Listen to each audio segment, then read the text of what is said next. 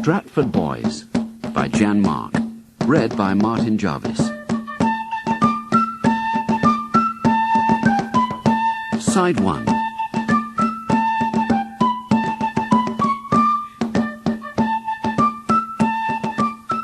Before he was famous. The medieval mystery plays were dramatized stories from the Bible, performed by ordinary working men who belonged to the local trades guilds, usually at the feast of Corpus Christi in early summer. After King Henry VIII broke away from the Church of Rome, the new Protestant authorities abolished Corpus Christi, and gradually the plays died out. One of the last performances we know about was at Coventry in 1580, the year in which this book is set. But people have always enjoyed acting. There's no reason to suppose that they didn't go on staging their own plays for the fun of it. Shakespeare was a professional actor and a professional writer. The London theatre company he belonged to was highly successful. But when he wrote A Midsummer Night's Dream, he seems to have been remembering a different kind of acting, and a very different kind of company.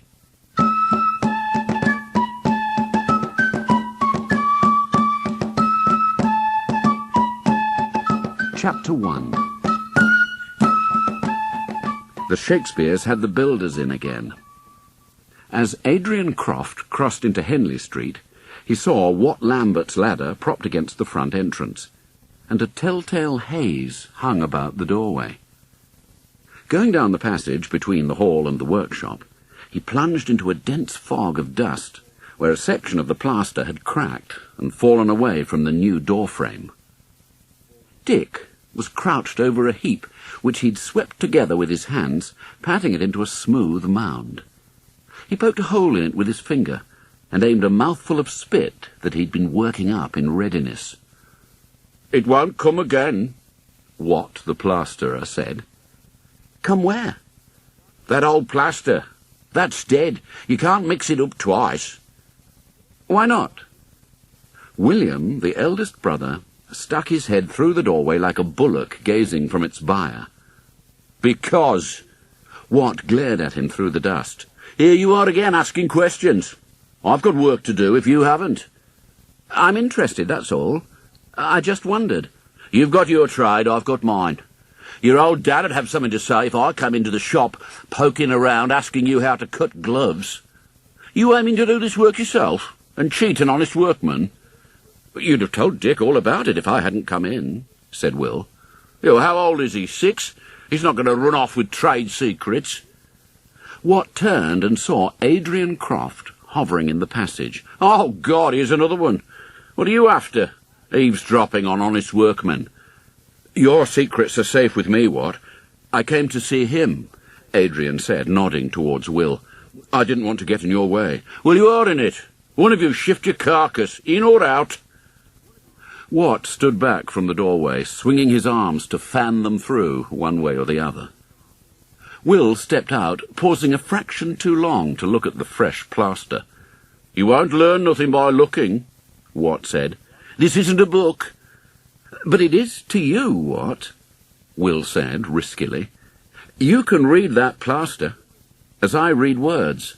"Oh, is that a riddle?" Wat's cropped hair seemed to be rising in a crest, like the hackles of an enraged dog. Adrian shoved his friend towards the street door. Will never knew when to stop. "But you see as much in that wall as I see in printed words.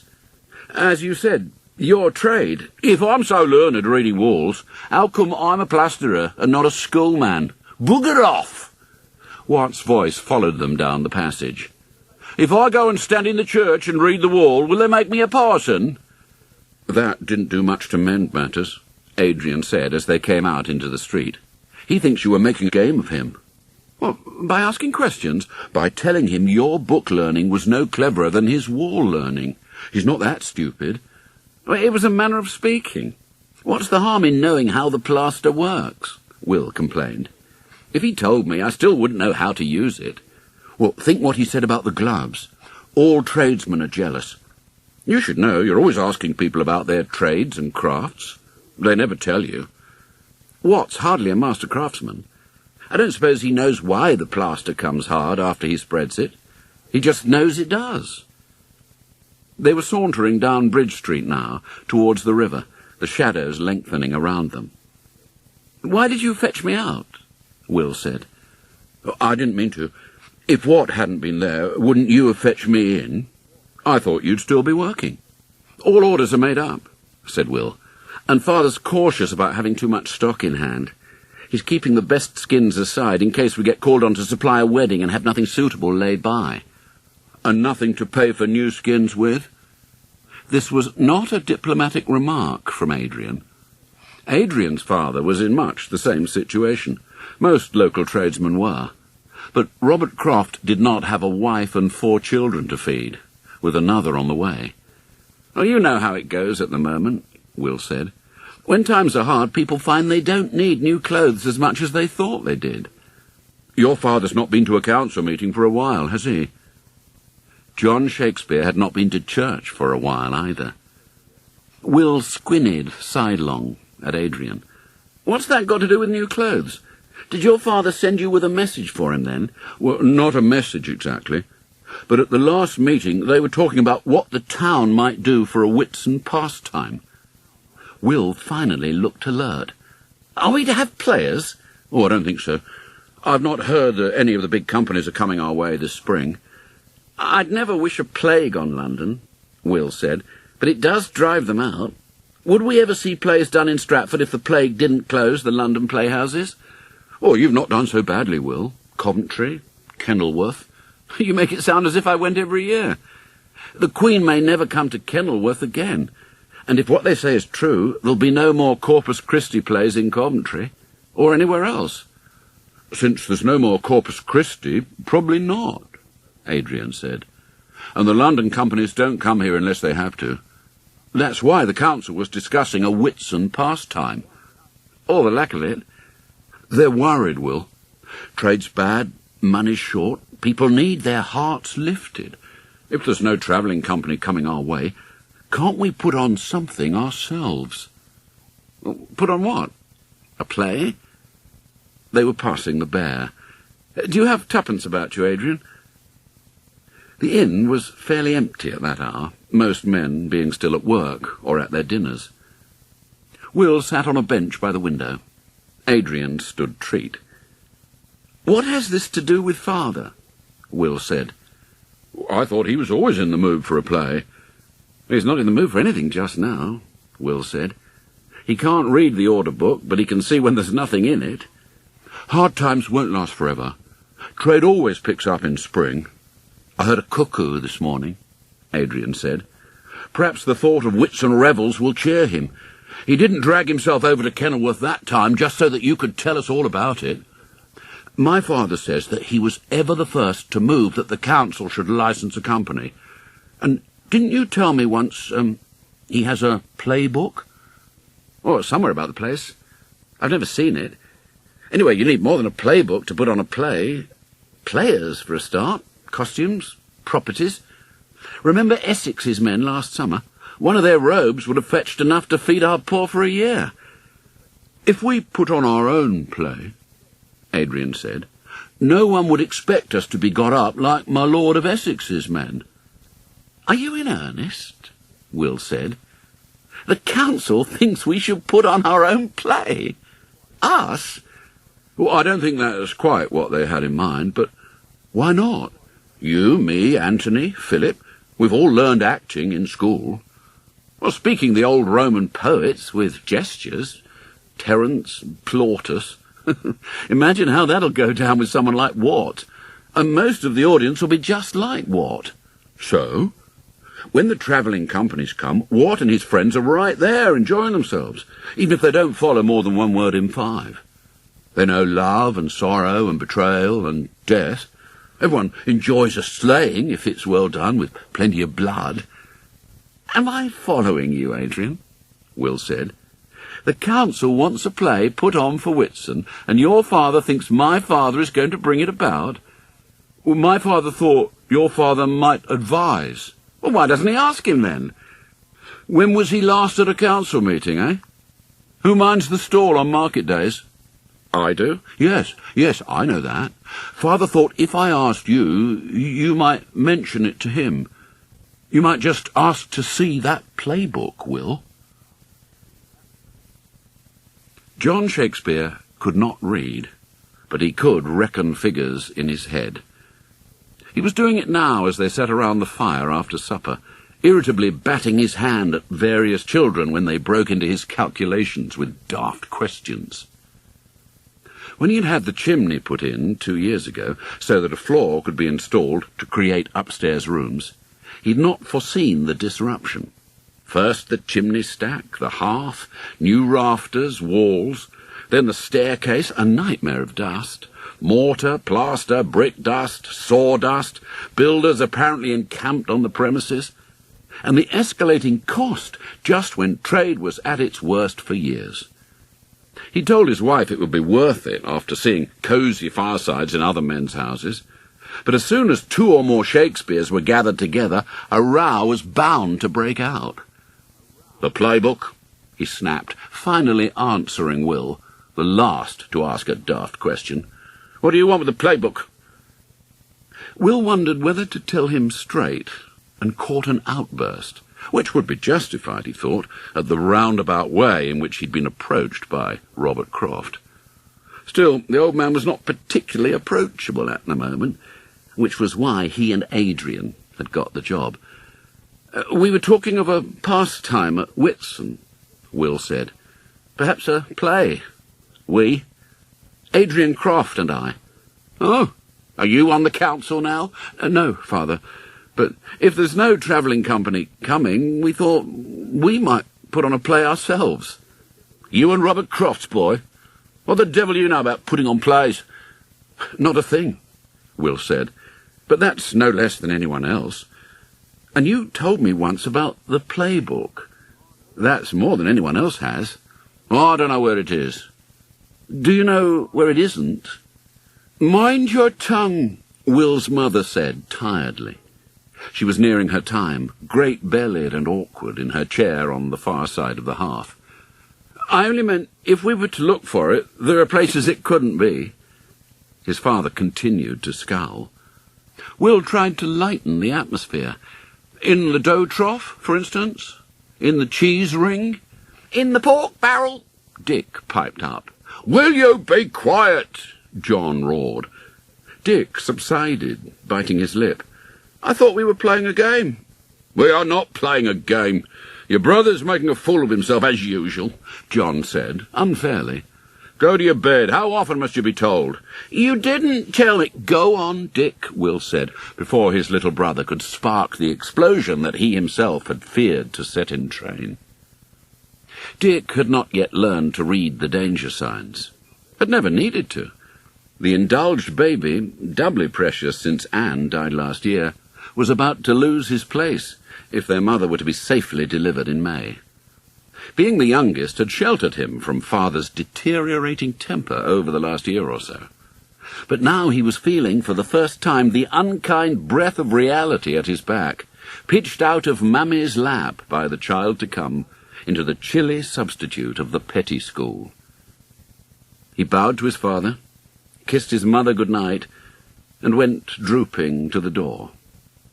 Will caught Joan's eye, and she followed him out to administer comfort and consolation, the only sister living now, and fast learning to be a buffer between father and the 3 boys. If Gilbert left school and joined them in the shop, they would all be constantly under one another's feet. Father sat glaring at the fire. Mother's eyes were closed.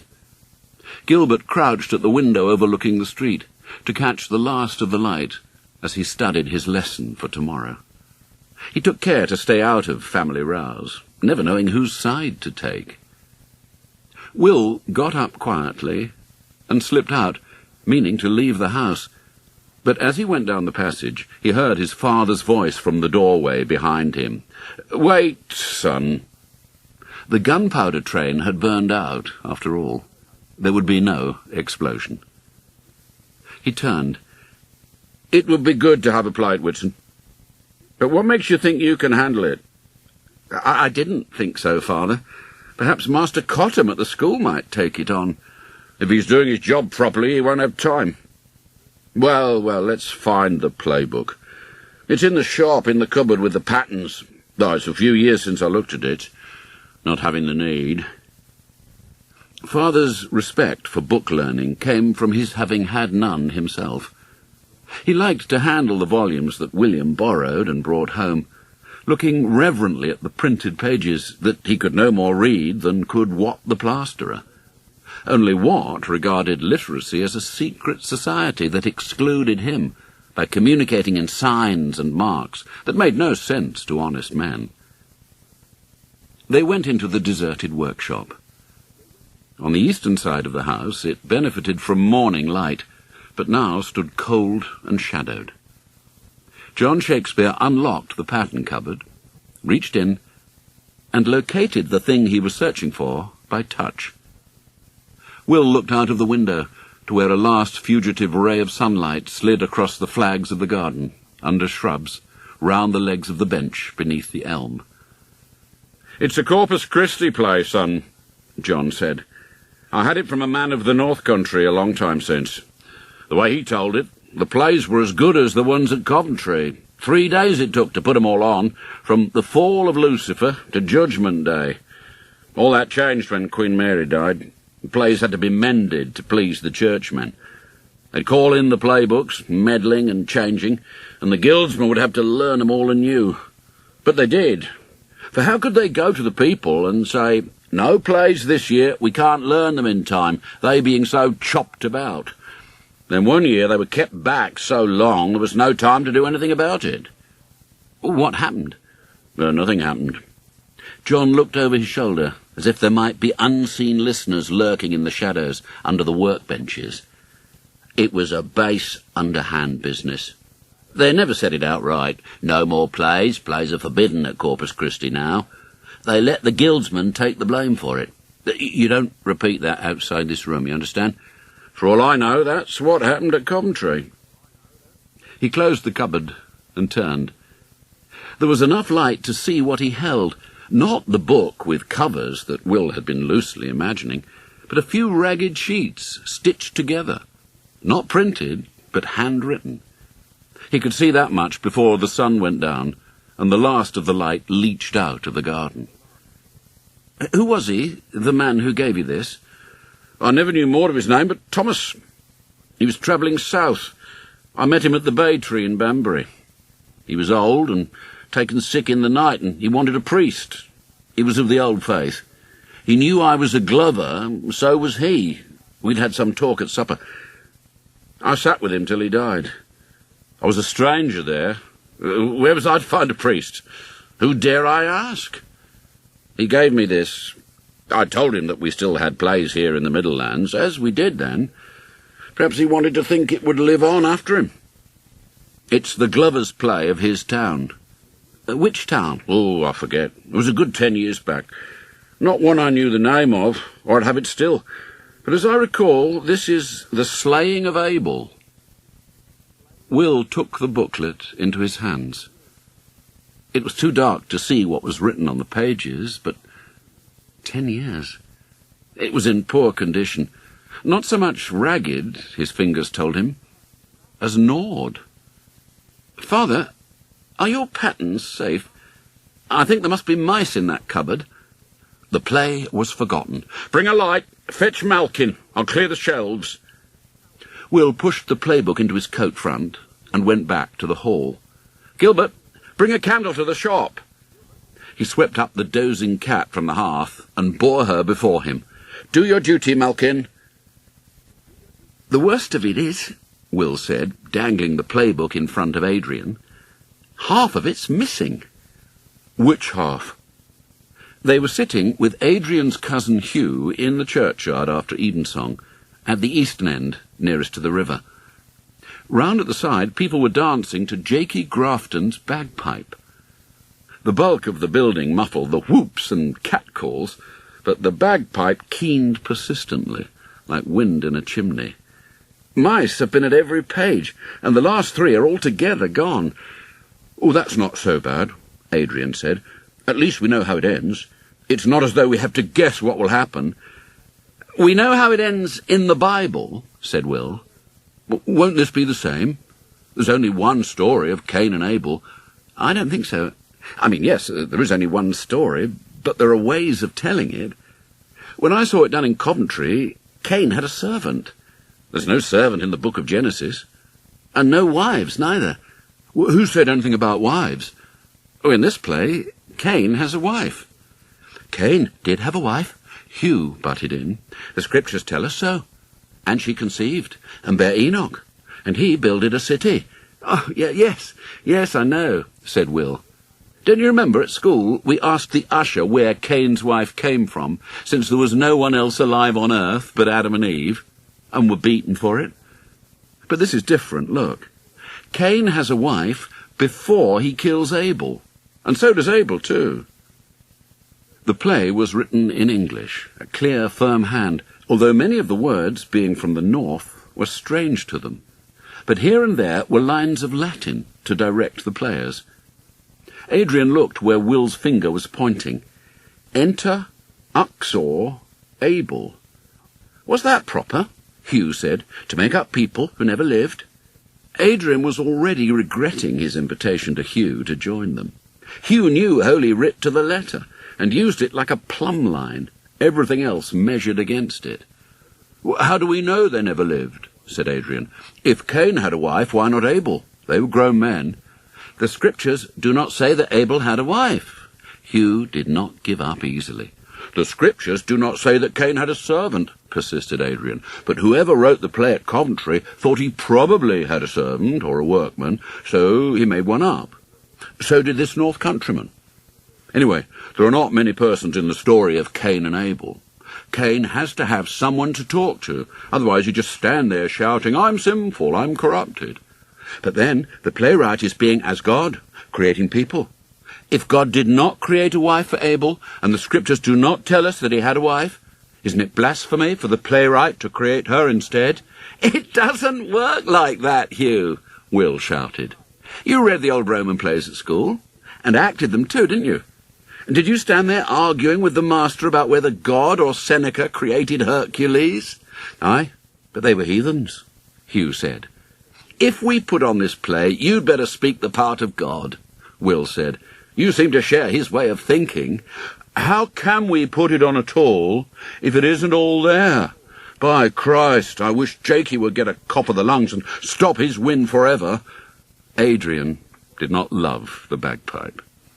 They'll all go home when it's dark, said Will. As you said, we know what happens. We can work out what's missing. Oh, you can work it out. I've no skill at playwriting. Oh, no more have I. Well, you write poetry, Will. This is not poetry. It's in verse, but it's plain men speaking plain English. Well, most of it's plain. Adrian pounced. Then you won't have any trouble with it, will you? Think on it. Abel's wife is missing, and the mice have been at Mistress Cain, but she's as bad as he is. He bawls at her, she berates him, he beats her with a threshing flail, she throws turnips. It's an ill marriage. Abel and his wife will be quite the other way about, the type of all that's good and seemly, so no problem there. When God tells Cain that his brother's blood crieth to him from the ground, very likely Abel's wife wails and rends her garments. Oh, the mice have eaten most of God, too, Will said.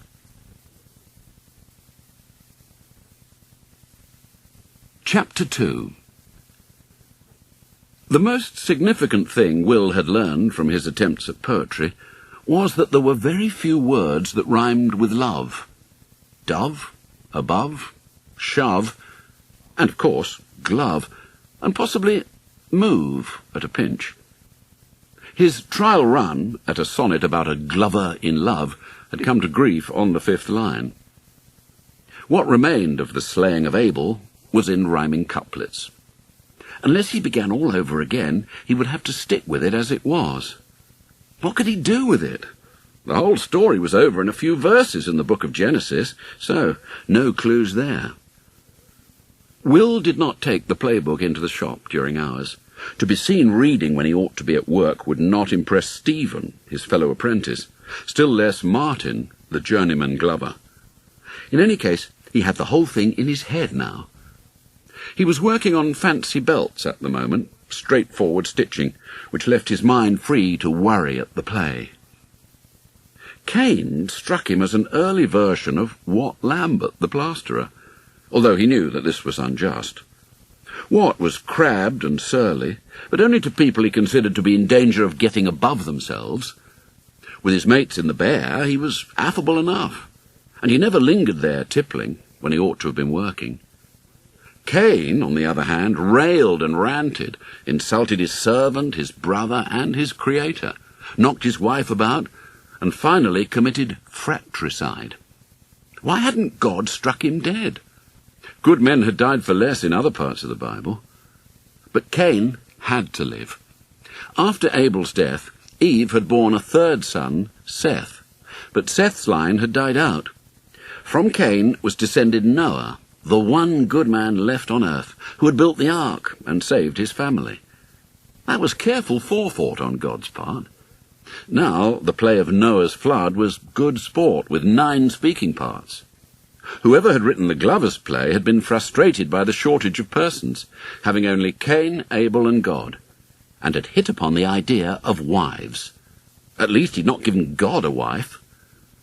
"Chicken skin!" His father was in the doorway, ready as usual to explode, but this time it seemed as much with laughter as anger. "Will, do we have a chicken skin about the place? I should have told him to take himself to the chicken skinners." "Is this an order, Father?" "Oh, yes. A wedding at Ascension Tide. 91 pairs of gloves, dogskin, cheverel, and... and... chicken skin. Can it be done?" "Seemingly. Peter Starling marrying Mary Horn as a fancy to give her, as a token, a pair of chicken skin gloves in a walnut." "Did he say why?" "He can't have come up with the idea by himself." "Oh, he heard of it from a man who had it from another, who had it from a lady at court, that a lover gave his mistress a walnut, and when she opened it, there were these goddamn chicken skin gloves inside. Only chicken skin would roll up small enough. And now this young Starling wants to surprise his Mary with a pair." Will was already making calculations. "We'll need 2 hens, Father. The gloves must be long in the gauntlet, that'll be the neck. Then there'll be no need for side seams.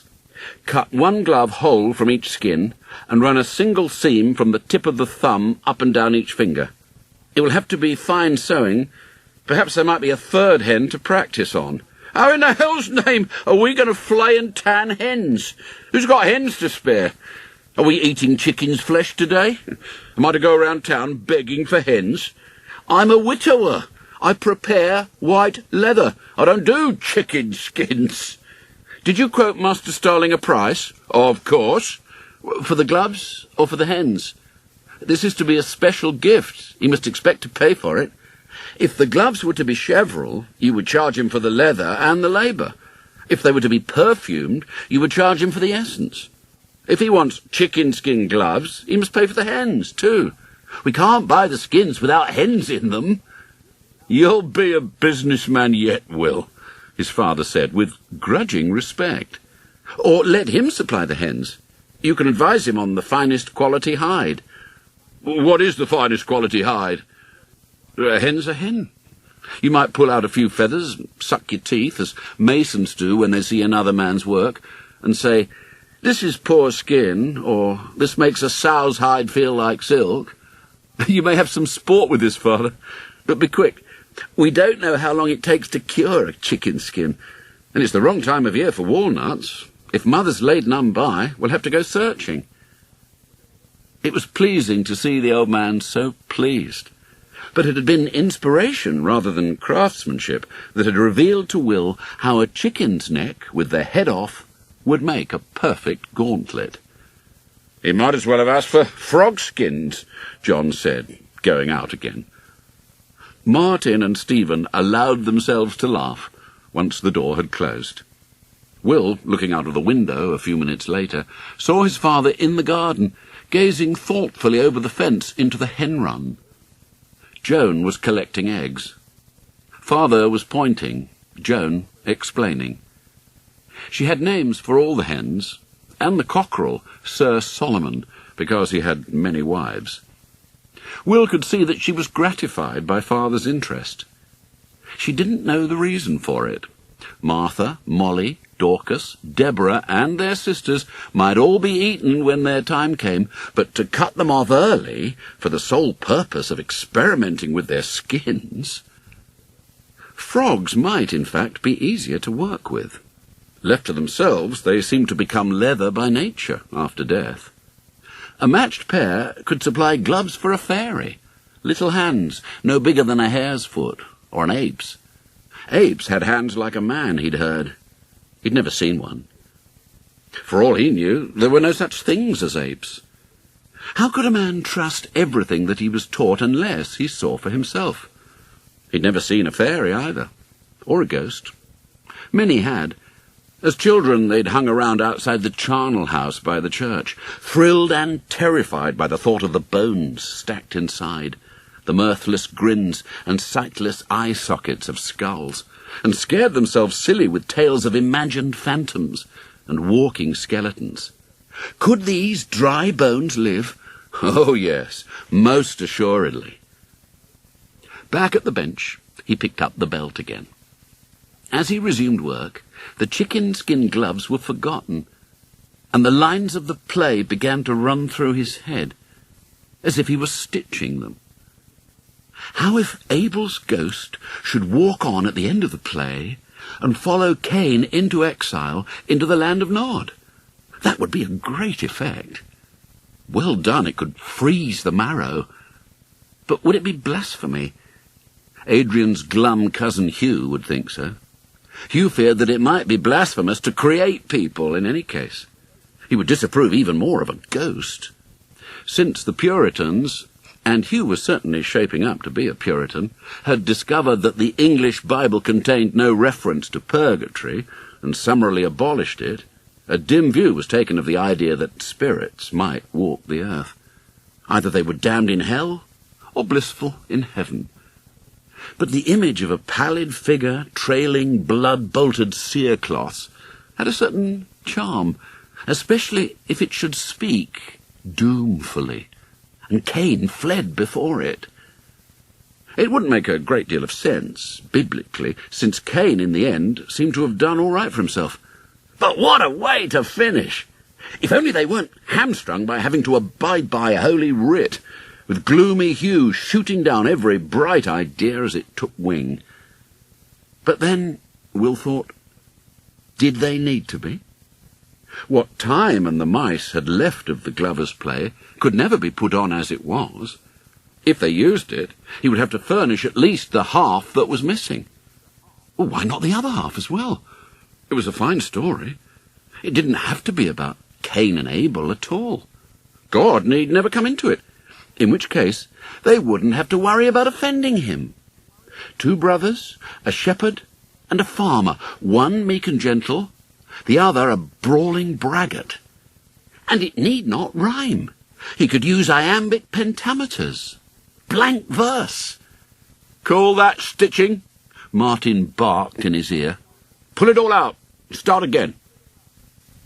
The Bear was riotous this evening. A close-fought game of shove-groat was nearing its climax, and the crowd around the shovel-board, said to be the longest in Warwickshire, was bellowing encouragement. At the other end of the room, Will could scarcely make himself heard above the din. The other brother's a brawling braggart who beats his wife and his servants, rails against his father, and kills his brother in a fit of envy. Kills his mother, Hugh shouted. Kills his brother! Keep your voices down, Adrian said. You talk so loud of murder, and we'll have the constables in. He looked round nervously, but no one was paying them any attention yet. We know he kills his brother, Hugh said. It's in Holy Writ. Ah, no, Hugh. This is not about Cain and Abel. It's, Cadmus and Arcturus, 2 Roman kinsmen. The shovelboard mob erupted. Somebody had won. There were loud demands for ale all round, loser to pay. I thought you were going to patch the play, Will, not write a new one, Adrian said, as the racket subsided. Is there time? It's nearly 6 weeks to Whitsun. We have to rehearse. We haven't a company to play it yet. How long will it take you to write it? Oh, not so very long, Will said, with an airy confidence that Adrian did not share. After all, I have the hardest part done already. That's the plot. And the main roles, the brothers, the father. All I have to do is write what they say. Oh, that's the easy part, is it? Hugh said. Well, it is for me, but don't expect me to do anything else at the same time. I've enough to keep me busy in the shop. We have to discover how to make chicken-skin gloves before Ascension Tide. No, there's more to a play than the writing of it. When I've done, you and Gilbert, who has a very pretty hand, will have to copy out the parts. Adrian, while I'm writing, you must form the company. You're right, Adrian muttered. You have got the easy part. Where do we find a company? Hugh said. In here? He gestured round the room. Gerald the innkeeper, Wat the plasterer, Jakey the gravedigger, Stephen and Martin from the shop, and 24 like them, few who'd got beyond petty school, and several who'd not even that much learning. How many of them can read, let alone act? Well, ask the most likely ones and see if they want to be players, said Will. If they can't read, they can be taught their lines. Men who can't read have great memories. How many do we need? Adrian said. How many parts in this tragical history of yours? Well, as many parts as we have men to play them. If there aren't enough, they must double up. If there are too many, they can be servants and rabble. I see Hugh here as as Arcturus, the good brother. How do you fancy Wat for the bad one? Said Adrian. Oh, you know what he thinks of words on paper. Wat turned, brows lowered, and lumbered over. What whoreson took my name in vain? The three of them looked at him with edgy innocence. Why, what? We were wondering if you'd like to be in a play, Adrian said. A play? Well, like St. George and the Dragon? Very like. But about real people. Oh, what do you mean, real? When we go mumming at Christmas, I do St. George as real as daylight. Not saints and monsters, Will said. People like us. Oh, I've seen them at Corpus Christi.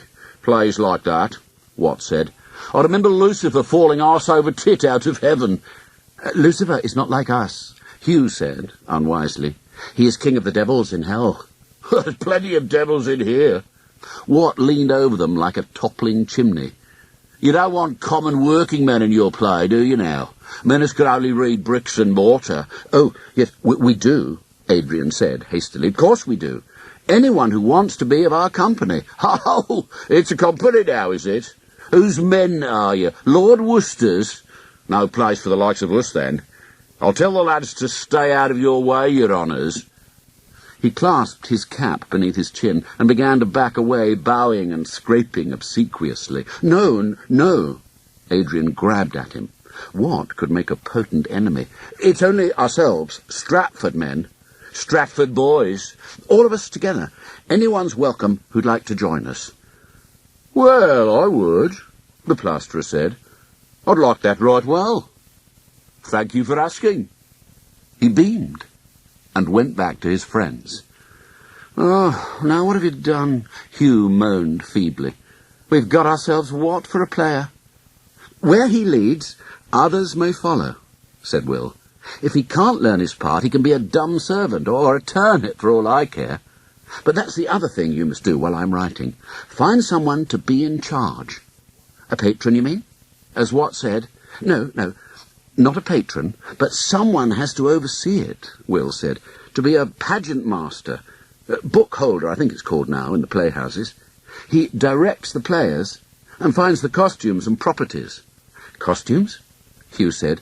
Are we to dress up as old Romans in sheets? No, that would only confuse people. So there needn't be old Romans at all. There's got to be something, Will said. If I make a play about Gaffer Hodge of Swine Street and his 2 sons who fall out, people will say, why go to a play? We can see all this at home. But if it's about old Romans and it happens in, Syracuse, they'll go away thinking, those old Romans were just like us. Whoever directs the players has to direct what? Hugh said, looking over his shoulder at the workmen who were converging on the shovelboard again. Would you want to do that? No, but I shan't have to. I'm writing it. What's not my headache? If you're agreed, though, to the tragedy of Cadmus and Arcturus, I'll go home and start on it. Joan was rounding up her fowls for the night. She missed little Anne's happy chattering more than anyone. They'd been so much together. Now she talked to the hens. They were a poor replacement for her lost sister, but they clustered round her skirts, crooning and clucking, while she crooned and clucked back at them. They all seemed to understand one another perfectly. Sir Solomon leered from the fence rail. It was a mild evening.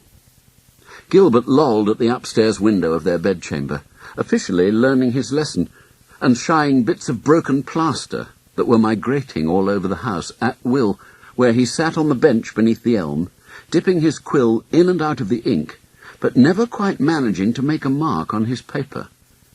As he had forecast, putting down what people said came easily. More difficult, much more difficult, was working out why they said it. Simple to write instructions for his character's conduct. The problem was to explain why they behaved as they did. Whoever had written the Glovers play had encountered the same problem.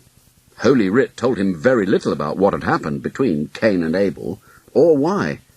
So he had made Cain surly, foul-mouthed, foul-tempered, and when it came to making an offering to God, he begrudged the best of his crop, and sorted out the meanest sheaves for sacrifice. But why was he such a miserable son of a whore? The Bible gave no clues, and the playwright had settled for making him like one of the vices in the old moral plays, bad because he was bad, and he enjoyed being bad. But that was not enough to explain Cain. No, Cadmus, he must stop thinking of him as Cain. But Cain was the prototype son of Adam. God was practically his grandfather. Why did he hate him and call him evil names? Why did he hate his younger brother? Hate him so much that he took up a weapon and slew him in the field. A lump of plaster smacked into the tree trunk inches from his ear. Will leapt up, grabbed a clod of earth and hurled it back, aiming for Gilbert's grin. "Do that again and I'll break your neck." Gilbert saw what was coming and smartly closed the window so that the earth hit the glass instead, exploding into fragments. They both froze. A broken pane. Father would tear them limb from limb. Gilbert examined the glass, shook his head, and sank out of sight, thumbing his nose. Will sat down again, groping for his thread of thought. Cain, Abel, younger brother. Younger brother. Suddenly he had it. The reason why. Cain, Cadmus, the elder brother, good and dutiful son, who should have been the pride of his aged parents, the heir, inheritor of the land, and Abel, Arcturus, the younger. Like Gilbert, the little bastard. Not that he would ever murder Gilbert, except by accident. For some reason, the favourite. Father, in his old age, decides to make his will. Cadmus expects to receive the larger portion, as is his right, but the old man comes up with a mad, unjust suggestion. The sons shall each have a farm. Whichever of them does best in the coming year shall have the greater inheritance. As the year goes by, fate, or the stars, better leave God out of this altogether, fate, then, all three fates, conspire to make Cadmus fail. Wolves plunder his sheep. Rats despoil his granaries. Cadmus sees that his father will reject him. Goes by night to steal his brother's corn. Arcturus catches him. They come to blows. Will was so eager to see how it would turn out, he scarcely noticed that he'd begun to write. The Crofts' haberdashery shop was the one tidy room in the house where Adrian and his father had rattled around in easygoing disorder since Mistress Croft died. Adrian was sorting and pairing woolen stockings. Hugh, for whom women seemed to end at the neck and begin again at the instep, averted his eyes. "So, how many parts do we have to find players for now?" he said. "This thing's growing all the time." Adrian told his fingers. Cadmus and wife, Arcturus and wife, father an ancient, mother who's been struck out twice and may not make it to the end, servant Hodge, a knave, Hodge's dog. We're to have a dog in this? Well, we won't have any trouble finding one. Silvius, steward to Cadmus, the Fates. How can we bring on the Fates? Well, much as they do angels, I imagine. Well, I suppose it'll be all 3 Fates. Well, that's 10, possibly 11 counting the dog. Are there to be sheep? Why sheep? Abel was the keeper of sheep. Oh, forget about Abel. This is not about Cain and Abel, Hugh. God himself wouldn't recognize this lot. The name of the Lord? No. I meant only the Bible is the word of God. This play is the word of Will Shakespeare. It's a different thing altogether. Are you still sure you want to be in it? Since Adrian's brothers had married and moved out, he'd been grateful for Hugh's company. But he didn't want him breathing his Puritan objections to the play down their necks. It would be like having Cato the Censor along for the ride. Well, so far, it's only I and Wat the plasterer. Is he still to play Cadmus? I don't know. Cadmus has a lot to say by the looks of it. Wat could handle the brawling and smiting, but this Cadmus is turning out to be a subtle man who thinks deeply. And then there's his wife. Oh, and that's another thing, Hugh said. All these wives. Only 2, and perhaps the mother. We have to find boys to play them, whose voices have not broken. Well, that lets you and me out. They may not want to play women. How if they're mocked by their friends afterwards? Well, why should they be? Adrian said. People know the difference between play acting and real life. Or the man who was Lucifer would be whipped out of town, and the man who played God would be worshipped even while he was out in the fields, spreading mark. Oh, that was in the Corpus Christi plays. This is not being done for the glory of God. Essex's men play women. Well, that's their craft. They're paid. Well, Gilbert Shakespeare has a lad's voice still. Will can persuade him if all else fails. Take him warmly by the throat, as one does a brother. The door of the shop opened, and Master Croft looked in. Father, there's a council meeting tomorrow. What do I tell 'em? That all is in hand, Father. Will's writing the play. Will? Writing it? I thought it was already written. What about the playbook? It was an old thing, Adrian said. The mice had been at it. All that was left would scarcely have lasted a quarter hour. Wasn't it the slaying of Abel? Is Will patching it? It was past patching. He's writing a new play about 2 Roman brothers. Well, can he do it? Surely he's never written a play before. He seems to be enjoying it, Adrian said. Well, I dare say he is, but will anyone else enjoy it? Are people going to pay to see something that young Will ran up before supper one evening? I don't think it'll be like that, Adrian said. We've all seen plays. Will's been to Coventry. We read the old Romans at school. Well, so did I. Will's no Plautus. Still, if you're sure. I'm sure. Adrian was edging him out of the room. The council will have to approve it, won't they? Oh, some of us must read it, yes, but if Will does a good job, I don't think you need worry too much. Tell him to hold back on the sedition and blasphemy. If the council do approve, Dad, will they vote us money to do it? Well, what will you need? We don't know yet, but there'll have to be costumes and properties. Well, you can borrow a lot of those, surely. Will you have music? Must have. People will be disappointed if we don't.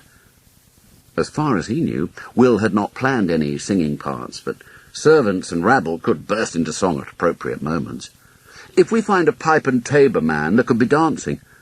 Otherwise it'll be Jakey and his damned bagpipe. Oh, another thing, Dad. Where shall we put it on? Well, where do you want to put it on? We haven't got that far. But we couldn't do it on a pageant cart, even if we had a pageant cart. You want an inn-yard? It'd better be worth it. It'll be easier for the players, Adrian said. They won't be like the old guildsmen who were used to working on carts. They could tip Lucifer out of heaven, part the Red Sea, drown the whole world, and float an ark on the waters, all on a cart. I think our people will need more room. And just who are your people? Robert Croft asked, curiously. Hugh and I are working on that, Adrian said, and added, with more optimism than he felt, after all, we've got the whole town to choose from. Well, get moving then. You haven't long to do the choosing, and then your players have to learn their parts and how to say them. You wouldn't like to be in it, would you? There's a part for an aged father. A drivelling dotard, I suppose. Well, yes, He has grown old and foolish. His father smacked him affectionately round the head. You better find someone so old and foolish that he doesn't know what he's letting himself in for. Chapter 3. A hood looked over the churchyard wall. Out of the tail of his eye, Adrian saw a sinewy hand wrapped around a staff, a glint of white cheekbone underlining a hollow eye socket in the cavern of the hood, and recognized death come to claim them, all and some. Then the fates speak, Will said, oblivious. Cadmus takes them for 3 old women going to market. The other hand, a branch of ill-knit bones, extended over the wall and pointed. Adrian felt the marrow of his own bones congeal. The sun-warmed stones at his back grew chill. It was a bright, balmy evening. They sat among maybuds and fragrant vernal grass. The best of the spring was before them, but the charnel house was not 10 yards away, and they all knew what lay beneath the turf where they were sitting. In the midst of life, we are in death. On a single day a man might rise at dawn in good health, dance at his wedding, bed his bride, get a child, and die before midnight. Hugh had also seen. Through white lips he gasped, "Will, for God's sake!" The hood spoke. "In the name of Christ, masters, direct me to the holy brothers." Will finally turned and saw what was behind him. The voice from the hood went on, "I came by Studley, and all was ruin. I came by Kenilworth, and the roof was gone. In Warwick grass grows where they used to stand and sing." Adrian relaxed a little. The thin voice was plaintive, old, and human. "Show yourself." The hood was pushed back to reveal a head with living hair, not a skull with wisps adhering to shreds of scalp. There were eyes in the sunken sockets. Will stood up. "Is that David the Harper from Carnarvon?" "I was David the Harper." Was. Adrian felt the chill descend again. He remembered the Welshman from childhood, big, vigorous, with a voice that could fill a hall. Was? "Don't you play any more?" "I was bewitched." On cue, another head rose horribly from behind the wall. This one wore a younger face, under a bee-scap of hair lopped off as if with shears at jaw level. "How many more of you?" Will said. Hugh was shuffling nervously, Adrian still twitching from his first grim imaginings. Will sounded unfazed. "Only we 2. This is Adam of Muscovy," the harper, who was no longer a harper, said. Only 2. 2 lunatics, Tom of Bedlam and his father. "Let them go," Adrian muttered. "Let them find their brothers in this world or the next." "The poor old fool's looking for a monastery," Will said. "He wants a place to sleep." "It looks more as if he wants a place to die in." "Davy, the monks are long gone," Will said. 40 years or more." The harper blinked uncertainly. "I remember now. The king drove them out." "I told him so," Adam of Muscovy said. He didn't sound as though he'd ever been closer to Muscovy than Warwick. "But it's what keeps him going. Every evening as it grows dark, he thinks he will come to a religious house where the brothers will take us in." "There's no religious house here. Never was," Hugh said. "Why, I know that, but then I know where I am," Adam said. "Is this not Stratford, on Avon River?" David climbed down his staff, hand over hand, and sat on the grass on the other side of the wall. The staff remained upright, the only evidence of his presence. Adam leaned on the coping stones. "Can he really not play any longer?" Adrian said. "Never a note, but it wasn't witchcraft. Look at the swelling in his finger joints. That comes with old age, with being always out of doors in foul weather. But he had words with a woman over a missing hen and lost the skill of his hands soon after. He thinks she ill-wished him. He seems to know you, or rather you seem to know him. He used to play at our Christmas revels," Will said. "We looked forward to his coming. He was well liked. But how do you know him? Who are you?" "I was the fool, in a great house," Adam said, with a certain pride, as if he'd claimed to be master of a great house. "I did very well when I was antic and fantastical, but I'm antic only by turns. For whole months at a time I was the greatest fool that ever lived, tumbling, singing, tricks to cousinly eye, never still. I could keep going all night. I still can," he added, "but in between the fooling fits I'm as grave as a parson. I don't know how it is. There's nothing I can do about it. My lord was very patient. He understood. When the antic fit was on me, he said, it paid for the times between, and let me go where I would, always welcomed me back.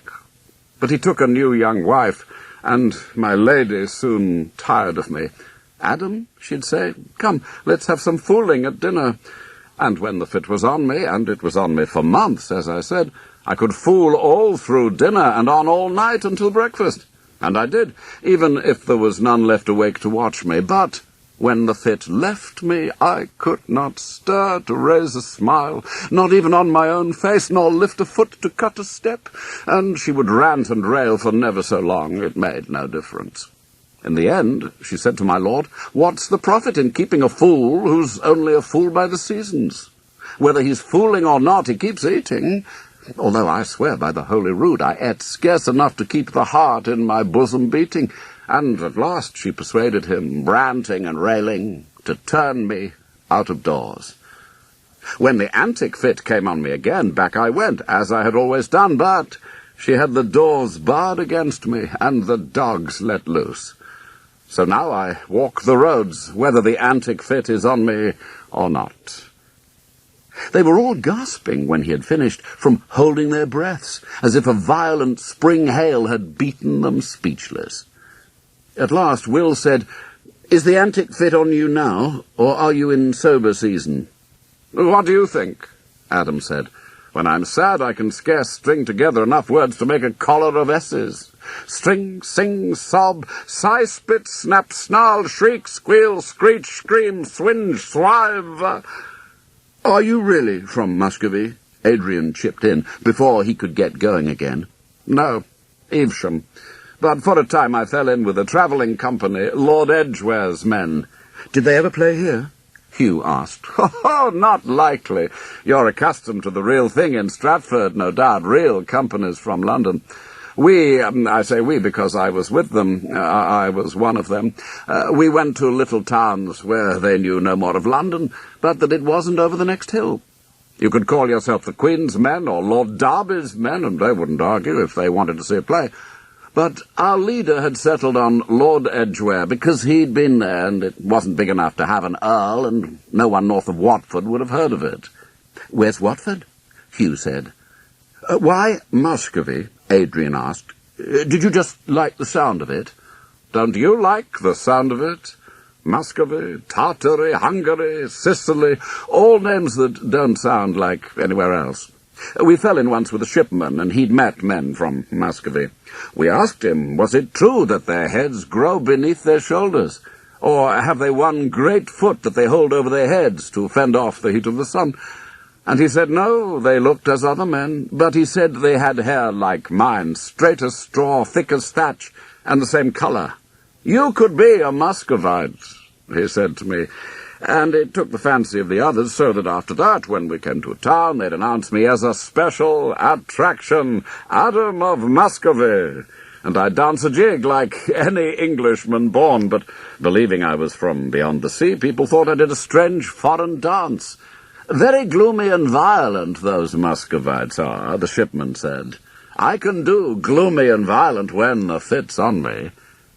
'And just gloomy when it isn't?' Will said. 'Are you violent?' 'Only in show.' 'So you've been a player?' 'Oh, yes,' Adam said. 'I played many parts, but showed up best in the gloomy and violent ones.' 'You can learn to say a part?' 'Oh, my God,' Adrian whispered. 'When the fit's on me.' 'And how long have you been in this present fantastical fit?' Will asked. 'Not above a seven-night. It's a great relief to me when I feel it coming on, and it does truly seem to run with the seasons. For about the time we hear the first cuckoo, I feel the vapours of my heavy fit rise up and leave me like a cloud. "It is the heaviness that holds me down," Adam said, "as if I shall sink into the earth like draining water. I shall be in this antic fit now until after harvest, God willing. The doctors say that every man has his humour, but it seems to me that I have two, sanguineous in spring, as nature intended, and creeping melancholy, as the year wanes. It is a grievous complexion, masters, grievous." Adrian peered over the wall to where David the Welsh harper was still sitting, the staff raised beside him like a standard. Was Will planning to make a part for our holy madman, too? The country roads were thronged with the mad, the poor pretending to be mad, and this vagabond claiming to be a player from a company travelling under false colours, all of them destitute, and relying for charity upon the goodwill of their fellow men, since King Henry had destroyed the monasteries, where almoner monks had cared for the dispossessed. Adam of Muscovy didn't look so very mad, but traces of his melancholy humour still hung about him. "How did you meet? You never told us." "We were whipped out of Daventry as sturdy beggars on the same day," Adam said, "when he had lost his skill and I was in my heavy fit, so deep I could not conjure up a lie to save my skin. Sturdy! Look at him. But you might say we are both wandering in our wits. So, we wander together." "And do you think you'll be married till Pentecost?" "It's only just past Easter. I told you the antic fit comes with the cuckoo and flies with the swallows." Will was foraging in his purse. He brought out coins. "Go to the Bear in Bridge Street and say to Gerald, the host, that Adrian Croft and Will Shakespeare sent you, and that you are working with us for our Whitsun pastime. If any man raises a hand against you, tell him that." "Are you making game of us?" Adam said, taking the coins first. "What will you do for your pastime at Whitsun? Put us in a ring and bait us like bears? Are we to be sport for the town?" "No," said Will. "We three here are putting on a play, and we have need of advice from one who knows the business of it. Thursday's market day. You'll find me at the glover's stall by the High Cross." Adam stooped down to rouse David the harper, and soon after the hooded head and the tawny thatch were seen moving away down the lane towards the town. "I don't believe you did that," Hugh said. Will was leaning on the wall watching his protégés leave. "You've just hired two vagrant madmen to wreck our play." "Well, I couldn't let him go," Will said. "Didn't you hear him, the things he said? About the chain made up of links like S's, such as a knight wears? I want to study his speech. And where else am I going to meet a man who falls in and out of two humours?" "Why would you want to?" Adrian said.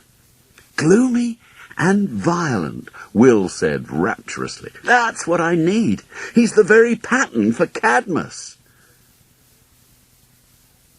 Oh, to be a schoolman in Oxford, with quiet cloisters and a cell where he could shut the door on all distractions and be alone with his thoughts. There was no place in the house where he could work undisturbed except the glove shop, and Father would never allow him in there with his ink. He could hear the old man down there now shouting at Martin, who was never afraid to shout back. Watt was doing running repairs around the chimney in the big front room. Gilbert and Dick were rough-housing in the bedchamber, and Mother had driven him out of the kitchen as soon as she saw the ink. At this rate, he'd end up in the hen-house with Joan. Joan thought it was wonderful that he should be writing a play. She was the only one who did, but she would keep asking questions. "Will there be lovers in it? Will there be a marriage? Oh, do have a marriage and dancing." In desperation, he settled at the top of the stairs, candle wax in his ears, to block Dick's shrieking. He struck heady lines through the words he'd written for Cadmus and the Fates. Even one fate was proving a nuisance. In the mystery plays, you could bring on God and his angels. The moral plays had vices and demons. But the way Cadmus and Arcturus were shaping up, there was little place for anything that was not of the earth, earthy. He wasn't even sure if he could get away with bringing on a ghost. Cadmus must not be the plaything of fate or blind fortune. It was not enough to make him ill-natured and envious because the machinations of the play required it. This was a man given to brooding and muttering, fancying conspiracies against himself, convinced that his brother was fawning deceitfully on their father, and perhaps casting sheep's eyes at Cadmus's wife, who would, of course, be innocent. He tried to make Cadmus brawl and rail, as planned, but all that came to mind was the spectacle of King Herod raging up and down the streets of Coventry during the slaughter of the innocents, yelling, "I rant, I rave, and now I run mad," which had scared the daylights out of him when he was a child, but now returned as a figure of base comedy. Cadmus must terrify in his fury. One touch of the Herods and people might laugh. Herod had come in roaring and blaspheming. If Cadmus did the same, much as Cain had done, he'd be expected to carry on in the same vein throughout the play. He would become tedious. There would be no reason to wait and see what happened to him. Someone like that was obviously destined for a bad end. The only way to surprise the audience will be to have him right in his suspicions all along. If he began amiable and pleasant and descended into rage and murderous madness, that would surprise them. Will sat gnawing his pen, a bad habit that had spoiled many quills. Why did he want to surprise the audience? They wouldn't be expecting a surprise. Was it safe to spring one on them? They might decide to feel they'd been cheated and throw things. But if he were to confound their expectations slowly before their eyes so that they could see and hear it happening, they might just wonder admiringly at the sight of a man who could swing from one humour to another. Those Muscovites Adam has spoken of seem to inhabit two humours at once, gloomy and violent. How many people did he know personally who were in the same humour all the time? His father was more crabbed than he used to be, since the business began to go downhill, but not all the time. His rages were no more than outbursts, unpredictable but brief. Perhaps we all swing a little, he thought, like the needle on a shipman's card, shivering and hesitating, northwest nor northeast, but always in the end pointing to our own true north, whatever that might be. So, if a man's compass failed him, and north became south, and his needle could find no rest, we would watch him groping, bewildered, unable to see his way, casting about in his private darkness, eyes fixed on a wandering planet that he took for the pole star. Could he make Cadmus in such a fashion, so that even Wat the plasterer would be transfixed with wondering what might become of this unhappy man, at odds with fortune? Then he remembered that Wat would not be in the audience. Wat was going to be in the play. "There's papers in here somewhere. I threw them in myself," Adrian said, delving up to the elbows in the oak chest at the foot of the stairs. When shelves overflowed, the surplus found its way there, whatever it might be. "What are you looking for?" Hugh sat on the window seat, out of the way of the churning. "Will's running out of paper. We'll have no play if there's nothing to write on." "If he had less paper, he might make an end of it sooner," Hugh said. He consulted his list. "How many parts now?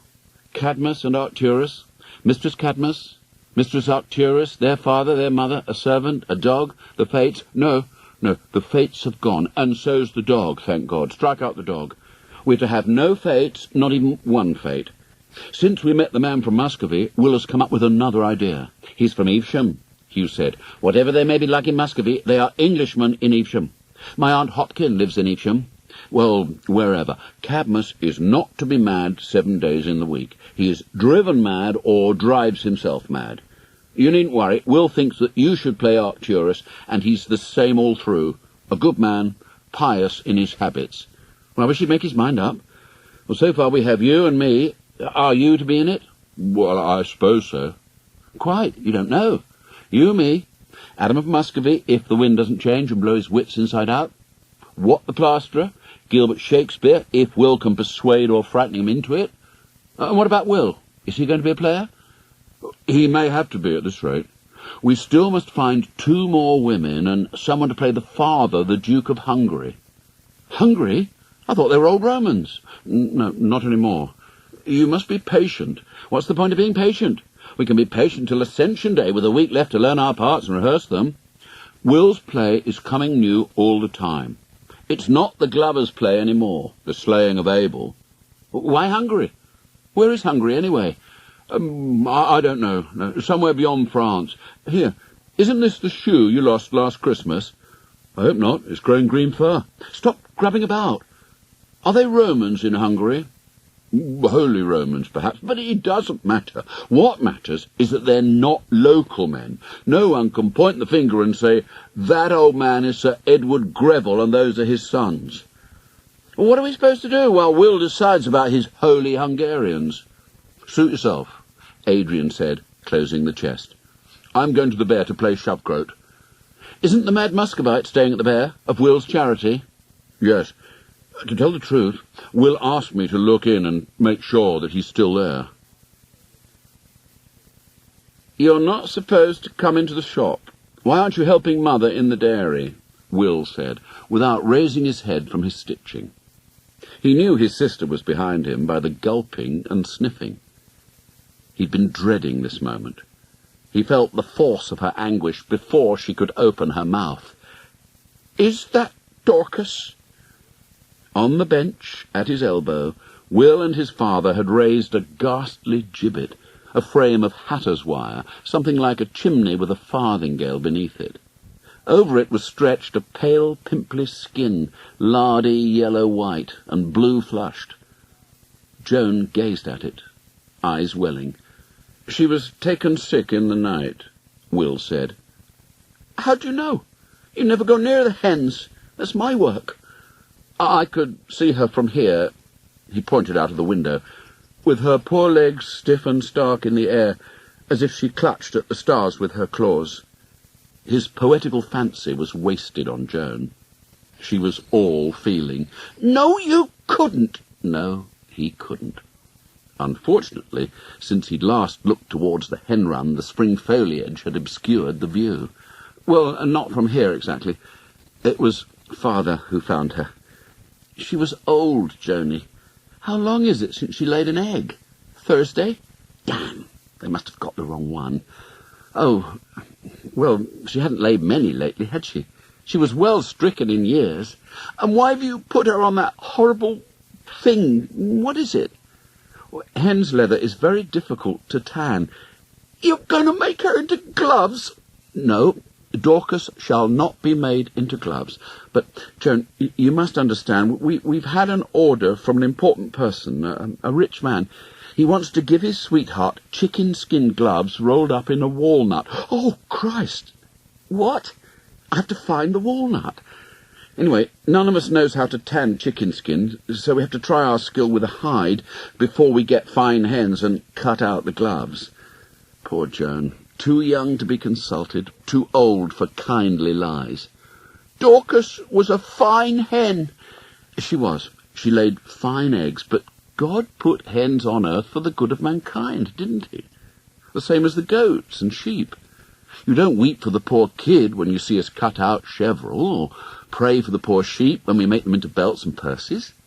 How should we have sausages without the poor pigs? But she knew me.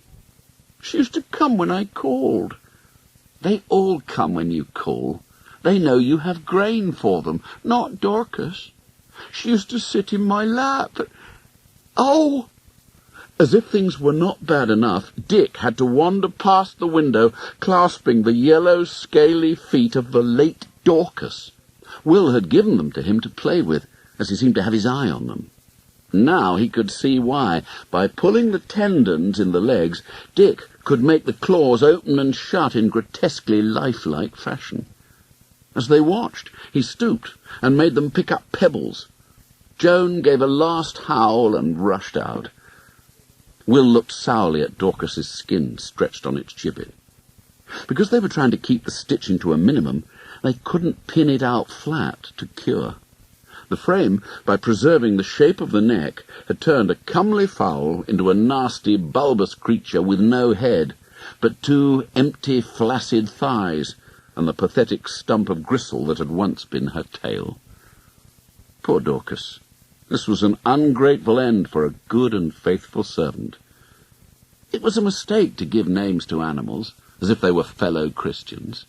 But how could you help it? Whoever owned a dog without giving it a name to call it by? Chapter 4. Adrian waylaid the schoolboys as they left the Guildhall and scattered both ways along Church Street. The little ones came out first, as if shot from a cannon, moving too fast to intercept. But he wasn't interested in recruiting children yet. For all he knew, by the time he returned to Henley Street, Will could have bestowed a family on Cadmus and his wife, perhaps Arcturus too. At least he was keeping women to a minimum. However elaborate his fancies became, he had the sense to remember that good women were hard to find. Adrian was loitering outside the grammar school in search of good women, or rather a couple of lads with unbroken voices who might be good at playing women. Gilbert had assented under pressure, on condition that he got to play the woman with the least to say, on the grounds that a faint shadow was appearing on his upper lip, and his voice might go at any moment. Adrian listened keenly to the conversations of the older boys, instantly dismissing those whose voices threatened to crack, or who were growling already. He was still desperately short of players to accommodate Will's ever-multiplying Hungarians. He might need even the growlers. Giles Butcher. A sweet, mellifluous treble, but at 14 he already looked 30 and was a yard across the shoulders. His nose was broken, too, generously plastered across his beaming face. No one, not even a man of 2 humours, would have taken him to wife. Anthony Stone, fair and slender, a voice that, although unbroken, was naturally deep. Probably it never would break, but sink gracefully into a permanent curtsy, worth risking. Henry Fielden, nigh on 6 feet, but pretty enough, except for a vicious squint that made him approach everything sideways, like a coney catcher. Philip Thacker, no, already shaving, and with such an Adam's apple he seemed to have swallowed an egg that lodged in his throat. These 4 were sauntering towards Corn Street. He had to make a start somewhere, and casually crossed the way to fall into step with them. 4 years ago he had been one of them, and they, little boys on the lowest forms. They knew him. With luck, they might still feel a touch of deference. "What do you want?" Giles Butcher turned with his air of bovine truculence. He couldn't say good morrow without seeming to be looking for a fight, and yet his voice betrayed him. "How should you like to be in a play?" Adrian said, coming straight to the point. Schoolboys, after all, did not appreciate or respond to the normal courtesies. "What, me?" Giles said. "All of you." They didn't have to be women. "We're acting Seneca at this moment, in school," Philip said. The egg bobbed and convulsed alarmingly as his voice vaulted from boom to bat squeak. "This is not old Romans. The council want to pass time at Whitsun, and some of us are putting on a play." "Mumming?" "Not mumming, neither. This is a real play, such as Essex's men give us, only we're doing it for ourselves." "We?" "William Shakespeare's writing it." "Is that supposed to mean it will be any good?" Anthony said. Oh, he had a lovely voice, even when he was being rude. "What does Will know about writing plays?" "I've seen it. Well, some of it. He's still writing. It is good. The council have voted 9 shillings and 7 pence to pay." "Will be paid?" "No, not the players. But these things cost money to put on. We shall do it for sport." "Where's the sport in learning words? We do enough of that already." Henry looked him squarely in the ear. Adrian tried to ignore the squint. The voice was mercifully far from breaking. "It's not just learning words, there are actions too. It's about 2 brothers who fall out." He hoped it was still about 2 brothers who fell out. "There's a murder." That got their interest. "Who dies?" "The good brother." "Is there a battle? Are there soldiers in it?" "Very likely." Very likely indeed, did they but know it. Will could sow his dragon seed, and whole armies might spring up overnight like mushrooms. "I wouldn't want to be the good brother," Giles said. Adrian forbore to enlighten them about the exact parts he had in mind. "My cousin Hugh Burnett is to play the good brother." "And he dies?" "Oh, that's all right then," Giles said. "Good persons are passing dull." Will had reached very much the same conclusion himself. As far as he was concerned, the death of Arcturus couldn't come too soon. As a character, he was a cipher. He had nothing to do but be good. Dutiful son, comradely brother, thrifty, hard-working farmer, loving husband. Cadmus was far more interesting to construct. He was almost creating himself, skulking about, complaining of his father, spying on his brother, threatening his wife because he fancied that Arcturus was paying her unseemly attentions. But what if Arcturus really were neglecting his own wife and child? They could use Dick for the child, if he could be persuaded to leave off playing with his hen's feet for 5 minutes. He went about picking things up with them. Joan hadn't spoken to Will for 3 days. Yes, if Arcturus were not the saintly figure he seemed, he might really be deceiving their father and casting covetous glances at Cadmus's wife. So Cadmus would have good reason for his suspicions. Ah, but then he wouldn't be a villain. Well, there's no real need for him to be a villain. In fact, to make him a villain was almost too easy. Villains, Will was beginning to discover, were a deal more fun to create. They made things happen. If Cadmus were an upright man, driven to madness, his downfall would be all the greater. And when Arcturus's smug phantom rose from the grave to pursue him, the sympathy of the audience would be as much with Cadmus as with the slaughtered innocent, who would be much less innocent than those about him had imagined. Only the audience would know the truth. That would please them. Well, yes, of course, were Arcturus wholly good, as soon as his brother slew him, his soul would rise straight to heaven in the arms of angels. Will really couldn't be bothered to bring on an angel. But if Arcturus had sins upon his conscience and died unshriven, then his ghost would be condemned to suffer in purgatory and walk the earth at appointed hours. Hugh was sure to raise objections at the mention of unshriven souls and purgatory, but they all, Hugh included, knew that the dead walked. And all this was happening safely in foreign parts, popish foreign parts, or even heathen. If Hugh refused to play the ghost, he would do it himself, in a sheet, face covered. Hugh topped him by several inches, and stooped, a camelopard, to Will's ox, but in the excitement of seeing a ghost walk, the audience would never notice. His quill was sucked down to the nib, and he'd bitten the draggled shaft into a series of Zs. He took out his penknife to cut another, forcing himself to pare carefully at the feather, carving a fine point. Goose quills were easy enough to come by, but he was using up paper at an alarming rate. All those experiments and false starts and dead ends on the backs of old bills and receipts, patterns, letters. Soon he would have to settle to the story he wanted to tell about the people he had created. Yes, Hugh, just like God, and make a straight run at it, start to finish, without changing his mind every few lines. He hadn't let Adrian know how far he was from actually starting, let alone finishing. If only he could get the names right. He had tossed out Cadmus and Arcturus on the spur of the moment as substitutes for Cain and Abel. But these quarrelsome brothers were not called Cadmus and Arcturus. He sensed them waiting sullenly in the next room. "When you can take the trouble to learn our names," they seemed to be saying, "then we'll come out and do your bidding." And when his work was done, the parts must be written out with cues and directions. Gilbert wrote best and fastest, but he'd not yet been informed that he was going to do it. He had been coaxed, cajoled, nagged, bullied into taking part at all, especially when he divined why they wanted him. Gilbert was unnaturally sharp. "It's only for my voice," he said. "You have the voice of an angel," Will assured him, "and if you do not agree to play for us, I'll stake you out like St. Erasmus and unreel your guts with a windlass." No more bullying of Gilbert.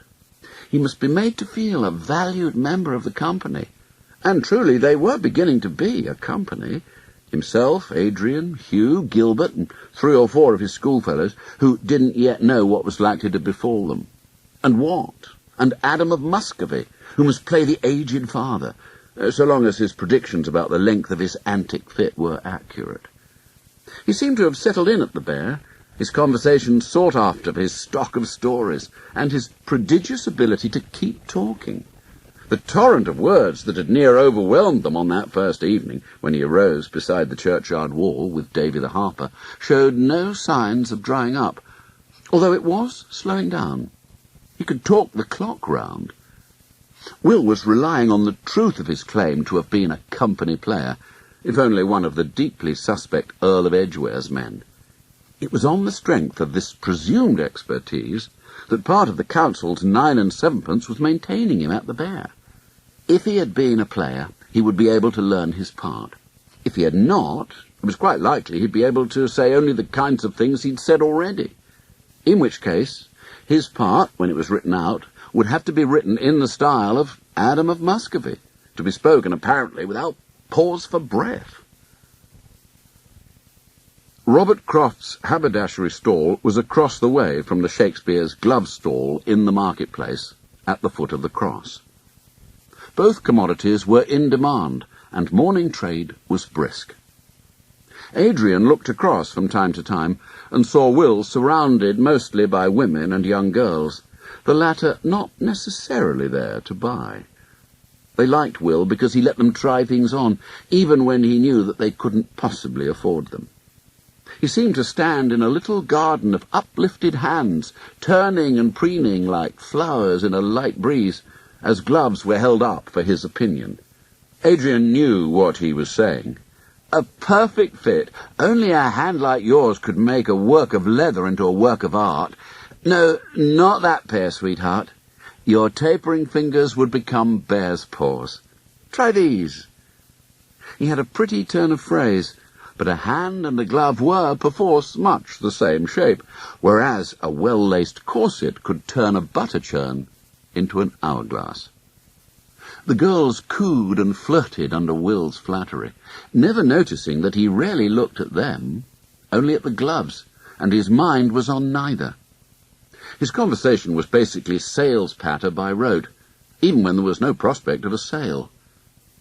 Away from the stall, he wasted none of his sweet talk on girls. If he were not working in the shop, he was reading. There could scarcely be a book in Stratford that he'd not borrowed at some time, and none of the girls they knew wanted to spend precious leisure talking about books. Adrian's own Catherine Page, as near to a sweetheart as he'd ever had grown noticeably cooler since he and Will had embarked upon the play. "Tell me about it when it's done," she said, "and I'll come and see it." He tried to convey to her the astonishing thing that was happening in their presence, how Will had taken the nibbled relics of the North Countryman's play, The Slaying of Abel, and made it into a stirring drama of jealousy, rivalry, mistrust, and murder. Adrian prayed it would be a stirring drama. It was currently entitled Two Noble Brothers, and Will had read bits to him to find out how they sounded. Of what he could remember, he relayed fragments to Catherine. She was not impressed. "Wouldn't you want to be a part of it if you could?" he wheedled. "In a play?" He might have said a whorehouse. "You have a sweet voice, Kate. You could sing." He was becoming a discerning judge of voices. "Go to your play!" She boxed his ears. "Come back to me when it's over, if I haven't tired of waiting. Stephen Thacker has time to spare for a girl." Stephen, Philip's elder brother, worked in John Shakespeare's shop. Will had commended his light tenor voice, which might be persuaded higher, and lack of inches as promising female material. Be that as it might, he was man enough to have his eye on Adrian's girl. "I think he's going to be in the play too." Catherine hit him again, and he had not seen her since, except in church, ostentatiously looking in every direction but his, except when she squinnied round to see if he were looking at her. Will had no girl to offend with his self-absorption. He seemed more at ease with women. He was at least able to look them in the eye. One was talking to him now, old enough to be his mother. No, that was not quite fair, but she was no girl. On the other hand, she was certainly going to buy. Will had left off sweet-talking and was evidently clinching the deal. The crowd around both stalls was thinning. People were drifting towards dinner. Adrian left the other apprentice in charge of the stall and walked over to the cross. The woman was just leaving, wearing her purchase. Not a working girl, then. She carried her hands unnaturally high, admiring them. "Will, how near done are you?" "Done what?" "No, those will never fit. These are more slender."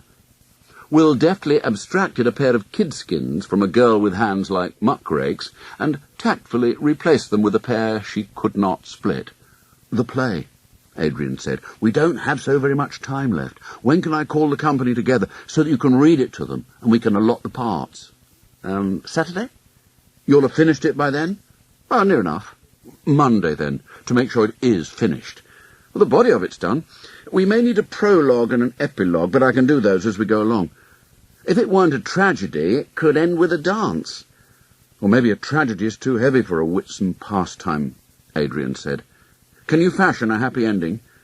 With one brother dead and the other fled into exile, pursued by a ghost? Or do we have to have a ghost?" "Do you want me to go back and start it all again?" Will demanded. He was not going to relinquish his best effect. "No ghost, no murder, no falling out between brothers, no dotard father." Well, how doting is the father?" "Not so much as he was. Things have changed a bit since you last saw it." "You don't say." "The father wants his sons to help rule his dukedom and promises that the one who does best will be his heir." "By law, the elder must be, surely." "They're twins," Will said swiftly. "Is their mother living still?" "Still?" "Well, you do kill people off when you find you don't need them," Adrian said. "Their mother's fallen to your pen twice already." "She has risen from the dead," Will grinned. "The Duchess is yet living." "Is she still of childbearing age?" "She could be." "Then let one come in at the end and say, 'The Duchess, my lord, is delivered of a son,' and you can bring on the babe, or something like it, wrapped up. After all, in the original—" "What original?" "Well, the book of Genesis. After Abel was slain, Eve bore another son." "Seth? Of course. This babe will be a consolation in their old age and a cause for rejoicing, even though one son is dead and the other's in exile." "Oh, well done, Adrian." "Exactly. So you can end with a merry dance, can't you?" "I shall have to write in something earlier about the Duchess expecting a child. We can't have a servant come in and say, 'The Duchess, my lord, hath borne a babe,' if no one knew it was likely to happen." "Well, just put in a line or two," Adrian begged. "Don't rewrite the whole thing again. Will Monday give you long enough?" "Oh, hello. You've got another customer." A gentleman had come up to the stall while they were talking. "What's this about a play? Are Lord Worcester's men coming to town?" Adrian and Will knew money when they saw it. "Not so far as we know. This is our own play, to be put on as a witsome pastime." "Your own play? You're presenting it yourselves?" The gentleman seemed to find this amusing. "I'm writing it," Will said. "Adrian here is the book holder." "Oh, am I?" Well, yes, I am. We formed a company." "Really? At Whitsun? I must make sure to attend and bring some friends." "What is it called, this play of yours?" "The Tragical History of Honorius and Francisco," Will said. Honorius and Francisco? Adrian thought. Who the hell were they? What had become of Cadmus and Arcturus? "Oh, that sounds like a heavy business for a pastime." "It's not all tragedy," Will said. "Oh, well, I'm glad to hear it. Do you by any chance have time to make gloves when you're not playwriting?" Will fanned his hand across the stall. "Whatever you will. And we take orders." "You have taken an order. Do the words chicken and skin jog your memory?" "Oh, you're Master Starling," Will said. "Chicken skin gloves in a walnut, wasn't it?" "Pretty notion. Has it got further than being a notion?" Well, as a matter of fact, my father is cutting a trial glove at this moment. We don't normally work with hens, you understand. We've cured a skin. If you go to our house in Henley Street, he'll be pleased to show you." "I'm sure he'll be pleased." "Once we've determined the kind of thread, we'll procure a couple of fine capons and set to work." "Good." Master Starling moved off. "I'm glad to know that my gloves have not got in the way of your writing." They watched him tread elegantly through the market. "Bastard," said Adrian. "My sister's favourite hen died for his sake. If I'd known what he was like, I'd have practised on a crow. So, he'll bestow his poxy presents on our play, will he?" "I didn't like the sound of that," Adrian said. "I don't think he means to come to enjoy it. I know what he meant. What's a glover's apprentice doing writing plays, or a haberdasher's apprentice directing them? There's no lout like a well-bred lout." "We're as well-learned as he is," said Will. "We'd both be at Oxford now if our fathers could have afforded it. Let's hope he's lettered enough to know good writing when he hears it." "You think it's good?" "I'd have left off long ago if I didn't," Will said. "It could be better, no doubt, but it's not bad." "Who are Honorius and Francisco? What was wrong with Cadmus and Arcturus?" "Oh, I never meant to stick with those names," Will said. "We were thinking of old Romans then, to silence Hugh. I couldn't bring Cadmus and Arcturus to life. It's strange. These are not real persons, but the names had to be right. Once I hit on Honorius and Francisco, I was well away." "That's not so strange," Adrian said. "What's more important to a man than his name? I don't care for mine overmuch, but if another man speaks it wrongly, I'm mortally offended. If he cannot get my name right, it's as if he doesn't care who I am. My name is myself." "You mean, if you were called something else, you'd be a different person? If you were called William or Honorius, say, all that makes you Adrian would be as nothing?" "No. But if I were called William, I would be William. William would be me." "Then if you were called William, we would be the same person." It's time to pack up here," Adrian said. "Let's be going to our dinners. You'd be a muttonhead, whatever you were called." Chapter 5. Adrian and Will sat on the churchyard wall and watched the company straggling through the evening sunshine towards them. It seemed to Adrian that from his earlier misgiving that they'd never be able to find enough players, there were far more people approaching them than he recalled summoning. Hugh was there already, scanning the crowd with pursy disapproval. Just coming in at the gate were the schoolboys, Giles, Henry, Philip, and Anthony, and Gilbert trailing sulkily behind them. Then came Adam of Muscovy, with David the harper alongside, inseparable like an old married couple. No one grudged the portion of the council's 9 and 7pence that was maintaining them at the Bear for the sake of Adam's expertise. None doubted Adam's expertise. Only an expert could talk so hard and fast, even if no one was very sure of what he was talking about. Once lubricated, he could keep going for hours. At the rear, a second contingent from the Bear was just coming into view along the river path. Wat the plasterer and his merry men. Adrian had not asked any other workmen to join the company, first assuming they wouldn't be interested, and then, having seen what Will was writing, doubting if they'd be able to get their tongues around the words he was setting down for his characters. Wat had no such doubts.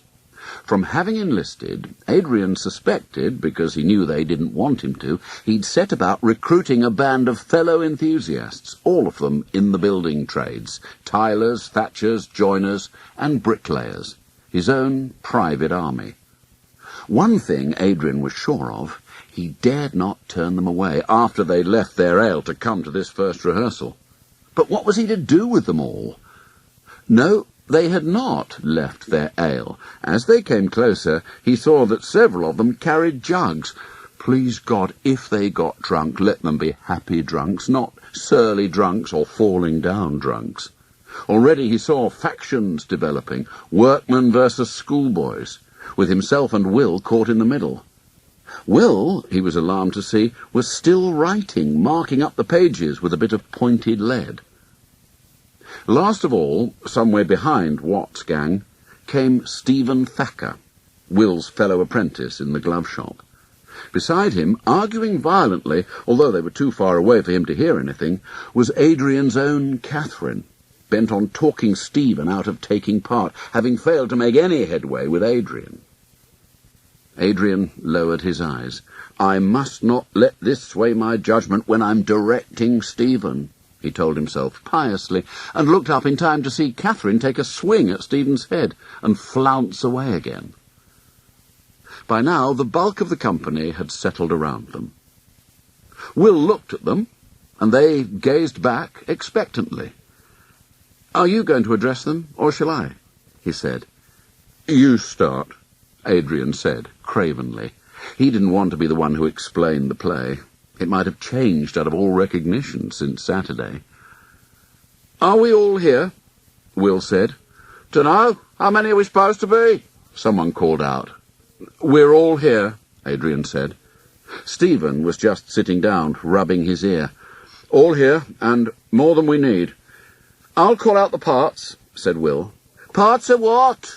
The voice came again from the direction of Watt's cohort. "This is a play," Adrian said. "You know that. The persons in this play are called parts." "Don't they have names?" "Yes, each part has a name," Will said. "I'll start with the naming of parts." "Never mind that," Watt shouted. "What's it about, this play? Or haven't you made up your mind about that yet?" Little do you know, Adrian thought. Will, scowling, was heaving himself off the wall, fist clenched. Adam of Muscovy rose magisterially. "Masters, be patient!" They all shut up. This was the expert. "We can't have everything all at once. The way it's done is this. First William here tells us the matter of the play, that is, what it is about, and what befalls, and then he calls out who shall take each part and play it. Now, in a company where men play many parts, the bookholder knows who will do well in one part above another, who will make a good priest, or a clown, or a virtuous maiden. A chorus of catcalls broke out at the idea of a virtuous maiden being found thereabouts, and he needs not spend time deciding who is fittest. He was getting into his stride. How were they going to break in? The man seemed to breathe in even as he breathed out. "But you are new to this calling. When the play is told, we must hear people speak and see them play, so that we know who fits each part best. Sometimes those with the finest voices act like a side of beef swinging in the breeze." Adrian tried not to look at Giles Butcher, he of the maidenly voice and physique like a bull-calf. If he and Will ever went head-to-head, it would be like watching two young neats vying for the same heifer. "So, Will, tell us your play." Equal to the occasion, Adam was playing a part already, master of ceremonies. Will climbed back onto the wall. "This is the tragedy of Honorius and Francisco, sons of the Duke of Hungary." "No duke ever went hungry," Stephen said. "No dukes at all since Norfolk lost his head," Philip chimed in. "Watch out for the Thacker brothers," Adrian warned himself. "They may not be twins, but they look out for each other, and that swine Stephen's after my girl." "Hungary," Will said. "It's a foreign country. The Duke is getting old, and wants to know which of the brothers should be his heir." "The oldest," Richard the bricklayer shouted. "That's only fair and right." "They're twins. Even one twin has to be born before the other," Anthony said, reasonably. "Even Jacob and Esau, and they came out fighting." "Look, all this is explained," said Will. "When the play begins, two gentlemen come on and tell each other that the brothers were so alike in the cradle that none could tell which was which." "They aren't alike now, then?" No, Adrian said, improvising rapidly, "because if they were, we would have to find twins to play them." "Why do these gentlemen have to tell each other?" Watt asked. "Don't they know already?" "It's a device," Will said. "Of course they know all this, but the audience won't. It's really the audience that's being told." "Then why have you got people talking to each other? Why doesn't one gentleman step up and tell the people to their faces?" "It works better this way," Will said, a shade desperately. "Really it does. One gentleman, Fabio, is lately come to court, and the other gentleman, Valentine, is explaining how things stand. Then Francisco and his wife come in and greet both gentlemen, and then enter Honorius and his wife. Where are all these people coming from? What do you mean? Why do they all come in, one after the other? Well, this is a court, not a cottage.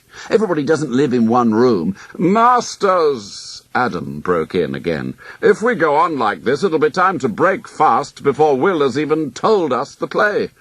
You've all seen plays yourselves put on by London companies. Think back. Did you keep calling out whys and wherefores, or did you just stand and watch and listen and believe everything as it fell out before you? Didn't you stand in the yard of the Swan in Bridge Street in Stratford town, in the county of Warwick, beside Avon River in England, under an English sky, in English weather, and yet believe that you were in France, or Illyria, or Tartary, in broiling heat or icy waste? Before your eyes, Englishmen walked on boards of English oak, with the windows and walls of the inn behind them, and yet you saw old Romans, Spaniards, Bohemians, and you heard English speech on English tongues, and yet understood that these men spoke a foreign language. Now, because it is your own selves who will be treading the boards, you cannot trust an audience to do the same for you, and you cannot trust yourselves to make it happen. That's right, lads! Shut up! Watt roared, and the restive group fell silent again. The way of it is this, Will said. After the sons and their wives come in, the Duke enters with his wife and speaks a speech explaining that because he feels old age coming upon him, he wishes his sons to help him rule the kingdom. Isn't it a dukedom? Belt up! Dukedom, Will said, making a hasty alteration with the lead point. And he announces it to everyone. That's 7, including wives, by my count. He speaks to the audience as if they were his court.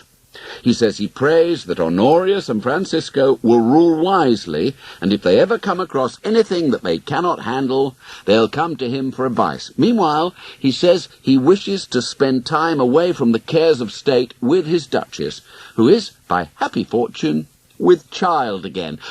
Wait about, Richard said. He was counting on his fingers. How old are these twins? You make them sound like grown men, and yet here's their mother in the family way again. Maybe their mother died in childbed, and the Duke has a new young wife, Stephen suggested.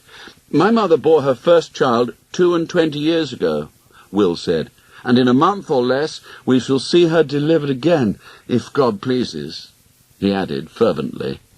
Or perhaps this hungry Duchess is like Sarah, the wife of Abraham, you know.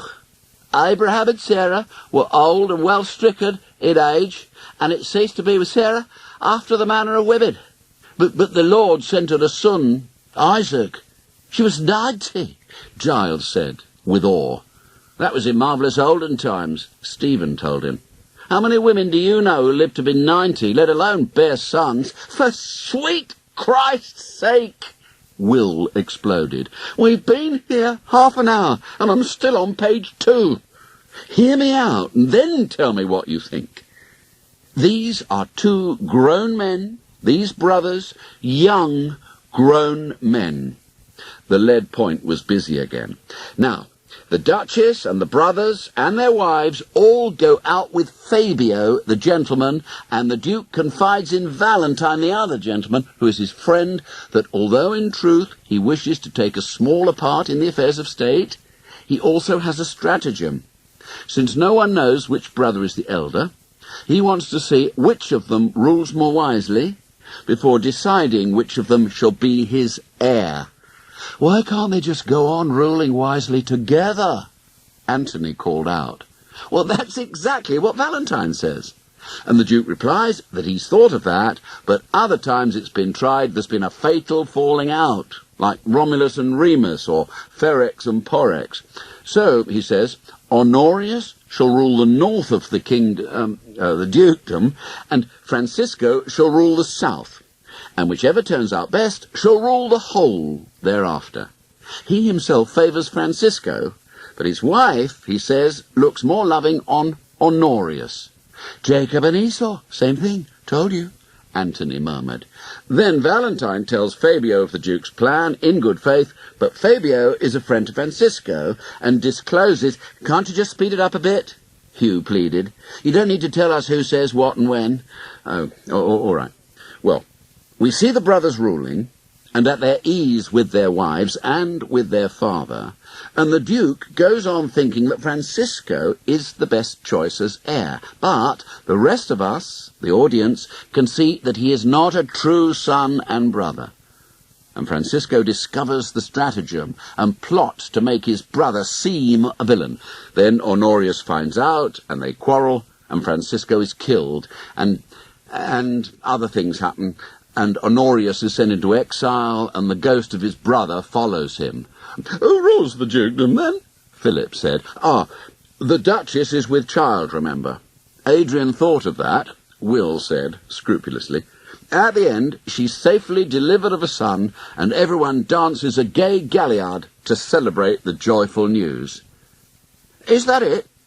Henry Fielden, who'd kept quiet so far, spoke up, glaring all the while somewhere to the left of Will's head. "What do you mean, is that it? What more do you want?" "Well, it's just a lot of talking." "A murder? A ghost? A lot of talking? I can only write what people will say and their entrances and exits. You, the players, will make them live." "What is an exit?" Richard said. "It's Latin," Henry said. "It means you're going out." "Why doesn't he say so, then?" "Do you want to know the parts you will play?" Adrian said. He was supposed to be directing this lot. It was time to assert his authority, or at least to remind them that he was there.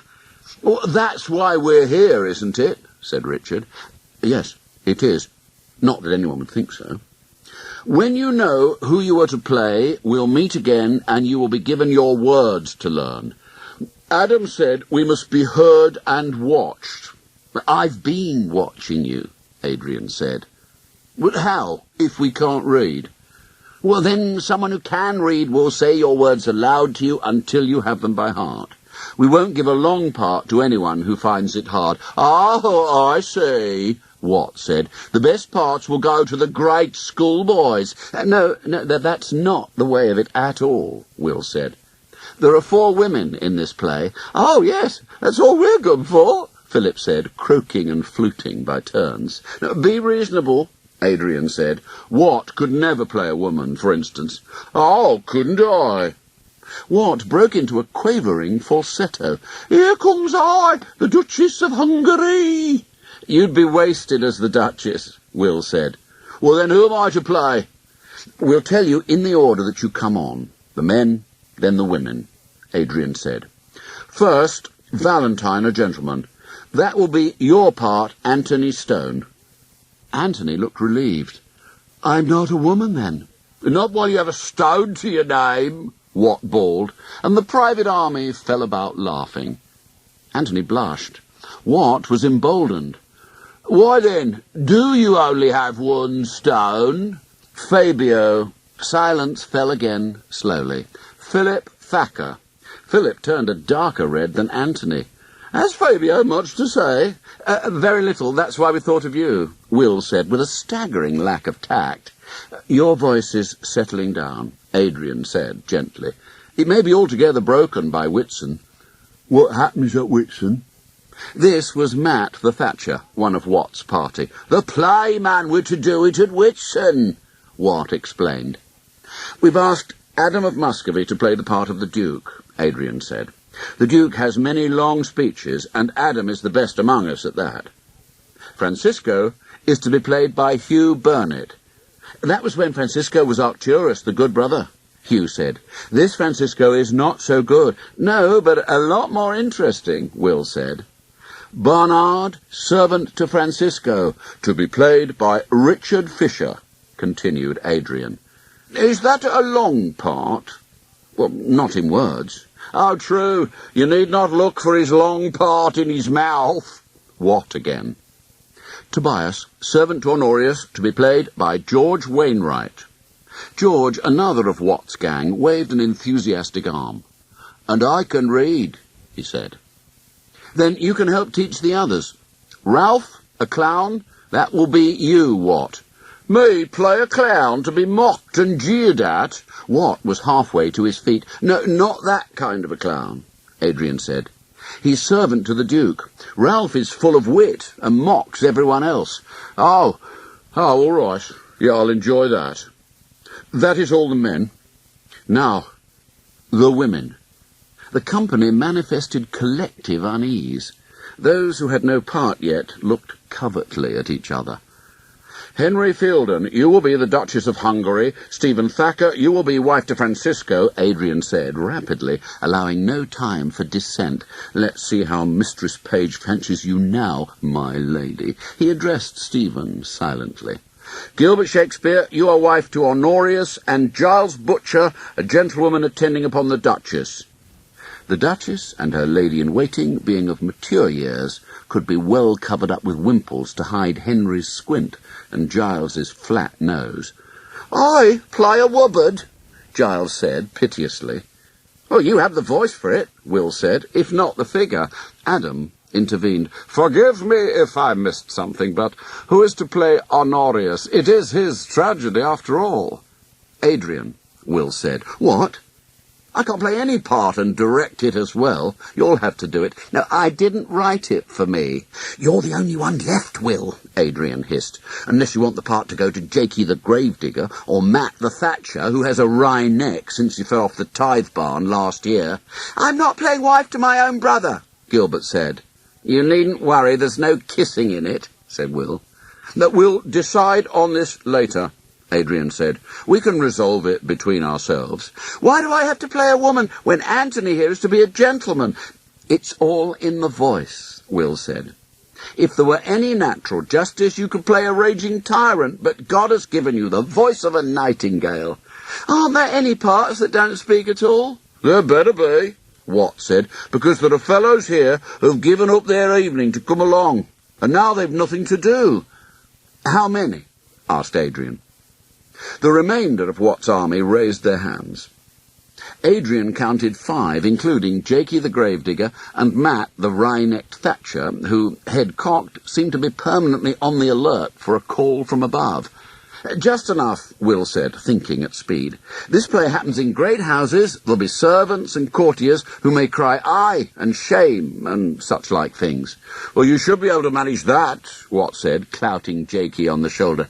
And I can play my pipe for the Galliard dance, Jakey offered. It's a dance of rejoicing, Adrian said, seeing his worst fears coming to pass. Your pipe does not make a joyful noise, Jakey, with all respect. It conjures up most mournful anguish. Then it can play at the funeral, Watt said. Is there to be a funeral? Jakey said. Happen I can dig the grave. There is no funeral, said Will. Well, there ought to be, Richard said. Francisco is slain by his brother. What are they going to do with the corpse? Leave it lying around for anyone to trip over?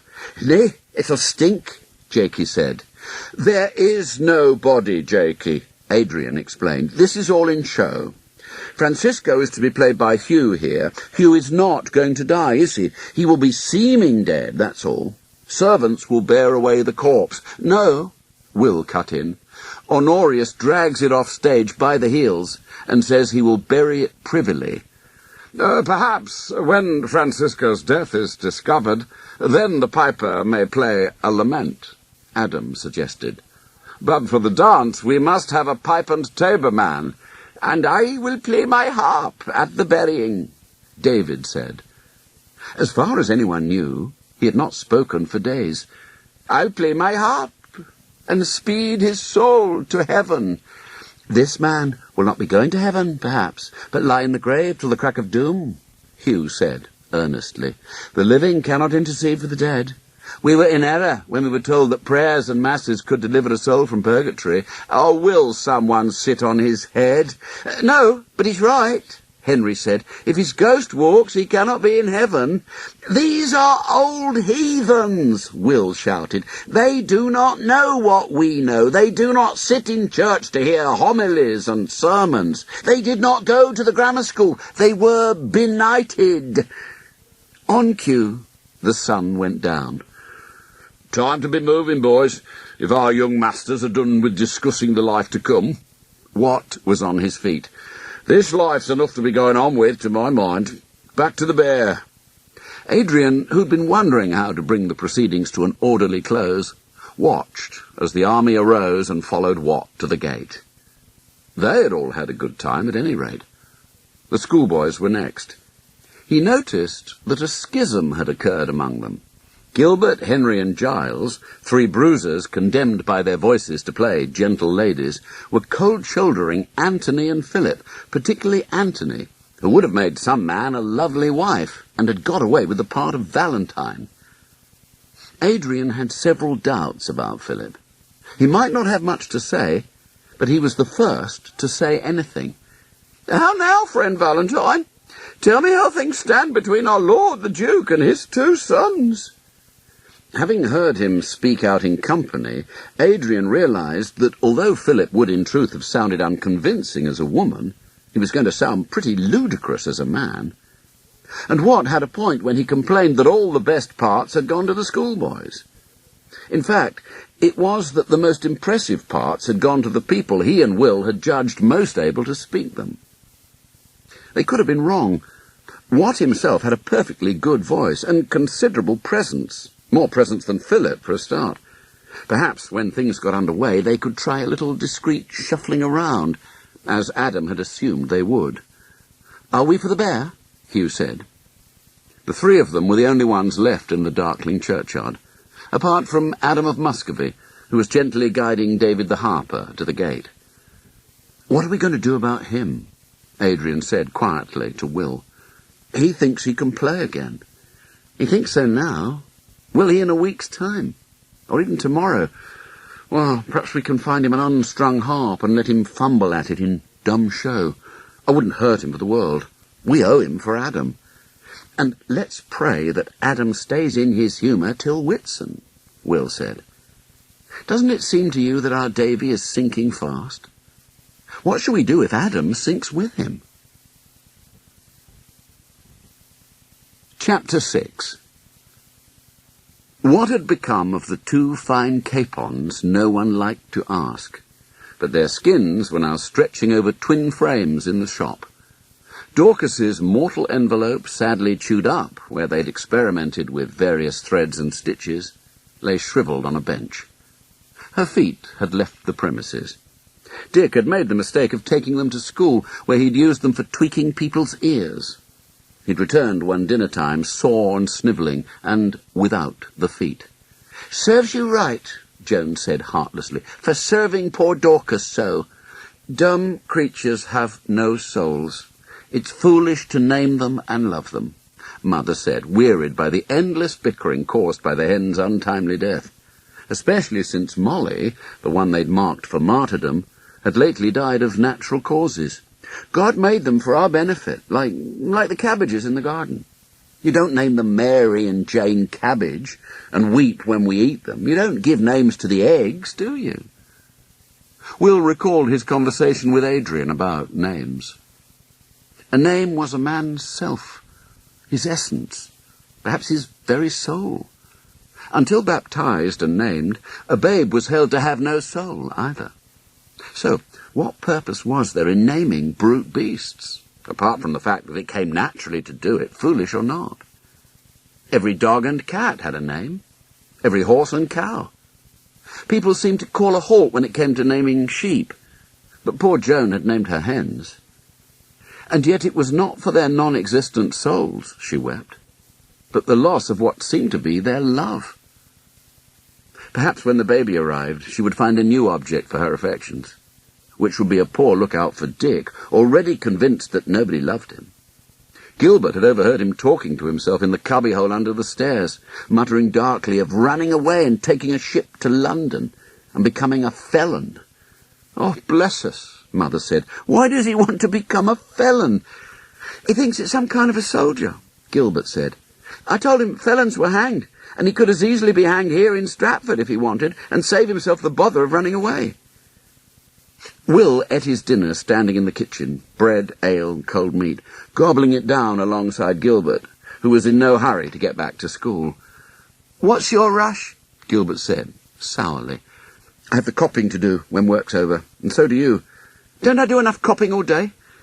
I know it's a burden, but it'll soon be done. You write the finest hand of all of us. Do you like it? Do I like copying? Didn't I just say no? Will was anxious. The play. Do you think it's good? Well, I may do when I see it all together, but you've got me copying Honorius's part and his cues. I don't know why he does what he does, because I don't know what anyone else does. Would you rather we copied out the play whole for every man to read? No, I wouldn't. We'd be at it till Lambeth. But it would make more sense, Gilbert said. First Honorius thinks noble thoughts and speaks well of his brother, and then out he comes and calls him a dissembling knave, a whitewashed tomb. And that's before he kills him. Whited sepulchre. It's from Holy Writ, a figure of speech. His speech is full of figures. You don't like it, then? I'll like it better when I've finished with it, and when I've seen what I've got to say. You can copy your own part too, Gilbert. It will help you to remember it. Oh, thanks very much. And Will, I meant it. If you're to play Honorius, I won't play your wife. You're as bad as Watt and his friends. It won't be my wife. It's only in the play. Honorius, calls her sweeting and duck. Would I have to say that to you? It wouldn't be me. I'd be Honorius. Anyway, I don't much want to play Honorius. Adrian can do it. Well, how do you know he can act? I don't know that any of us can act. It won't be like it is in school, standing still with gestures.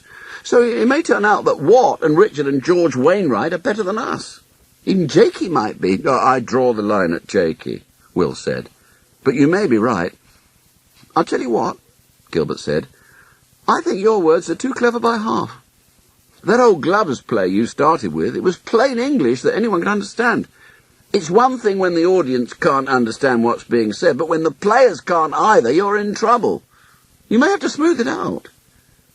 He took a last heel of bread to sustain him on the walk back to school, and went out. Will watched him go despondently, wiped his hands, and went into the shop. As spring drew on, trade was picking up a little. As well as the dreaded chicken-skin gloves, Peter Starling had ordered fancy leather pairs for all the guests, and there was another wedding coming up, less lavish, but still a substantial order. Spring turned people's thoughts to love.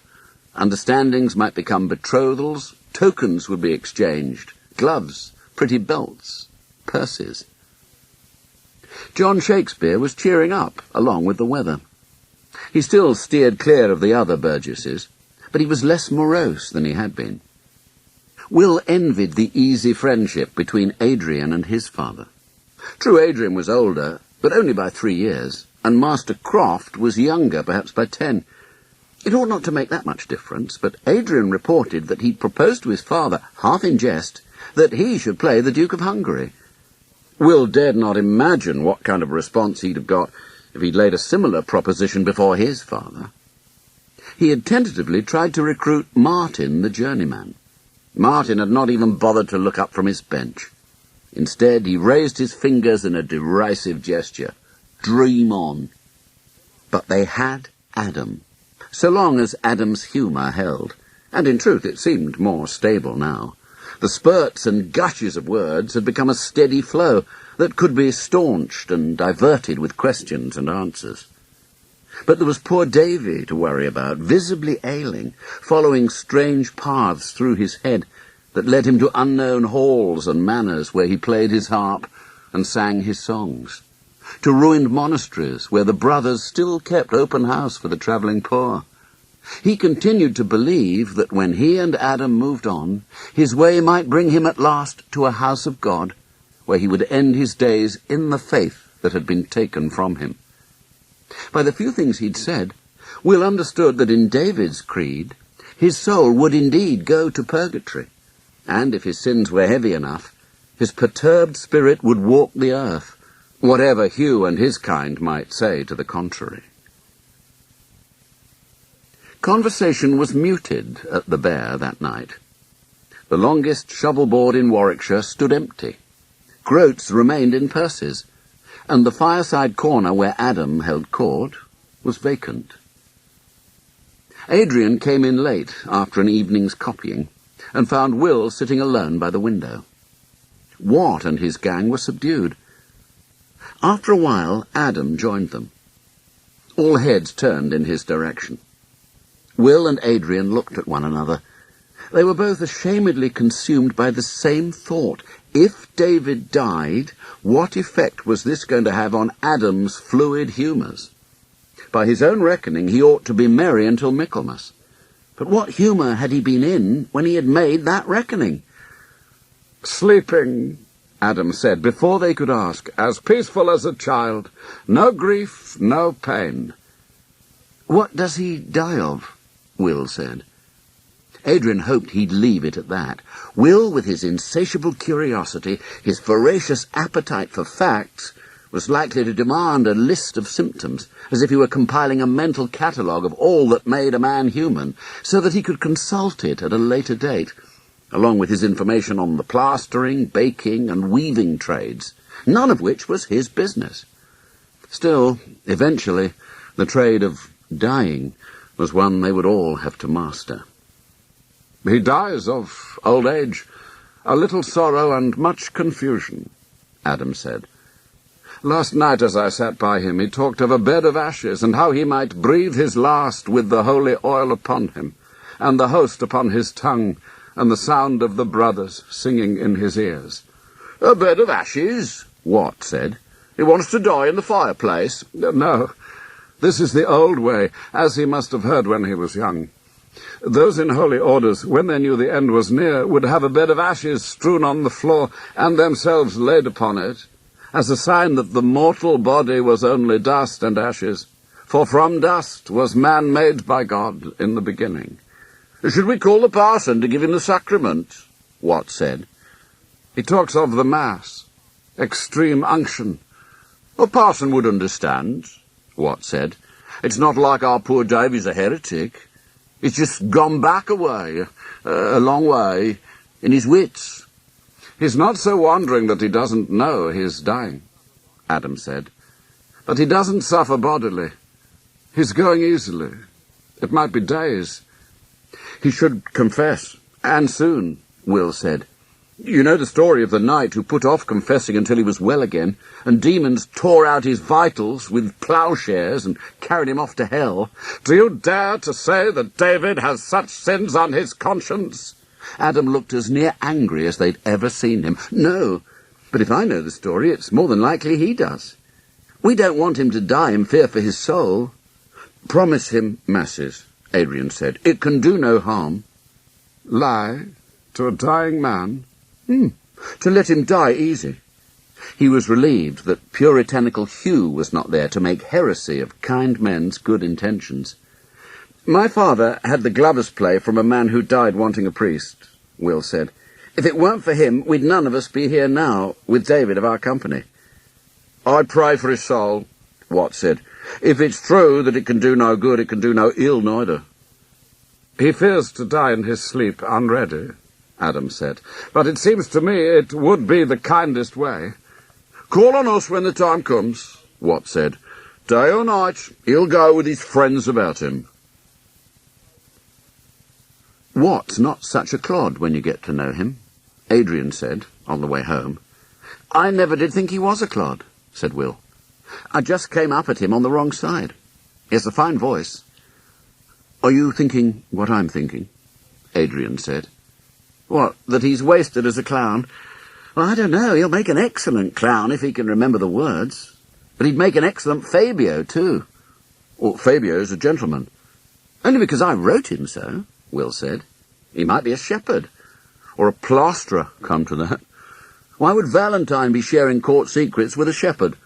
Or an honest yeoman up from the country? Could we swap them round, let Philip play the clown?" "Well, for God's sake, every time he opens his mouth, people start to laugh. He sounds like a ram being gelded." "He doesn't really want to play any part at all," Adrian said. "But if we take Fabio away from him and give it to Watt, he'll die of shame. And never mind Fabio, who's to play Honorius?" "Why, you are," Will said. "Didn't we agree?" "I can't, Will, I told you. Don't sound so innocent. How can I direct 16 players if I'm to be one of them? You've seen how they argue. Half of them will need every word explained. Honorius has the greatest part of all. You'll have to do it." "I can't learn all that," said Will. "Well, then cut it down. You wrote it, you can shorten it." "Gilbert will never forgive me. He's just done copying it." "Well, then let Adam of Muscovy play Honorius, and you be the Duke. Oh, I know he has long speeches, but he doesn't have all that many. Anyway, you wrote them too. Adam won't mind how great or small a part he gets." "But the Duke's an old man. Adam must be 35 at least. How can I play his father?" "We can feign old age.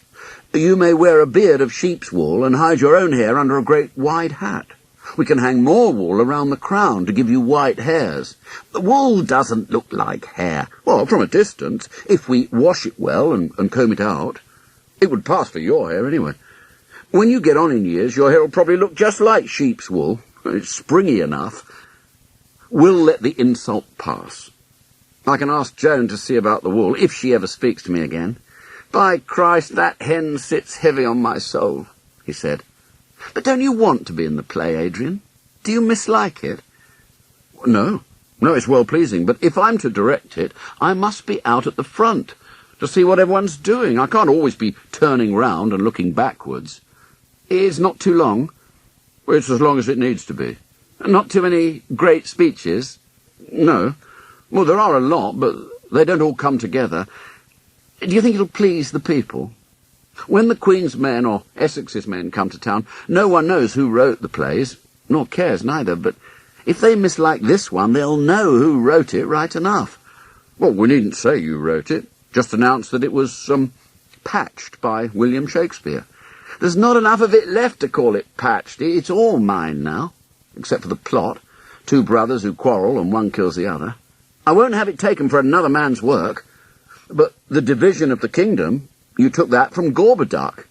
"They're my words." "You can't have it both ways," Adrian said. "Good or bad, either it's yours or it's not yours.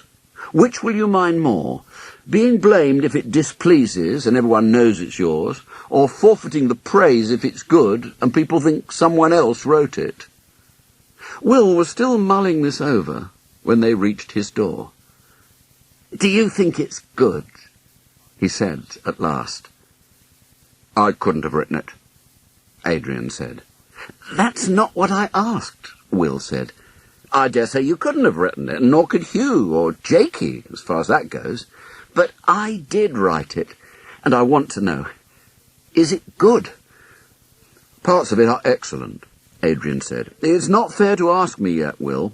It looks very well on paper, but we won't know if it's a good play until our players play it. Our players could turn Gorboduc into Gummagurton's needle." Will spoke hollowly from the dark hallway. "Listen, Adrian, we must start to rehearse as soon as maybe.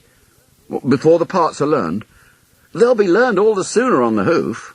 Gilbert was complaining that he could make no sense of the parts he copied without knowing the rest, and he didn't have time to read the rest in between the cues. When people realise that they're talking to each other and not just saying words, they'll find it easy to remember." "Then I'll tell you something.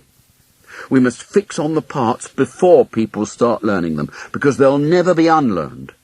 We must do something about Philip Thacker. I'll call a rehearsal for Sunday after evensong." "Where?" "In the churchyard," Adrian said. "At least that will ensure that everybody's there. We can be first out of the church and waylay the others as they come by." Will went quietly in. Adrian walked the short distance home with a weight on his shoulders, mentally moving his men around like pieces on a chessboard, back, forwards, sideways, diagonal. How to persuade Philip that he did not want to play Fabio without taking the part bodily from him and giving it to Watt? Perhaps Brother Stephen could lean on him. After Will had leaned on Stephen, Adrian himself might lean too hard. Before the play had driven her from him, he'd been going to ask Will to make Catherine a pair of gloves to give as a token on May Day, with perhaps a line or two of verse, hinting at his devotion, if not actually declaring it. Stephen, God rot him, could make all the gloves he wanted. Catherine would never have cold hands with Stephen around. Probably Watt wouldn't want to play Fabio in any case. The plasterer had been pleased with the part of Ralph, and Ralph was a clever clown, not a clodpole. People should laugh at what he said, not at the way he said it. Will had a good voice, but could he handle Honorius? And if he did, would the others then complain he'd written the best part for himself? Better he played the Duke. One thing Adrian was determined on. He would direct the players. If nothing more, it would keep him out of the play. Chapter 7. David lingered, but even while he lived, his death cast a long shadow. Will and Adrian fell in with Adam as they walked to church. "He's easy in his mind," Adam said. "He has received the sacrament and confessed to the parson, thinking him to be a priest, and the parson did not take affront when Davy begged him to pray for his soul." "Oh, there'll be prayers for his soul," Adrian said, "as you heard the other evening." "And how is it with you, Adam?" Will said, voicing what they were both thinking, but Adrian had not the nerve to utter. "Are you easy in your mind?" "I know what you're afraid of," Adam said, without rancour, "that were I in my heavy fit I might run mad with sorrow. No, it is not in that wise. It would take less than a friend's death to move me to despair. In truth, I should be in such despair already that a friend's death would not move me at all. You cannot know how it is unless you have been in that dark place yourself, for a man is all alone in it. Friends come by and seek to cheer him with ale and song and good company. Women console and offer themselves for very pity's sake. And yet it is as if he sits in a room of glass walls, where it is dark and silent. Outside, the sun shines, the birds sing, flowers bloom, and a man can see it all. He can see his friends, but they are no more than shadows on the glass. Their voices come from far off, and mean nothing. A woman may lie down beside him in his bed, but she will be a shadow, whatever they may do together.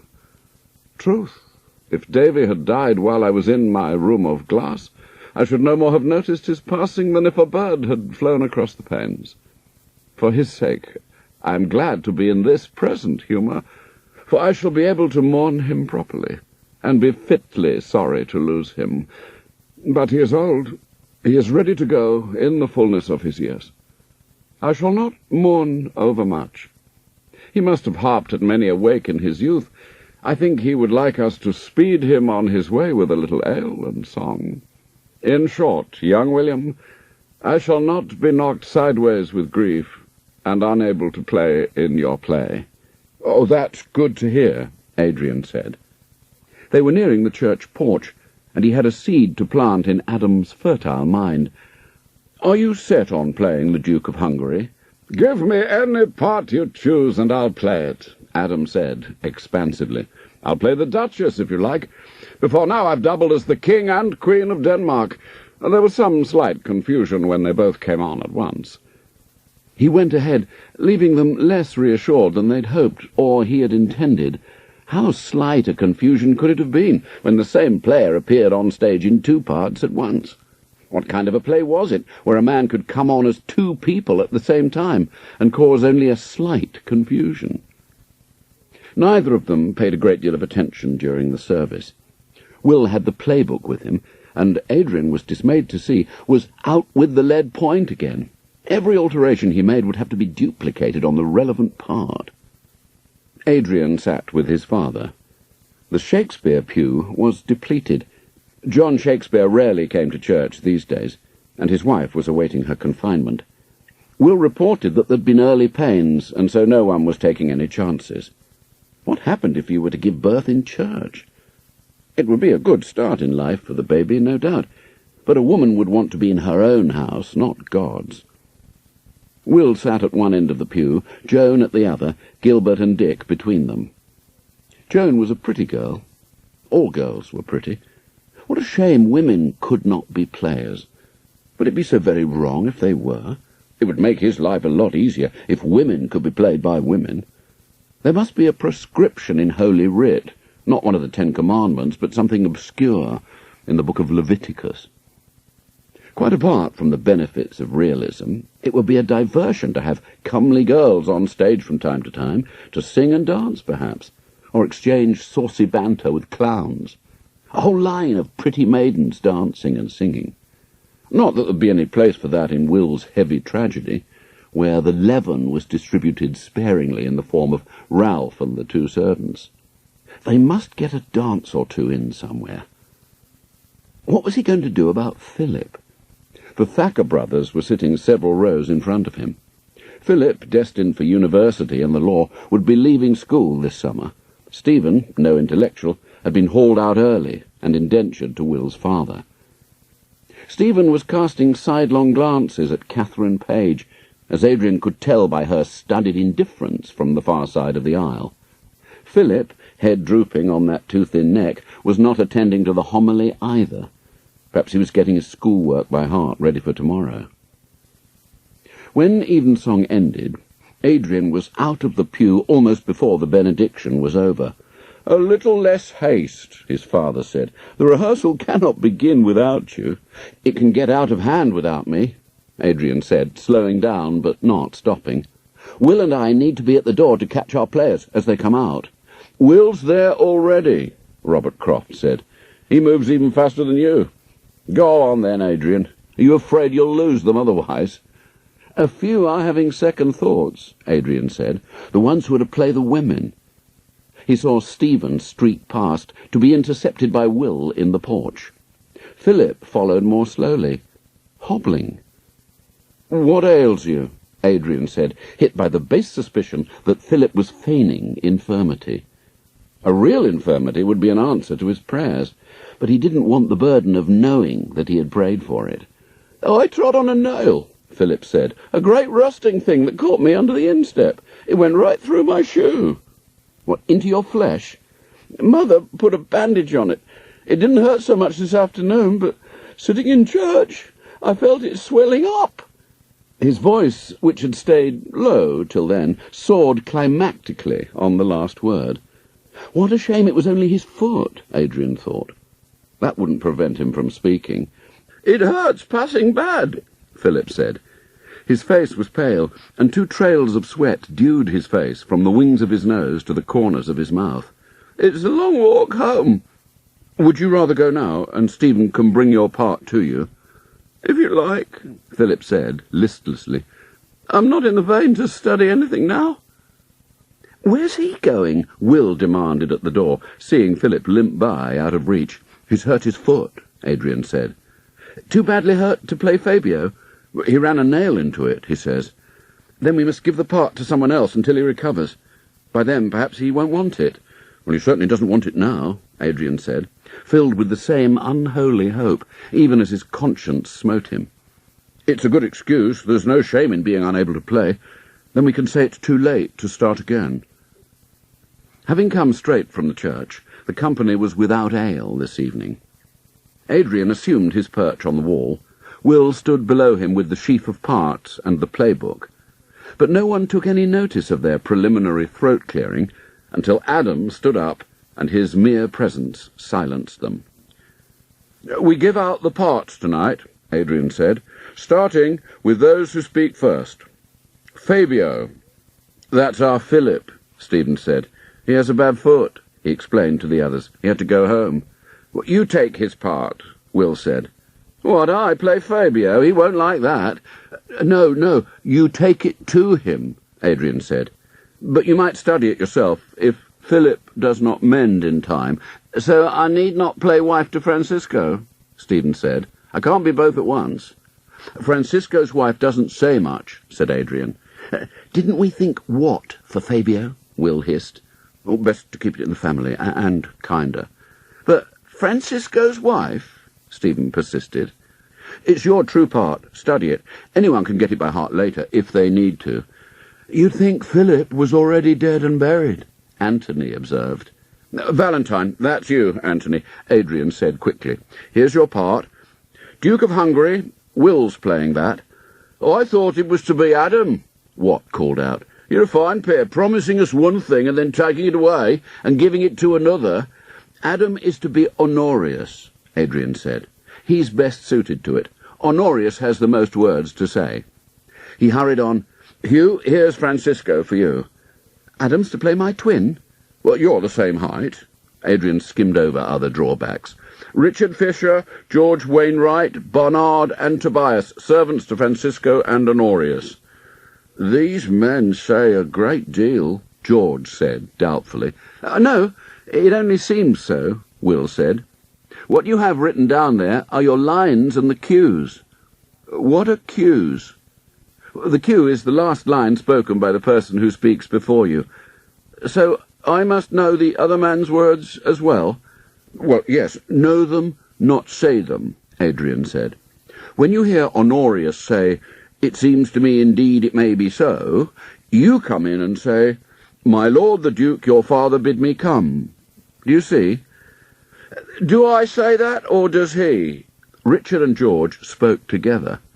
Adrian foresaw problems. When you have studied your words, you'll know who says what and when. Richard had sized up his part rapidly. I have 5 inches and a quarter. Yes, but can you read them? Not I, Richard said contentedly. Well, who is going to help you study? Asked Adrian. I'll do that, George said. I'll tell them till he knows them. Then, Richard, you better let George have yours too. Richard clutched his part possessively. Are you saying I can't be trusted with it? I've a wife and children at home.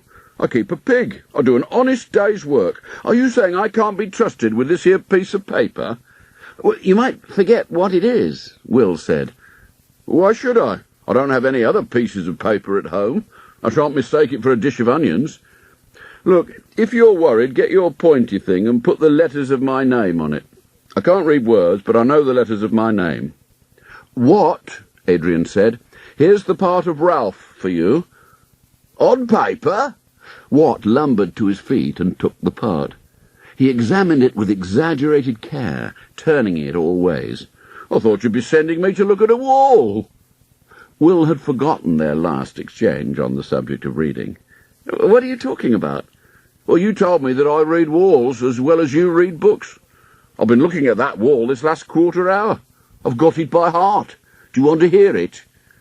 Adrian intervened. That's a good jest, Watt, but leave it out, will you?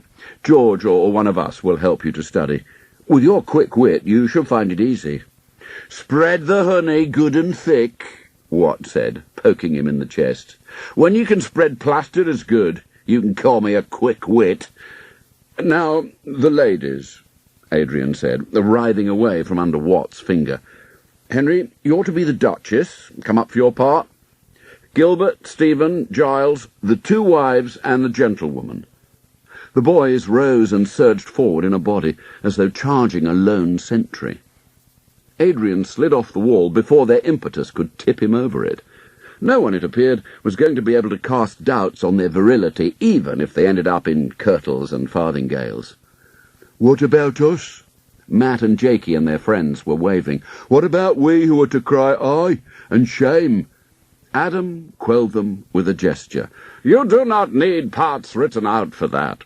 You have only to know when you must speak, as in church, when the parson says, O Lord, open thou our lips, and the people answer, and our mouths shall show forth thy praise. That is more words than I or shame, Jakey complained. No, Will said. Adam was but making a comparison. You do not say, and our mouths shall show forth thy praise, but he means that you have only to speak at certain times, which you will learn. George was already in trouble. How shall we say these words if we don't know what they mean? It says here, enter Uxor Honorii. What is Uxor? Is it an angel? It means his wife, Hugh said. Wife of Honorius. Why doesn't it say wife, then? Is her name Uxor? No, this cannot be. It is the same in Richard's part. Enter Uxor Francisci. Master Will, it is not a good idea to have 2 ladies with the same name. People will not know which is which. I don't know anyone called Uxor, Matt the Thatcher said. It's an ill name for a lady. It's Latin, Anthony said. Adrian noticed that the schoolboys were sniggering together over George's mistake. He felt immediately protective of his players. The true mistake was his and Will's. Have you written the directions in Latin? Adam said. Why was that? Will had the grace to blush. I didn't think. That was how it was done in the Glover's play. I suppose the copier was a learned man, Adam said, writing it down for those who could read. I doubt the working men who played it ever saw it written down. Is there time to change it? Not now, Adrian said, aghast. It is on all the parts. Gilbert erupted. If you think I'm copying that lot out again, listen, Will shouted. Enter means enter in Latin and English. Exit means go out. What means this other X? George said. Ex newt. Exeunt. That means go out. Then why exit, one man goes out, or one woman. Exeunt, many men go out. Exeunt omnes, everyone goes out. Uxor, wife. Servus, servant. There, now you know some Latin.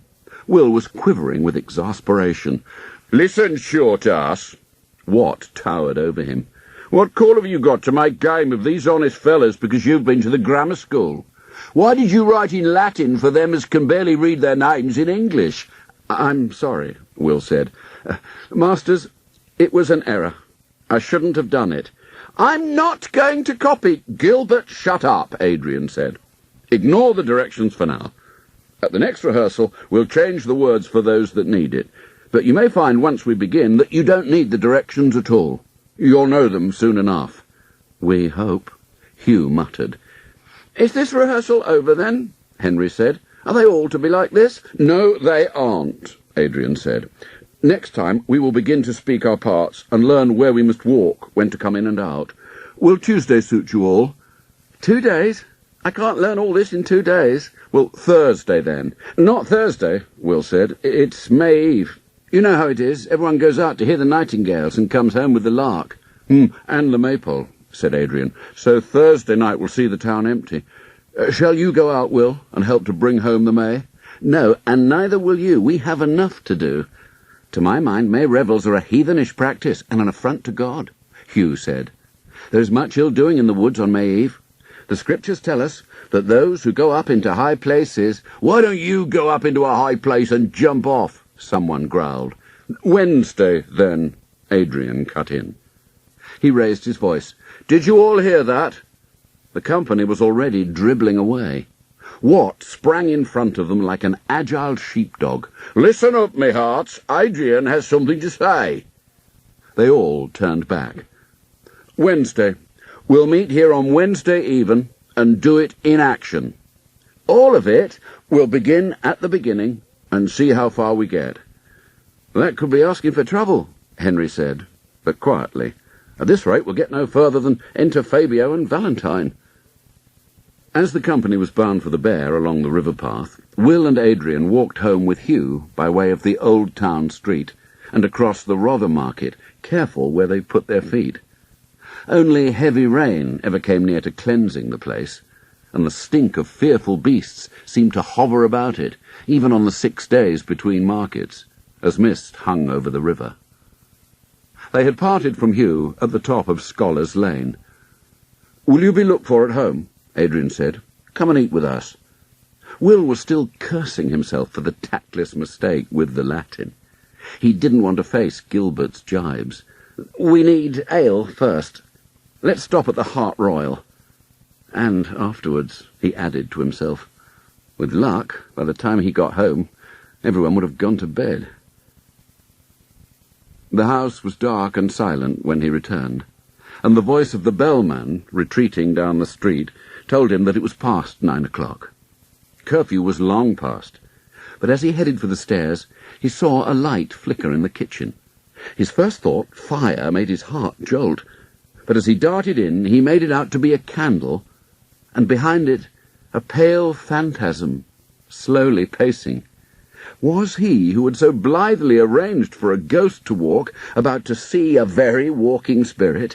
Oh, Jesus! Will? Mother? She was wrapped in a white woolen shawl over her night rail. "I took you for a felon," she said. "I took you for a ghost." "Not yet, God willing." She put down the candle on the table. "What ails you, Mother? Is it the babe? Have the pains begun again?" "No, don't fret." She had borne 7 children. 4 lived. She knew her trade. "But I'm that aching and sore. Lying down's no better than sitting. I was heaving and turning over so that I feared to wake your father, and he's snoring like a hedgehog in a rut, so loud I couldn't sleep." They paused and listened deferentially to the rhythmic snorts and rumbles coming down from above. "I'm easier on my feet," she went on, "walking about. Tomorrow I'll clean the bake-oven." "So near your time? Joan can do that. Oh, it's a good sign, son." She laughed quietly and propped herself against the table. "Whenever a babe's due, I get a terrible rage to clean and sweep and scrub down on my knees. It helps to bring it on, I dare say. It was the same when Dick was born. I remember that he took his time. In 3 days. I was sure he'd be the last, if he wasn't the death of me first. You'd think it would be easier each time. Some women are fortunate that way. Not you. Oh, it's God's will, I suppose." "How long did I take?" "Only a day and a night, but you were a great lump. I thought you were twins, or a bull calf. This one ought to have a week to go yet. All my babes are spring or autumn born." There was a shattering rasp from upstairs, a thump, then silence. "Oh, he's turned on his side, thank God. I'll go up now and try to sleep myself." She picked up the candle and moved towards the stairs, slow and heavy, in the measure of a solemn dance. "Bar the door, son." He watched the candle and the shadows ascend. "God send her a safe delivery," he muttered. But he was already making mental notes. Suitably amended, her revelations on childbirth might furnish a good speech for Henry, Duchess of Hungary. Chapter 8. It had been a good plan to hold rehearsals in the churchyard, too far from the town centre to attract the attentions of idle spectators who might come out of curiosity or a mere desire to mock. As word of the play spread through Stratford, people began to take an interest, which was encouraging, but Gilbert reported that the boys at school were also expressing an interest, and that was less welcome, especially after it became known which parts their friends were playing. Anthony, cast as Valentine, got off lightly, and Gilbert himself, being a year or two younger than the others, was not worth ribbing. But Giles and Henry, in a desperate bid to cling to their dignity, had let it be understood, without actually saying so, that they were to play lords or knights. When inevitably the truth leaked out, their downfall was all the crueller. Giles found posies on his form, and was waylaid with offers to kiss his cherry lips, his lily cheeks, his dainty perfumed hand. Henry received an unforgivable love letter, praising his eyes, blue orbs, the one that doth sidle up to the other like the amorous turtle. The two of them ambushed Will in Henley Street on the way home from one of his fruitless attempts to find a walnut big enough to contain the infamous chicken-skin gloves. He and Martin had been practising on Dorcas, who was beginning to come apart, the skin splitting, the thread unravelling. She lay about the workshop like the remains of some alien creature brought back from Cathay by Sir John Mandeville, half glove, half chicken. Sir John had reported on a lamb that grew inside a gourd, blood, bones and flesh, perfectly edible. "Listen, Shakespeare," Giles said, an elbow across his throat. "I will not play a woman, and that's final." Henry shot fiery glances in all directions. "Most men would think it an honour to be chosen to play at all," Will said civilly, and drove his elbow into Giles's midriff. The arm slackened. Giles exhaled mightily and fell over backwards, kicking out as he went, and landing a glancing blow on the back of Will's thigh. Will, expecting it to engage higher up, leapt sideways and tripped over Giles. They closed and rolled in the dirt, while Henry skipped aside and stood well back out of the way of feet and fists. Several people stopped to watch.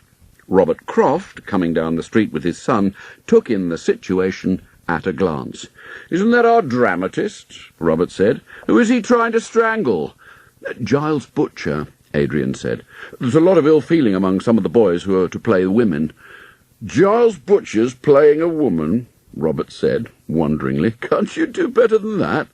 He delivered a judicious kick. "That's enough, lads. Break it up before someone calls a constable." They got to their feet, Robert assisting Giles with a firm grasp of his collar. Adrian seized Will and hung on. "I'll not be in his horse and play," Giles snarled. "I'll break his neck first, and I after him," Henry said, seeing that it was now safe to join in. "Now, Giles, I'm ashamed of you," Robert said, "to see my own godson brawling in the street. Would you spoil this play when everyone is working so hard on it?" "I'll spoil his face for him." "No, you won't. Your father's on the council with me. What will he say when I tell him? And you, Henry, for shame. What parts do you play?" "He's a gentlewoman," Henry said, pointing northwest of Giles, who was bleeding at the nose and lip, eyelid purple and pulpy. "I'm the Duchess of Hungary. I have to bear a son." "On stage?" Robert said. "Oh, you amaze me. Not even Lord Leicester's men could bring that off convincingly." "No, not on stage, but I have to stand there and say to the Duke, 'That's him, the bastard.'" He glared at Will. "I have to say, 'Dear heart, thou knowest I am with child.'" Will had come out of the battle with nothing more than a bruise below his eye. Giles had seriously underestimated his adversary. "Why did you say you'd be in it, if you were going to end up fighting like this?" said Will. "You knew Adrian chose you for your voices." "Well, that was before we read the parts," Giles said. "It's not what we have to say, it's what gets said about us, all about our pretty ways and honeyed lips and his voice sank to a whisper, "our Parian marble breasts." "No one says that you have a Parian marble breast," Will said. "You great cheese." "No, that's Gilbert, and I hope he sticks your compasses up your nose. I have George Wainwright running after me and begging for a kiss. And it's meant to be funny," Giles roared. "By God, it's not," Robert said, straight-faced. "We can't lose all our women," Will said. "Stephen Thacker tells me his brother's no better, his foot and leg being swelled up to the knee. And that really isn't funny," he said to Giles. "Didn't you know how ill he is? Stephen may be in no mood to play at all." "I hope you look on poor Philip's affliction as more than an inconvenience," Robert said. "See here, boys, this will not do. If you undertook to play, then you must keep your word. Will, can you not cut out some of the courtesies? I'll write instead that he's a poxy trollop with a jaw like an anvil and paps like the pimples of an alewife's arse," Will said, "if that'll make him happy." He spent a chaste May Eve at Adrian's house, making diplomatic amendments, as Robert Croft had suggested, and killing off the old Duchess, to make way for a younger version. "No Parian marble breasts," Adrian reminded him. "No honeyed lips, nor teeth of orient pearl. Giles can still slaughter you when the play is over and done." From outside they could hear tantalizing whoops and shrieks from the May revellers heading for the woods. But they bent over the work in hand, writing alterations to all the relevant parts, which had to be collected in again, since Gilbert refused point-blank to do it. Some players had been deeply reluctant to part with theirs, suspecting that they might not get them back. "I know your plan," Richard had said. "You'll take it from me and give it to another that can read, and I shall be left to cry aye and shame with Jakey." Someone tapped on the window in passing. Adrian looked up in time to see a grinning face and lewd gesticulations. But he also noticed on the far side of the street Catherine Page, walking in close conference with that scurvy knave from the woolen drapers in Henley Street. "Perfidious jade," he thought, borrowing a line from the play where Honorius had been deceived into thinking that his wife had cuckolded him. Still, if Kate had transferred her inconstant affections to the woolen draper's journeyman, he could at least direct Stephen Thacker with an open mind. The streets were empty by the time they finished work. "To the Bear," Adrian suggested. "We've earned it." "No, leave the playbook here," he said, as Will started to scramble the papers together. Let him take it away and he'd start altering it again. Turning into Merepool Lane, they saw a small female figure hurrying towards them. "A maiden in distress," Will said. "Is anyone chasing her?" "Better she runs towards us than from us," Adrian said. "But isn't it your Joan?" It was. Knees and elbows pumping, apron flapping, she stumbled up the street, not recognizing who was in front of her. When she looked up, only a yard or two from collision, she saw two strangers in her way, squawked with impatience, and sidestepped. Will caught her arm. "Joan, what's amiss? Has someone ill-used you?" She jerked her arm free. "No, leave go, Will. It's Mammy, the baby. I'm going for the midwife." He managed to intercept her before she ran on. "Has she women with her?" Adrian noted with amusement and affection her little girl's face uplifted with feminine scorn. This was women's business. "Of course! We knew. So would have you, if you had eyes to see. Nothing's amiss. Go home, Joan. I'll run for the midwife," said Will. "Oh!" She twitched away again with an exasperated snort. "What do you know?" She wasn't going to be balked of her rights and duties. "Go to the bear. You'll be out of the way." Adrian pulled Will on, as he seemed inclined to hover. "Let her alone, Will. Women must take care of these things as they see fit. They don't want men around." "She's not a woman." "Tonight she is. Don't spoil it for her." "I wonder if she's thrown Father and Gilbert out as well," Will said. "Someone should be there for poor Dick. I was only his age or thereabouts when Joan was born. I heard Mother crying out and was scared to death. I thought they were butchering her, but it was a quick delivery. She had a 3-day labour with Dick. I don't remember Gilbert at all. But she's not young," he said. "We were all amazed when we found out that she was carrying again. She thought all that was over. But after we lost little Anne last year, she said that perhaps the Lord had sent her one last lamb to comfort her old age." Coming down Henley Street, they could hear the screams, prayers, and blasphemies mixed. Agitated shadows flitted across upper windows. Downstairs, his father could be seen pacing up and down in front of the cold hearth, hands clasped, head bowed. "I think God must forgive women for what they say in childbirth," Adrian said wanly. "Go on down to the bear," Will said. "I'll join you, if all's well. I must see after Dick," who might be motherless by morning, Adrian thought, but did not say. He was about to move on, reluctantly, when someone came along the side of the house from the garden. "Have you seen Joan?" "Gilbert? Why aren't you with Dick?" said Will. "I can't get him out of the hen-house." "What's he doing in the hen-house?" "Well, Joan sent him to shut up the hens, and he's crawled in with them." "A May Eve to remember," Adrian remarked, as they followed Gilbert into the twilit garden. Will went down on hands and knees and put his head in at the low door. He could see nothing, but he heard the hens stirring, and a subdued whimpering. "Leave me be!" "You come out, Dick, or I'll come in after you, and we'll all be stifled, you, me, and the hens. You can't stay in there. Sir Solomon will think you mean to cuckold him." "I don't think he'll understand that," Adrian said, and was faintly shocked to hear Dick's knowing giggle.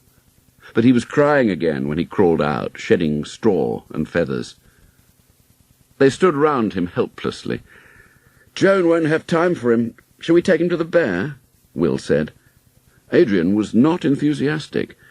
Left in charge of his brothers, he too often found himself kicking his heels in the Hart Royal, while they caroused with friends. It had been interesting, but not much fun. Poor Dick. God keep his mammy safe. "He can sit with Gerald's wife, perhaps," said Adrian. "She's raising 6. She'll understand." They trailed down to the inn. The bear was almost empty, most of the usual customers being out in the woods to bring home the May. And Adam was, they supposed, with David. He would never leave his old friend to go a-maying. Gerald's wife swept up Dick and bore him away to her kitchen. "He can stay here for the night," she said. "I'll put him in with the others, poor babe, but if he curls up with the dogs, I'll not disturb him. They're like puppies at that age anyway." They took a drink, more for companionship's sake than pleasure, lingering unhappily over it. Gilbert sprawled on the bench, elbows on table, and tried to seem manly, prefacing every remark with oaths that would have made a shipman flinch. What they all wanted was to be very small again, with a lap to climb into, and thought enviously of Dick in the kitchen, pillowed on the cushiony bosom of the innkeeper's wife. Henley Street was hushed when they walked unwillingly home again. There was no sound but the voice of the bellman telling the hour in Merepool Lane. The house was eerily still. "Is all well, do you think?" said Adrian. "I hear no weeping. They'd have sent to find us if aught had gone amiss." Will laid his hand to the latch. Before he could lift it, the door was swept open from inside, and on the threshold stood Joan, holding up a candle, but luminous herself with joy and self-importance, to tell them that their mother lived, and they had a new brother. On Sunday, John Shakespeare came to church for the first time in a long while, and after matins he stood at the font with Will, Gilbert, and Dick. Joan carried the baby, who was baptised Edmund after his uncle down from Wilmcote for the occasion, standing as godfather. He had ridden over alone, to Joan's disappointment. She was named for her aunt, but if Aunt Joan had been there, she would not now be standing at the font herself to receive Edmund back from the parson. She tried to look solemn and pious, but when she turned to face them all, she was beaming helplessly. Will felt he could safely assume that he was at last forgiven for his part in the slaying of Dorcas. Edmund was screaming passionately. A good sign, people said, approvingly. Had he remained docile, Will guessed they would have said the same thing. It was only kind, whatever they might think privately. But Edmund, so far, was a promising baby, healthy and pink, with signs of the family hair, dark and frizzled. If Mother were willing, and he'd better not mention it until her lying-in was over, they might perhaps borrow him for the final moments of the play. It was easy enough to produce a swaddled cushion for an infant on stage. He'd seen it done. But when Giles Butcher, as the gentlewoman, came on to announce with a final flourish, "My lord, prepare to arm yourself with joy, the Duchess is delivered of a boy," how much more realistic if he carried Edmund in his arms. Edmund could be let out of swaddling for the occasion. He might even wave a tiny fist. Then, when the Duke proclaimed, "Put off all grief, this doleful night is run, salute the morn of our new-risen son," he could hold up the baby, his new-risen son. It was a good play on words. Will was rather pleased with that. Then for the dance, which reminded him he must do something about the music. Every time he heard the turgid moans of Jakey's bagpipe, he made a note to do something about the music. If Jakey was set on playing, he could furnish something in the nature of a dirge off stage when the Duke learned of Francisco's death. Philip did not attend the next rehearsal, but Stephen reported that poultices seemed to be bringing down the swelling, although his fever did not break. Giles doubled for him with unseemly eagerness, having been offered Fabio as a sop to his wounded pride. He was hoping, no doubt, that Philip would be indisposed for so long that the part would become his by default. Stephen relinquished it with bad grace, and went back to being a wife. "How now, friend Valentine?" Giles trilled. "Tell me how things stand between the Duke and his two noble sons." Antony told him at length, explaining how the identical twin infants had grown to be strikingly dissimilar men. The necessity for this speech became apparent when Hugh and Adam entered with their wives. Hugh must have a beard, Adrian decided. Twins? They didn't even look like brothers. "I must a while attend his noble grace," Antony declaimed, "but lately come from his new marriage bed."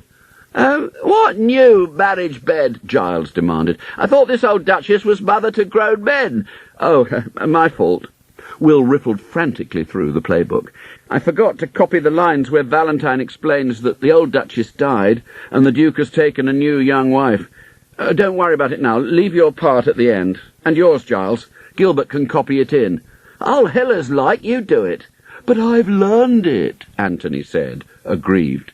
"Well, then you'll have to unlearn it," said Will. "The play makes no sense unless we know the Duchess is not the mother of these men. Oh, we've been through all this. How can Henry play mother to Adam?" "You're playing his father," said Gilbert. "Yeah, I shall have a beard. The Duchess has no beard." "I don't need to have a baby," Henry ventured rashly. Will and Adrian rounded on him. "Yes, you do. This is a Whitsun pastime," Adrian said. "It has to end happily." "I thought it was a tragical history," Henry said. "It's a load of old rubbish," someone said, keeping his head down. "Oh, well, if that's what you think of it," Will cried, making as if to rip the playbook in half. "No," Adrian snatched it away. "It's enough of a rat's nest as it is. I wish you'd let it alone. I'm the book holder. God's teeth, will you all get back to your places? Fabio and Valentine. Valentine, that's you, Anthony. Stand back where you were. Duke, Will, come in with the Duchess. Good Valentine, good Fabio, welcome both." Will spoke his lines in toneless lumps, as though he'd no idea of what they meant.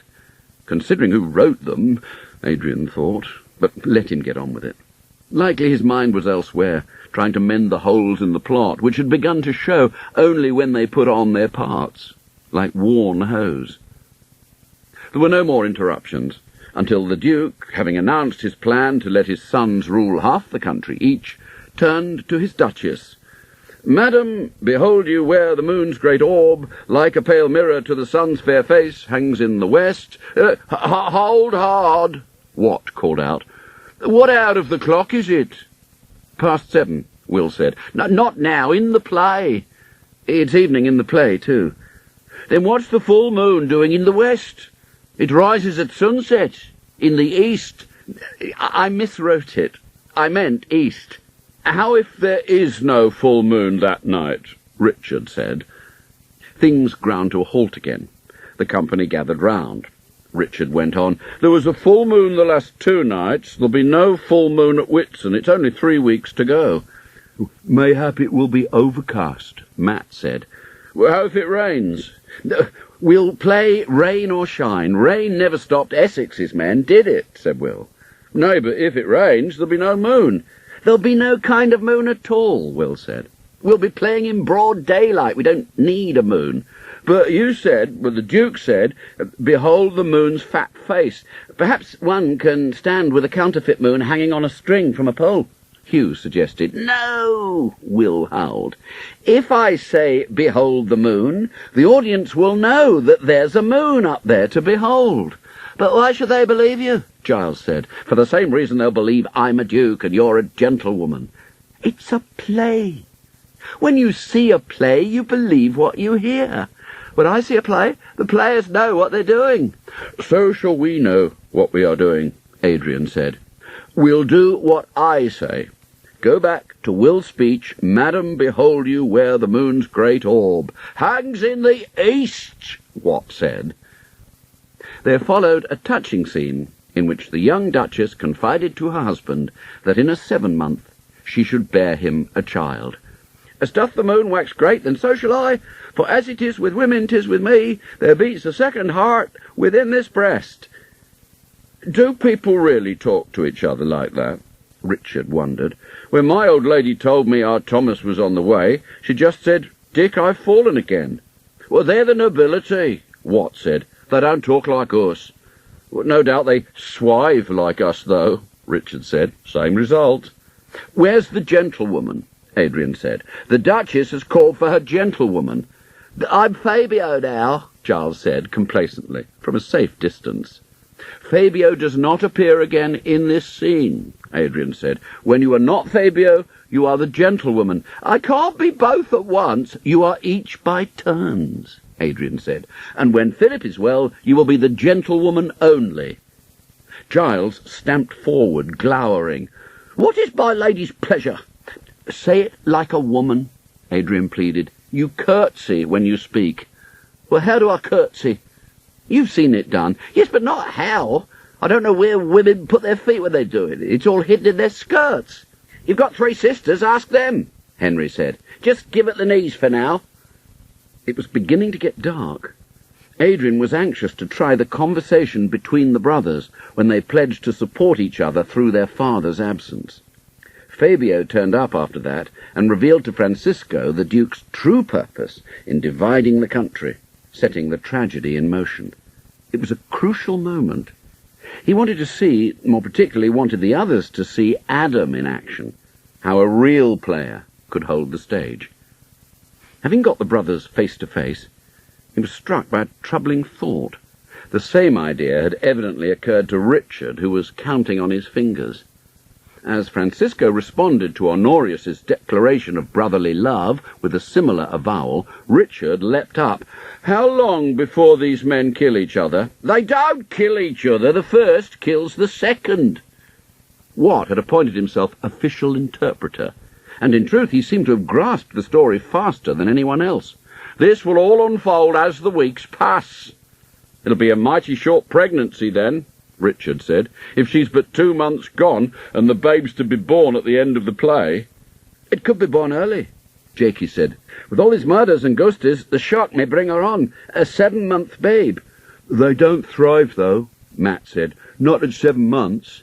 "I don't think this matters," Adam said. As usual, all argument ceased as soon as he spoke. "All we need is for Will to write in a line or two, 'Now 7 nights 9 have passed,' or some such." Richard, the mathematician, was at it again. 63 days? Why 63 days? Oh, some such, I said. Adam was showing signs of irritation, rare for him. Adrian thought of those precarious humours. "It could be 7 nights 12 or fortnights 4. It's only to show that time has passed." "Will Henry have to wear a great belly under his skirt?" Stephen said, lasciviously, "one that waxes greater as time passes." "That I'll not," Henry snapped. "I'm not seen again until after the baby's born." "Yes, you are. Outside Francisco's gate after the murder," Will said. "Look at your part, for God's sake. After the baby's born, you're not seen at all." "Perhaps you die in childbed," Giles suggested. "Nay, it has a happy ending," Watt said. "Now shut up, all of you. Adam was in the middle of his speech." "Why are you in such a hurry?" George demanded. "When these noblemen are done talking of noble things, why, then it's our turn," Watt said. "Haven't you studied your part neither, George Wainwright? And you able to read? When the brothers go out, ex-hunt, then on comes Barnard and Tobias, their servants. That's you and Richard, and I, Ralph the Clown, and we have some excellent fooling." "We'll be here till doomsday before we get any kind of fooling at this rate," Matt said. "And speaking for myself, I can fool as easily at the Bear or the Hart Royal as I can here in the churchyard." "I don't think we'll get to your scene tonight," Adrian said. "The light will be gone soon, and we can't play in the dark." Then why are we here?" George said. "Why must we listen to all these others and never speak ourselves?" "So that you get to know the whole play, and not just your parts in it," Will said. "Maybe then you'll all stop asking damnful questions." He had repossessed the playbook, and was making further adjustments concerning, Adrian hoped, the length of the Duchess's pregnancy. Chapter 9. David died in the night. No passing bell rang, but the news spread quickly through the company, who turned out on the morrow evening to follow him to church for the last time. Gerald, the host of the Bear, paid for the bell and Paul for the old man's final journey. They stood at the graveside to bid him farewell, Jakey at a respectful distance, ready to spring into action as soon as the mourners had gone. Will and Adrian had arranged a rehearsal for that evening, but it was delayed by a day out of respect for the dead harper. "Did he die in his sleep?" Will asked Adam. "In a happy state, I think. He did not know whether he woke or slept, but he was at peace." "Even without a priest?" Adrian said. "Aye, he had a priest." Adam spoke quietly. "He died shriven." "How? Where?" "It was after midnight," Adam said, "the moon behind the clouds. He was uneasy at first, hearing owls, begging that we should soon be on our way, so as to reach the Holy Brothers in time. So I told him, 'Have you forgotten, Davy? We reached the Brothers yesternight. This is the hospital of St. John Baptist in Warwick.' So he asked me to fetch one of the brothers to him, And so I went out. And when you came back he had died? What could you have done otherwise? Fetched the parson? Will said. I found a priest, Adam said. I came back with a little sweet oil that I had by me from the apothecary, and a little wafer of bread that may be got anywhere. Then, in the darkness, I sat by him, hooded, in the person of a priest, and heard his confession. Then I anointed him, and gave him the viaticum, and held the crucifix before his eyes. The moon came out just in time. His eyes were dim. He saw the cross, not how I had bound two laths together, nor that there was no dying Christ upon it. And then I saw that it was time, so I opened the window, and he knew that his soul might depart in peace through it. And out it went, into the moonlight. You played the priest, Adam, Adrian said. He felt that he ought to be shocked, but he was not. To let a good old man die in his own faith, yes. I did ill in the sight of God according to the church. Perhaps I have committed a hanging offence or a burning offence, but who was harmed by it? David thought he was off to purgatory, but he knew his friends would pray for his soul and speed it soon to heaven. Well, now we are told there is no purgatory, and we living can do nothing for the grateful dead. Is Davy standing before the judgment seat now as we speak, or does his soul sleep until the last trumpet is blown on doomsday?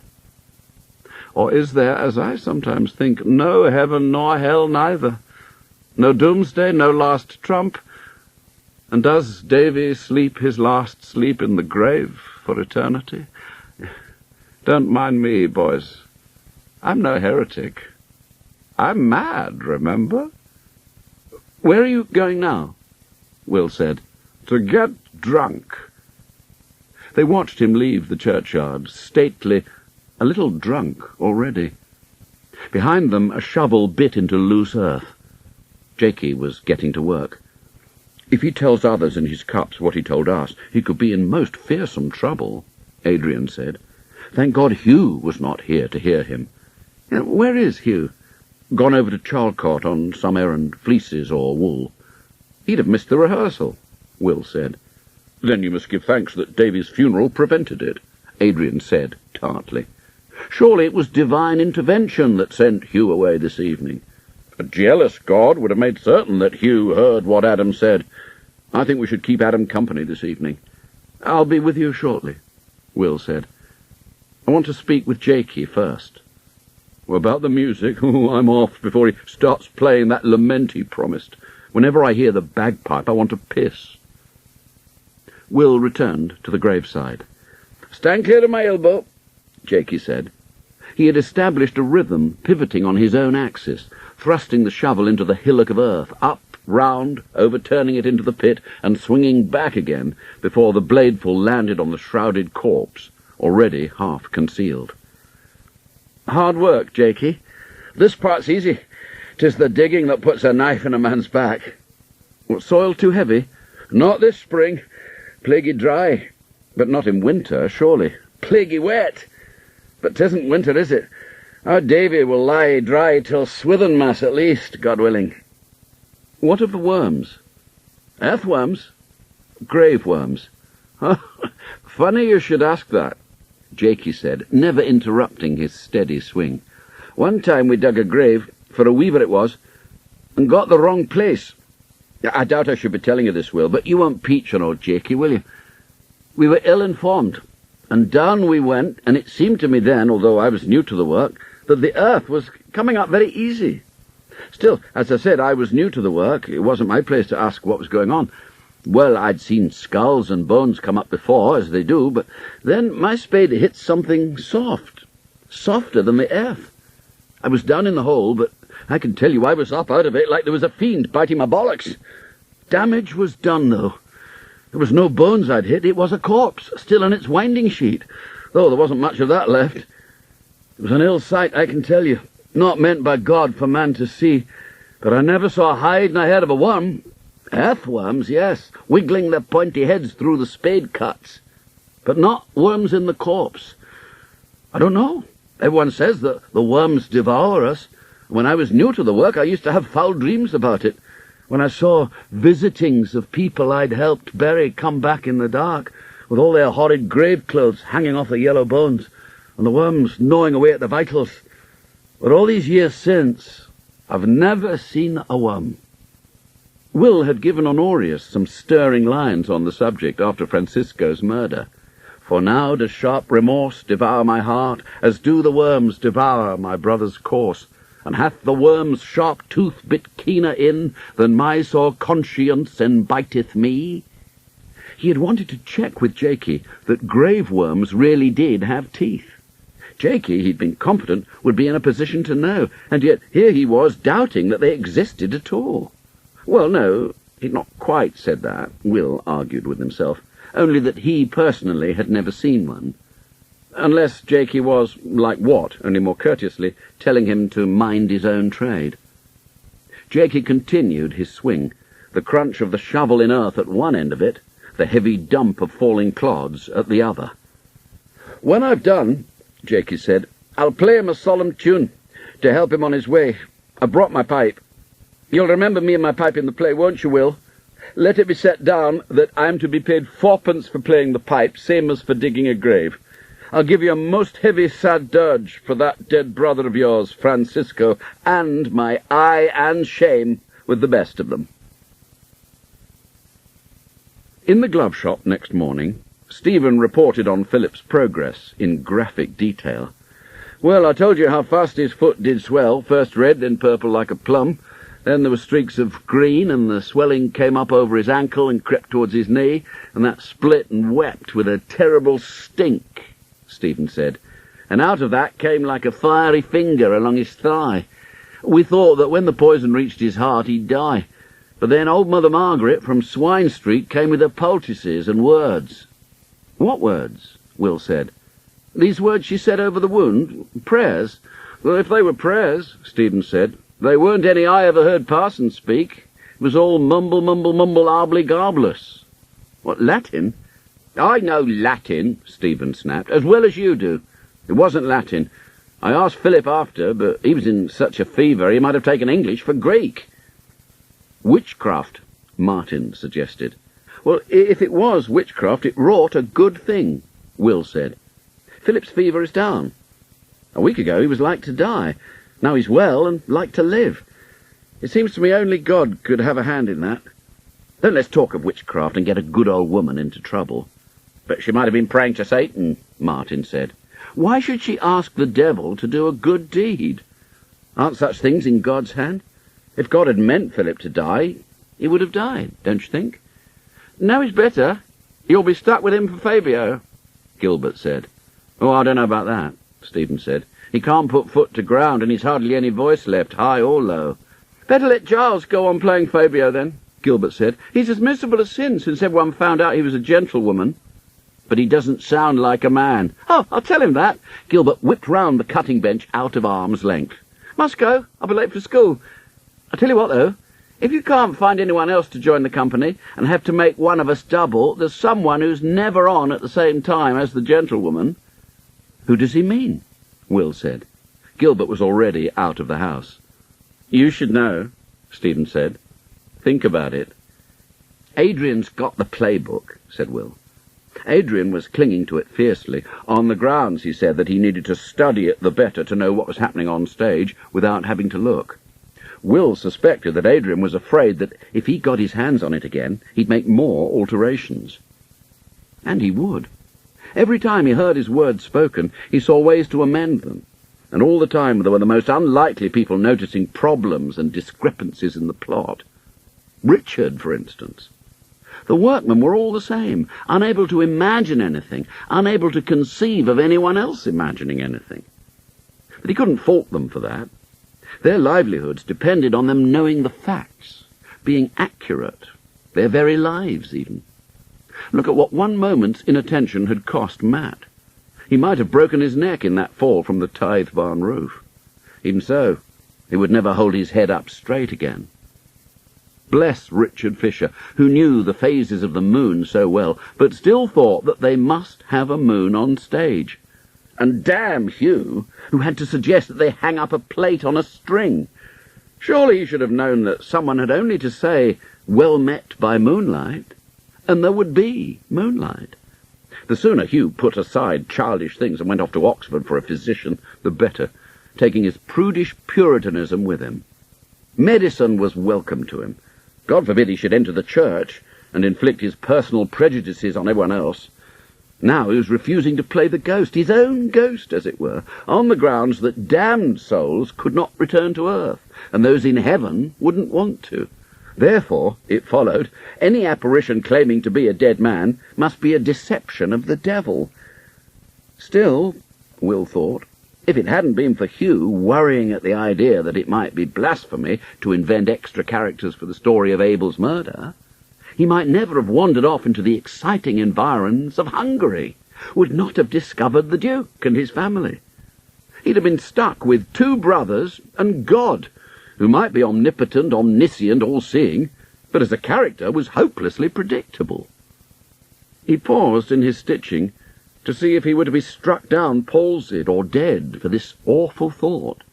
But God, as he often suspected, had other things on his mind than Will Shakespeare's errant musings. Either he was counting falling sparrows, as the scriptures insisted, or he was steering the planets in their courses. He left it to men to burn, flay, dismember each other in his name. And there were men in Stratford, he knew, who might have nothing better to do, take it upon themselves to hound harmless old Margaret Hope for a witch, because she knew more than they did. Philip could have lost his leg or his life without her intervention. Adrian had spoken of Philip dying of shame if they took the part of Fabio from him. How easy it was to speak of death. How easily death came among them. At mid-morning, a youth was shown into the shop. He stood in a shaft of sunlight, golden, immaculate, his hair and little beard sparkling with red lights. His hose were unwrinkled, his doublet fitted like a second skin under his short green velvet cloak. He had the colouring for green, and knew it. Will had never seen so many shades of green in one outfit, down to his belt and the purse hanging from it, which he recognised as being of their own manufacture. So this lad might look as though he'd stepped down from gilded London among muddy yokels, but he bought his trappings from John Shakespeare at the High Cross on market day. "I've come for the gloves," he said.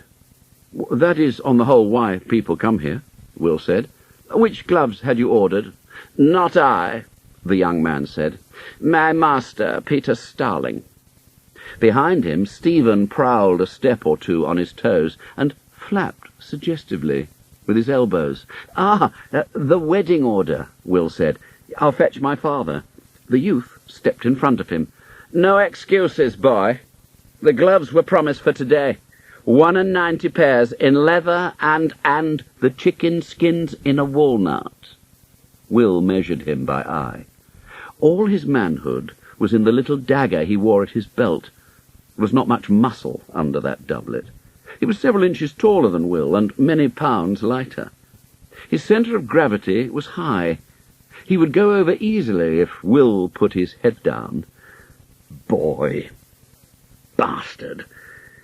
Well, normally we don't keep anything so curious lying about in the shop," he said, gritting his teeth. "If they were promised for today, then today they will be ready. We didn't gain our reputation by disappointing our customers." "Which reputation would that be?" "The reputation," Will said, holding his right fist down with his left behind his back, "that led your master to order his gloves from us, and not from Quiney's down the street. Stand aside, if you please. By what name shall I announce you, swine snout?" The young man blushed. "Master Capon." Stephen's chicken impersonation reached new heights. What a pity he was not in on the excellent fooling with Watt and his gang. "Capon," Will said, deliberately. He went to the door and found his father crossing the passage to the hall, close enough for him not to have to raise his voice overmuch, when he said, Father, here's one Master Capon come for his chicken-skinned gloves. Even John Shakespeare had trouble keeping a straight face.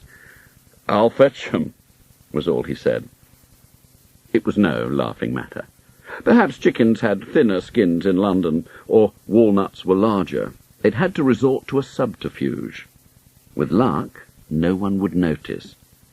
Father came back carrying a little box, which he laid on the bench before young Capon. They gathered round, Stephen now serious, as it was opened. Inside, on a pad of blue velvet, sat the walnut. It had been gilded, a tiny hinge set in the shell, so that it opened like an oyster. "Show me the tree where such walnuts grow." Spanish, I believe, Will said. They had contrived the cover story in advance. "Ah, well, we're always on the lookout for such prodigies," John said, knowing how popular they are for housing favours and notions. He managed to imply that there was a constant demand for gilded walnuts. "They're pleased to open it, Master Capon, but pray do not take out the gloves. They have been cunningly rolled." "Well, how can I tell if they be perfect?" "Because they come from the workshop of John Shakespeare." He dared him to contradict it. "The 91 leather pairs are packed and ready. Do you want to try them all on?" Capon was still marvelling at the walnut, as well he might. In despair, they had resorted to Martin's brother for secret assistance. The walnut was carved from the wood of that same tree to specification. A goldsmith had gilded it. The workmanship was masterly. If Capon, or Peter Starling himself, or the future Mistress Starling, were to be foolish enough to pick off the gilding, they would discover what lay beneath.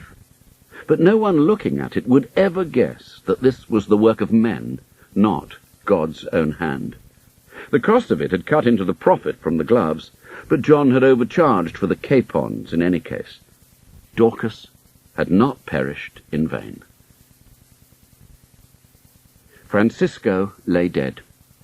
Honorius had not meant to slay him, but at the height of their quarrel he had swung his staff dangerously close to his brother, who had drawn his dagger.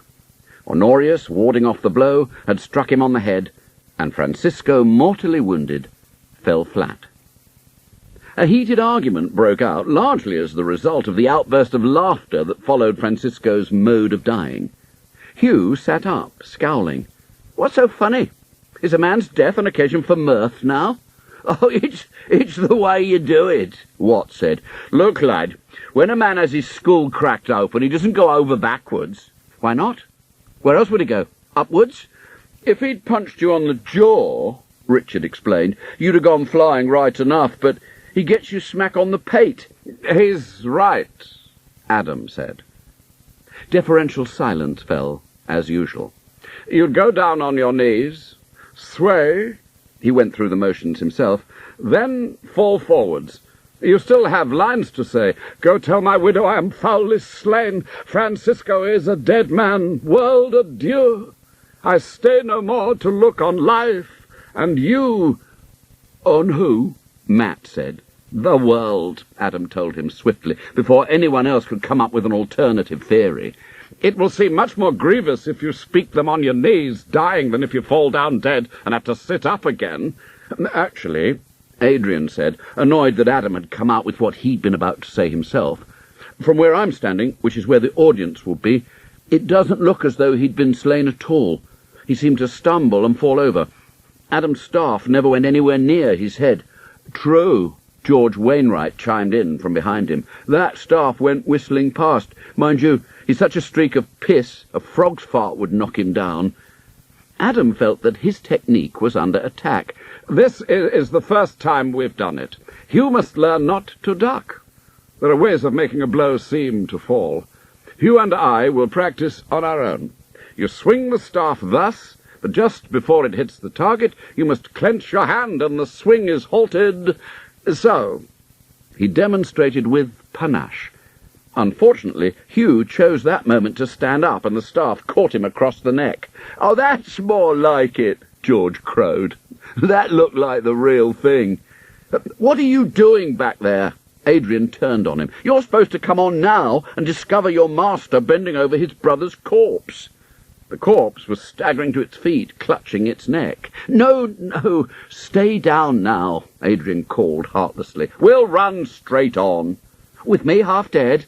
"It's more lifelike than it was before. Sink to your knees, say your words, and die, for God's sake. George, get ready to go on when he's done dying." "No, not now. Let him finish." Hugh croaked out his last words and collapsed, George hopping from foot to foot with impatience, while Adam, a murderer by mischance, stood aghast, clutching heart with one hand, brow with the other. George pranced on. "I stay no more to look at life and you. Enter Tobias. Did you not call me master? Lord, what's this that lies in horrid welter?" No, you don't say I stay no more to look on life and you. That's your cue. You don't say, enter Tobias. That's what you do. "But it's all writ down here," George said, waving his paper. "That's so you know who speaks before you come on." Watt called. "Remember at the beginning, when we all come on together?" "Aye, but we were all together. I didn't have to remember that. Adam here said, 'Come on, George,' and on I came." "Well, you're on now," Adrian said. "Just say your line." No, don't go off again. Stay where you are." George stood like a scarecrow dangling from a post in a field of rye. "Did you not call me master?" He raised one arm stiffly and pointed. "Lord, what's that lies in horrid welter starkly there with both eye ope and fixed at thy feet? My brother had a seizure and fell dead. He's bleeding at the ears. 'Tis often thus." "How do we make him seem to bleed?" Richard asked. "Go away, you're not in this scene," Will said. "Look, he's still saying his part, cues and all. Adam never gets a word in." "They use pig's blood, so I've heard," Watt said. "What? Kill a pig in May just for counterfeit blood?" Richard was scandalised. "Or maybe in London." "We'll get some pigment from the dyers," Will said. "Look, Adam's right. Let them rehearse together, all three, the quarrel, the murder, and Tobias discovering his master with the corpse. They drag it by the heels." "By the heels?" The corpse rose up again. "I'll not be dragged by the heels." "Well, by the hair, then, if you prefer," Adrian snapped. "Or by the ears, it's all one to me. You're dead. Tobias buries you privily, but we don't see that. We'll go on to the next scene. Next scene, Duke, Duchess, Fabio, Valentine, gentlewoman, on. At the gate of Francisco's house. Then enter Francisco's wife." Was anyone going to believe that Will was Adam's father, even disguised in sheep's wool? Which reminded him they better set about procuring properties and costumes. In a real company, these will be the most valuable things they owned. Here it would be a matter of begging and borrowing, though what woman would be happy to lend her finery to be tramped about in by 3 schoolboys and an apprentice? Apart from Mistress Pickering at the Hart Royal, whose girth was legendary, was there a woman in town whose clothes would fit Giles or Henry without splitting? He'd have to canvass mothers and sisters to get busy with their needles. Now that he knew his lines, Will spoke them with more conviction, also eager, perhaps, to prove to Adam that in him, at least, was one who knew what he was doing. Henry held his hand reluctantly by the fingertips, while Giles, determinedly flat-footed, plodded behind. Will spoke. "How soft the setting sun, like to a nurse, bestows her rosy mantle o'er these walls, as on a cradle where the suckling babe nests for the night. Indeed, a tender sight! But thought you not, my lord, to see your son ride forth to greet us ere we reach this place? My good Francisco finds the cares of state distract him sore, but here comes one in haste," Will said. Nothing happened. "Here comes one in haste."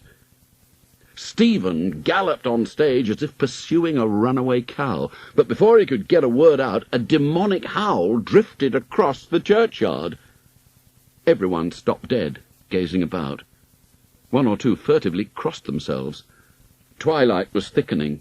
The mist was creeping up from the river in serpentine tentacles, like the wraiths of vipers. The wail rose again, as from a dying lung full of phlegm. From behind a buttress, a pale figure drifted towards them, moaning hideously. "Jakey!" The gravedigger stopped, and the moan subsided to a grunt. Adrian bore down on him. "Jakey, what the devil are you doing? Is it not now I play my hearty sad dirge? I saw the man kill his brother, twice," he added. "No, it is not now," Adrian said. "But he's dead. I spoke to Will at Davy's graveside. He is to put in a heavy dirge for me," he said. "Oh, did he? Well, wherever he's put it, it won't be here." Adrian seized the bagpipe by the throat to jerk it from Jakey's embrace. Jakey clung on. Deflating, it exhaled a ghastly death rattle. "Jakey, get this whoresome bladder out of here. If I hear it again, I'll shoot it, I'll strangle it, I'll kick it to Jericho, and you after it." "What?" intervened. "That man's death is a murder, remember, to be kept secret. How can it be a secret if you come on whooping and hawking? I'll wager Will's written you a fine solemn part later on, when the death is discovered." "Do they dig him up then?" Matt asked. "We shall be playing on board, shan't we? How can we dig a hole in oak planks?" Jakey panicked. "Nay, I can't say words but aye and shame. I'll play my pipe. I can't speak." "You don't have any words," Adrian said. "Your part is all wheezing." "No need to speak ill of my pipe, master," Jakey said, cradling it like a baby. "It takes time to warm her up." "No one's speaking ill of your bagpipe, Jakey," Will said inaccurately. "But you are not to lay a finger on it until we tell you to, and we shan't be getting to your part tonight." "What about my part?" Stephen demanded. "Are we going to do this scene or not?" "Oh, what's the use of trying?" Adrian said. "It's almost too dark to see, and every man here must be up in the morning for work or school. Listen, all rehearsals are going to end like this, unfinished, scarce begun, unless we go straight through, no stumbling, no stopping, no arguments about who does this or what means that. Straight through. When each scene is done, I'll tell you what I think, and you can ask questions. Some of you don't know your parts yet. Some of you know too much of everyone else's part but your own. Yes, I mean you, George." Chapter 10. "Costumes and properties," Robert Croft said. "Well, of course you must have them, but surely they come out of the 9 and 7 pence. "Oh, of course they do," Adrian said. "No, we're not asking for more money, Dad. We just don't know how to set about it. Properties are easy. Swords, staves, jugs, flagons, they can all be contrived or borrowed. Giles and Will have got their sisters making beards, for those who cannot grow their own. And costumes, well, we need cloaks and robes and hats and ruffs, but such we can fashion out of our own things, with some laces and fur to dress them up. It's the women that's the trouble." "It always is," Robert said. "Ah, and such women, maidens to stir a man's hot blood. No, sorry, Father. 3 wives. One of them a duchess great with child, and a gentlewoman who looks as if she could throw an ox over a stile." "You aren't seriously keeping young Butcher on as a gentlewoman," Robert said. "He's hoping we'll keep him on as Fabio," Adrian said. "And we would if only he didn't pipe like a titlark." "Oh, does that matter so very much? After all, doesn't Anthony play Valentine?" "Well, yes, but his voice is low. He can pass for a man of middle years." "In the dark with the light behind him. You'll never borrow a gown to fit across Giles's shoulders," Robert said. "If only your mother was still alive, she could whip up a wedding gown out of a sheet." "Oh, talking of sheets," Adrian said, "we have to dress a ghost." "Well, why do you need a sheet?" "Well, that's what Will's written in the playbook. Enter the ghost in his winding sheet." "But isn't it the ghost of Francisco, foully slain and privily buried in a ditch? Don't tell me his guilty brother stops to wrap him in a shroud." "Well, it all happens off stage, since we can't dig a ditch, as Matt points out. No, the real problem is, Hugh is playing Francisco, but he won't play the ghost because he said it's contrary to Holy Writ that a man's spirit should walk the earth. So we plan for the ghost to be played by someone else wearing the sheet. I don't know who. We're down to 13 players now. Philip is ill, and 2 of the others wearied of crying aye and shame, and went home." "Well, wouldn't it be easier to have someone else playing Francisco and the ghost, someone who doesn't have Hugh's scruples about causing offence in heaven?" "Well, it's a bit late for that, Dad. I'm surprised he still wants to be in it at all, but at first he thought it was going to be a plain story, Cain killing Abel, and he was quite happy to be Abel. The story grew under his feet once Will got to work on it. I think by the time we finished, he'll be against all plays." "Oh, I don't know where he gets his Puritan notions," Robert said. "Your uncle has never cared much for the good life. This winding sheet, I take it you'll have it sorely rent by many wounds, and streaked with blood." "Something like that," Adrian said. "The more blood, the better." "Then you'd better beg a sheet that's seen some wear. I'd suggest Mistress Pickering. She's not over-particular about the company she keeps, and her sheets will have been very well used. Do you know that old tale of the bawd and the knight who kept his spurs on? No? Yeah, no. Well, never mind. I shouldn't be the one to tell it to you. Ask at the Bear. They're sure to have some old and torn. What will you do for blood?" "Real companies use pig's blood, I'm told. But all we need for the murder is a little madder to smear in Hugh's ears after he's slain. I can drag the sheet around the shambles." "I'll see what I can do about your wives and duchesses," Robert said. "As for the gentlewoman, I'd advise a smock with a bodice laced over it. You'll never get jars into a gown. Anything else?" "We need a pipe and tabor man for the dance at the end, and perhaps for a jig in the middle, when Watt and the servants do their fooling. Watt's worked up some fine business with a ladder and a laundry basket. Will didn't like it at first, because they wouldn't stay with what he'd written for them, but Watt soon put him right. It's much funnier now. And Jakey's bagpipe will not suffice, even with Watt in full flow." "Oh, don't!" Adrian clasped his ears. "It sounds like swine being butchered. It sounds like souls in torment. It sounds like the rape of the Sabine women. I can just about stand it when he's actually playing. It's the warming up that's not to be endured. He might as well stick a reed up a peacock's arse and blow. He'd get much the same noise. No, Jakey will do very well for the dirge, which we've only put in to make him happy, and perhaps for the ghost, and perhaps not." "Well, doesn't it speak?" "Only to cry, 'Honorius, dishonoured Honorius.'" "Well, how shall people know who it is, then? If Hugh is not to play it, I suppose you won't be able to show its face." "Oh, Honorius speaks to it. No one else can see it, you see.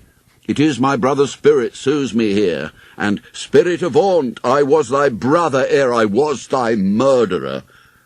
So you need not show it at all." "That's a thought," Adrian said. "You mean just have Honorius gibbering and pointing and seeming to speak to thin air, as if he were run mad?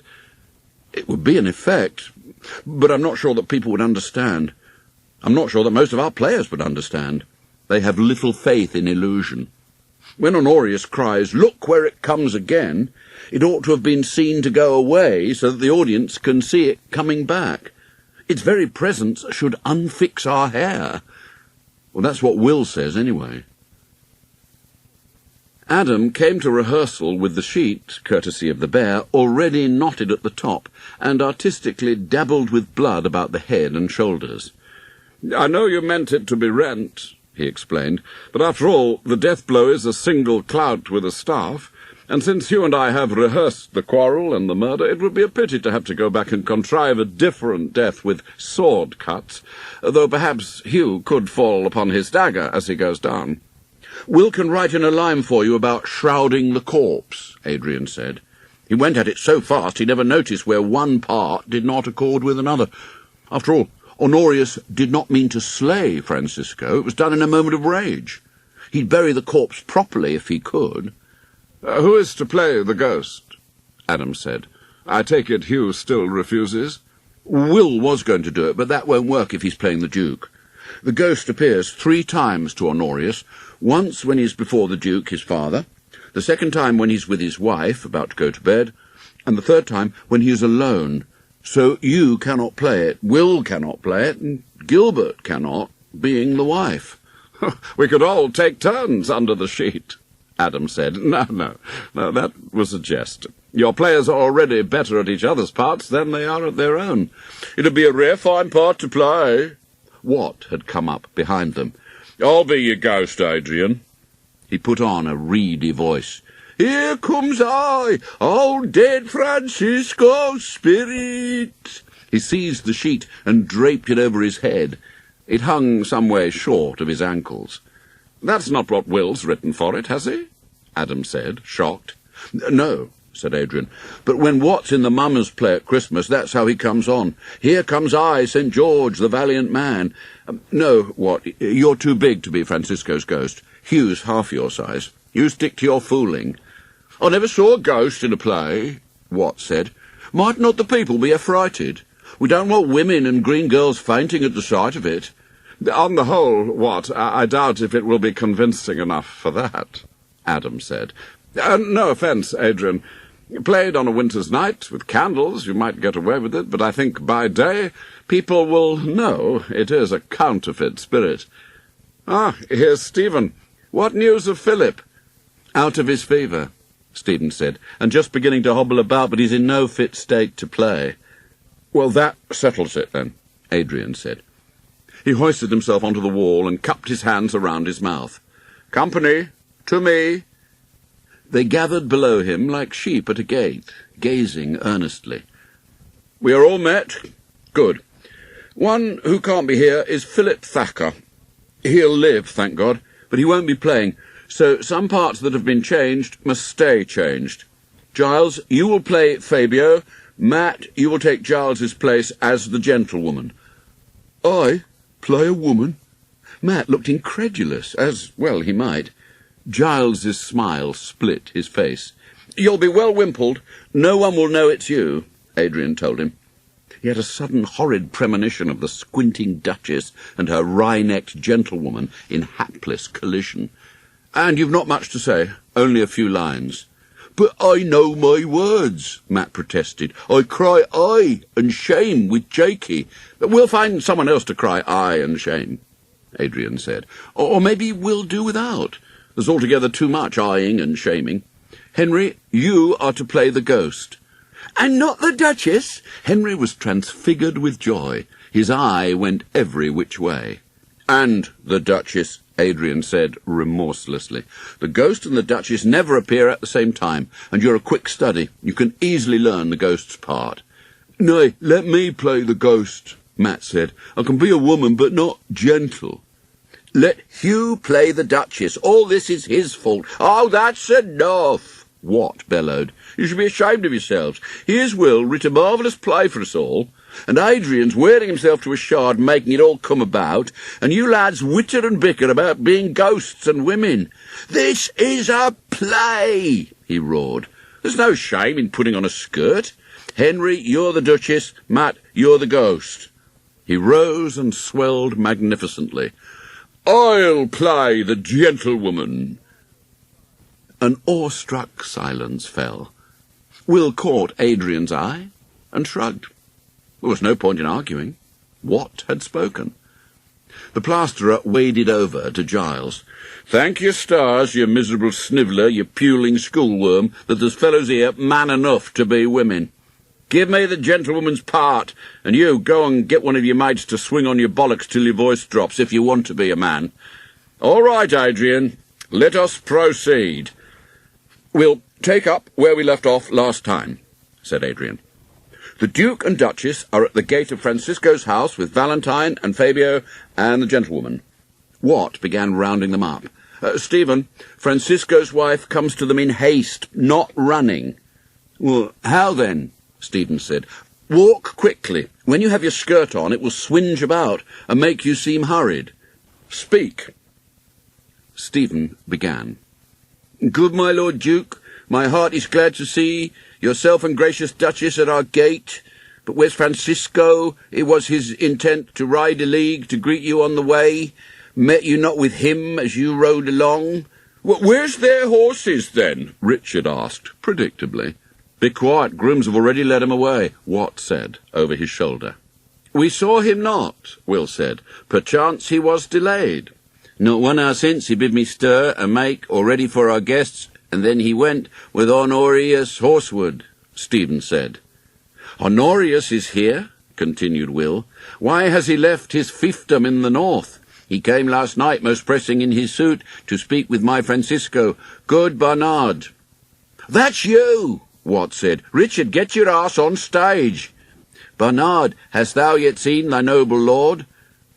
"He and his brother, Lord Honorius, went to the stable where they talked a while. I have not seen him since Honorius bides fast in his chamber, Richard said.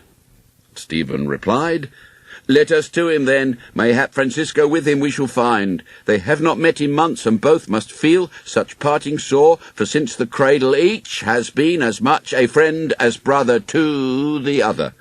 Daughter, be not so dismayed. We will go in, and haply find the twain made four with friendship and with brotherhood. What the hell does that mean? Gilbert said. Made four? If you imagine friendship and brotherhood as persons, with Honorius and Francisco, that makes four, Adam said. You need a tally stick to follow this play, Gilbert muttered. The players were shuffling off. Watt in the rear, with his hands up like paws, level with his shoulders.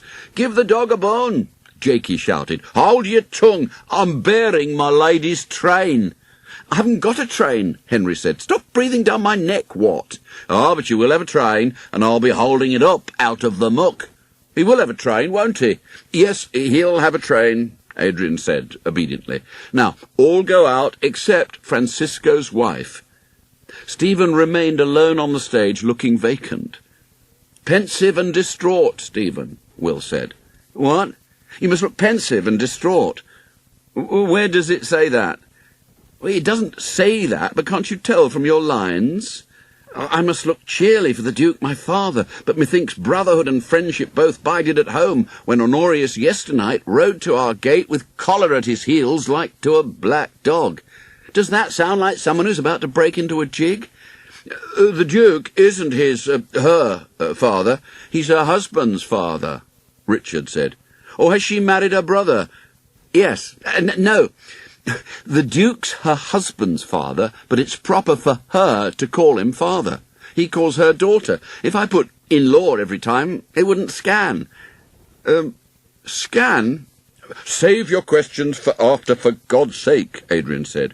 Stephen, get off. We'll do the scene where Honorius meets the Duke and the ghost appears. Well, I haven't said my lines yet, Stephen said. Will said them for you, near enough. Exit. Go on. Next scene, a chamber in Francisco's house. Enter the Duke with Fabio and Valentine. Enter Tobias.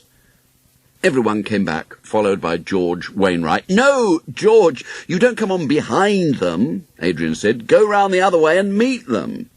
George set off in a wide circle. No, just come in from the other side. Duke, Will, begin. Tobias, to your Lord Honorius go, and bid him join us here, for we knew not that he did bide in good Francisco's house. Ay, my good lord. George scuttled off. Antony, as Valentine, gazed after him. What ails the stammering knave? His colour blanched like candlelight at dawn when you did utter good Francisco's name. They might have been discussing someone who'd failed to show up for a game of shove-groat at the Bear. But when Adam appeared as Honorius, everyone put on their parts, for he wore his as comfortably as his coat. Enter the ghost, Adrian said. Matt, that's you, come on. Matt had put on the sheet, eager to do the thing properly. Entirely shrouded, and unable to see where he was going, he advanced crabwise, cannoned into the Duke, and veered off steeply. Matt, leave the sheet for now, until you know where you have to walk. Remember, no one can see you. Well, can't they? Matt said. Why am I here, then? I mean, only Honorius sees you. What about the audience? Oh, yes, they see you, but in the play you appear only to Honorius, your murderer. When did he murder me? I was never on before. He murdered his brother, that's Hugh. You are the brother's ghost. Am I? Well, whose ghost did you think you were, for God's sake? Oh, just one passing by, like the headless man in Swine Street, Matt said. Now I understand. I doubt it, Adrian thought.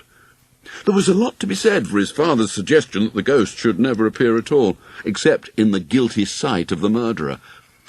Just say, Honorius dishonoured Honorius, wait until Adam speaks to you and points, and go off again. Can you remember that? Oh, 'tis a mouthful, Matt complained. Honest Dinosaurius, exit, he added cleverly. They took it to the end of the scene, where Honorius, quaking and stuttering, declared his intention of returning to his home in the north. Fabio and Valentine were fallen into serious suspicion. Tobias and Barnard, once comrades in foolery, were now at each other's throats, and the Duke deeply perturbed. No sooner had Honorius left, with Tobias behind him, than Francisco's wife came staggering on, wringing her hands, to announce that her husband's body, its skull shattered, had been found in a ditch, wrapped in a bloody sheet, by his own faithful hound, while Jakey's bagpipes skirled in lamentation. For one miraculous moment, Adrian believed what he saw, and, as Will had predicted, the hair rose on the back of his neck, unfixed. The yard of the Swan was twice the size of the one at the Bear, with galleries on 3 sides. Adrian and Will felt guilty about deserting the Bear, but there was scarcely room in the yard there for the Morris to perform. And the choice was none of their doing. Once the council had approved the play, Robert Croft had undertaken arrangements. "If we erect the stage in the centre of the end gallery, you can use the chamber behind it for a tiring room," he said. "There'll be curtains hung across to conceal the actors off stage. Those who wish to pay extra to sit can line the galleries. The rest will stand in the yard, as usual." "How wide will the stage be?" Will said. "Well, it's the one they put up for visiting companies, 4 yards by 3. Master Jarvis says you may rehearse in the morning if you can get here by first light, and I think you ought. Your men are used to wandering about all over the churchyard. They'd better find out in advance how it feels to be walking on solid boards, and to discover where the edge is. We don't want anyone falling off. How many more rehearsals have you?" 2, Adrian said, "not counting this last one on the morning of the play." "Enough, do you think?" "Oh, yes." He did not think it would be enough. If they rehearsed every evening between now and Whitsun, it wouldn't be enough. Between now and Lammas, come to that. But if they failed, it would not be for want of trying. Adrian was cheered to think how devoted his company had become. If only their devotion were not so misplaced. Even now that they were able to run through the whole thing from start to finish, he still had serious doubts about how much of it some of them understood. If only Will had stuck to the old Glover's play. Oh, but that was ungrateful. From an interlude with 6 characters, dealing with a story everyone knew by heart, he had woven this intricate tapestry of trust betrayed, brotherhood undone, an upright man driven to murder and exile. It was indeed heavy, but at least it would end on a merry note, with the dance to celebrate the birth of the Duke's son. Will was almost certain he could prevail upon his mother to loan them the infant Edmund, which reminded Adrian, "Father, the pipe and tabor man. Engaged, Jerome from Temple Grafton. And as Jakey will be otherwise occupied crying aye and shame with the rest of you that day, Jerome may play for the Morris as well." "Well, that should make them look less like a funeral train than usual," Will said. "How do you know about aye and shame?" "Oh, it's become a call around the town," Robert said. "People cry it at any excuse. For every man who says aye, another cries shame. You may find they join in when they hear it spoken from the stage." "It won't be," Adrian said, with relief. "We cut it out." Chapter 11. Whit Sunday dawned cloudy, and rain closed in by noon. Looking up at the tall windows during evensong, Adrian saw the branches of the churchyard elms tossing and straining in the sudden wind under their weight of wet leaves, which tore loose and plastered themselves like scabs against the panes. When the service ended, the congregation came out into a dank world of grey drizzle. The birds were enjoying it, but the air was chill, and the grass sodden underfoot. The wind had died down. He glanced across at the green plot trodden flat where they'd rehearsed during these last weeks. They would not tread there again. Tomorrow morning they would be treading boards in the yard of the Swan, and tomorrow evening... Will was a few paces ahead with his family. Adrian quickened his step. "Do you realize, Will, this time tomorrow we'll have done all we may. There'll be nothing for it but to go before the town and let them see what we have made. When I heard the bellman in the market calling "Oh yea," and he announced the playing of "Fortune My Foe" on Monday after Whitsun at 4 in the afternoon, I hardly understood that he was talking about us. What have we done? Well, this time tomorrow we'll find out, said Will. But look at it another way, if that frightens you, Adrian. Whatever happens, time will run on. If it rains, if there's riot and pestilence, if a crazed boar runs wild through the Swan Yard with an infant impaled on its tusks, if someone does fall off the stage, by Tuesday morning it will all be over. What kind of a reputation will we have left to live with? What will men say when they see us go by, Will? There goes that fool Croft who thought he could run a company. There goes that fool Shakespeare who thought he could write a play. There goes a baker's dozen of fools who thought they could act. Oh, no, leave out Adam. He can act. All goes better when he's on stage. I'll be sorry to see him leave when he moves on. Well, I suppose he will move on. Well, sure to. He has the summer ahead of him and 4 more months of his antic humour to run. I tell you who else can act, Adrian said. What? We were fools not to see that sooner. He doesn't play the gentlewoman. He becomes her. He's taller than anyone else, shoulders like a weaver's beam, feet like cowpats. But when he comes on as the gentlewoman, no one laughs. No one dares to. True, Will, but that's not why. He isn't funny. When he's the clown Ralph, he's funny. When he plays the woman, he's tender and gentle. We ought to have let him play the Duke. Not that you aren't very good in it, or Honorius. Well, and then who'd play the gentlewoman? Could he have remembered so much? I think he has the whole thing off by heart. Next time you write a play... Oh, there'll be no next time. I hope to God no one laughs tomorrow evening, except in the fooling. Amen to that, Adrian said. And pray for clear skies while you're at it. They had arranged for the bellman to rouse them at 4 of the clock, but Will was awake long before sunrise, and the sky was clear. A blessed, calm, milky light lay over the river mists as he leaned out of the upper window. Of the household, only Sir Solomon was up and about before him, strutting in the yard to rouse his sleepy womenfolk, but the elms were loud with early birdsong. He kicked Gilbert awake, dressed, and went downstairs, swiping up bread and cheese left ready the night before, and crept into the shop to collect his hat. The whole person of the Duke resided in the hat. Joan had done good work. Stitched into the crown all round was the long white wool, finely combed. At the sides she'd contrived fleecy extensions, the thick strands swept forward and knotted to rest under his nose, the ends teased out into full mustachios. It tickled, but it was better than a beard, which might work loose, and if a wind blew up, it should keep the hat secured. Gilbert came down, and they went out by the back way, letting the latch fall softly, and slipped round the side of the house to where Adrian and Hugh were waiting for them in the street. "Good morrow, your grace," Hugh said, seeing the hat. "Don't mock," Will said. "I never meant to play at all, remember. I thought writing the thing would be enough. If I'd known I was going to be the Duke, I'd never have written the speeches so long. I didn't know what I was undertaking." "It's a good play, Will," Adrian said. "Everyone thinks so. Everyone that's in it may think so. Today we find out what the town thinks."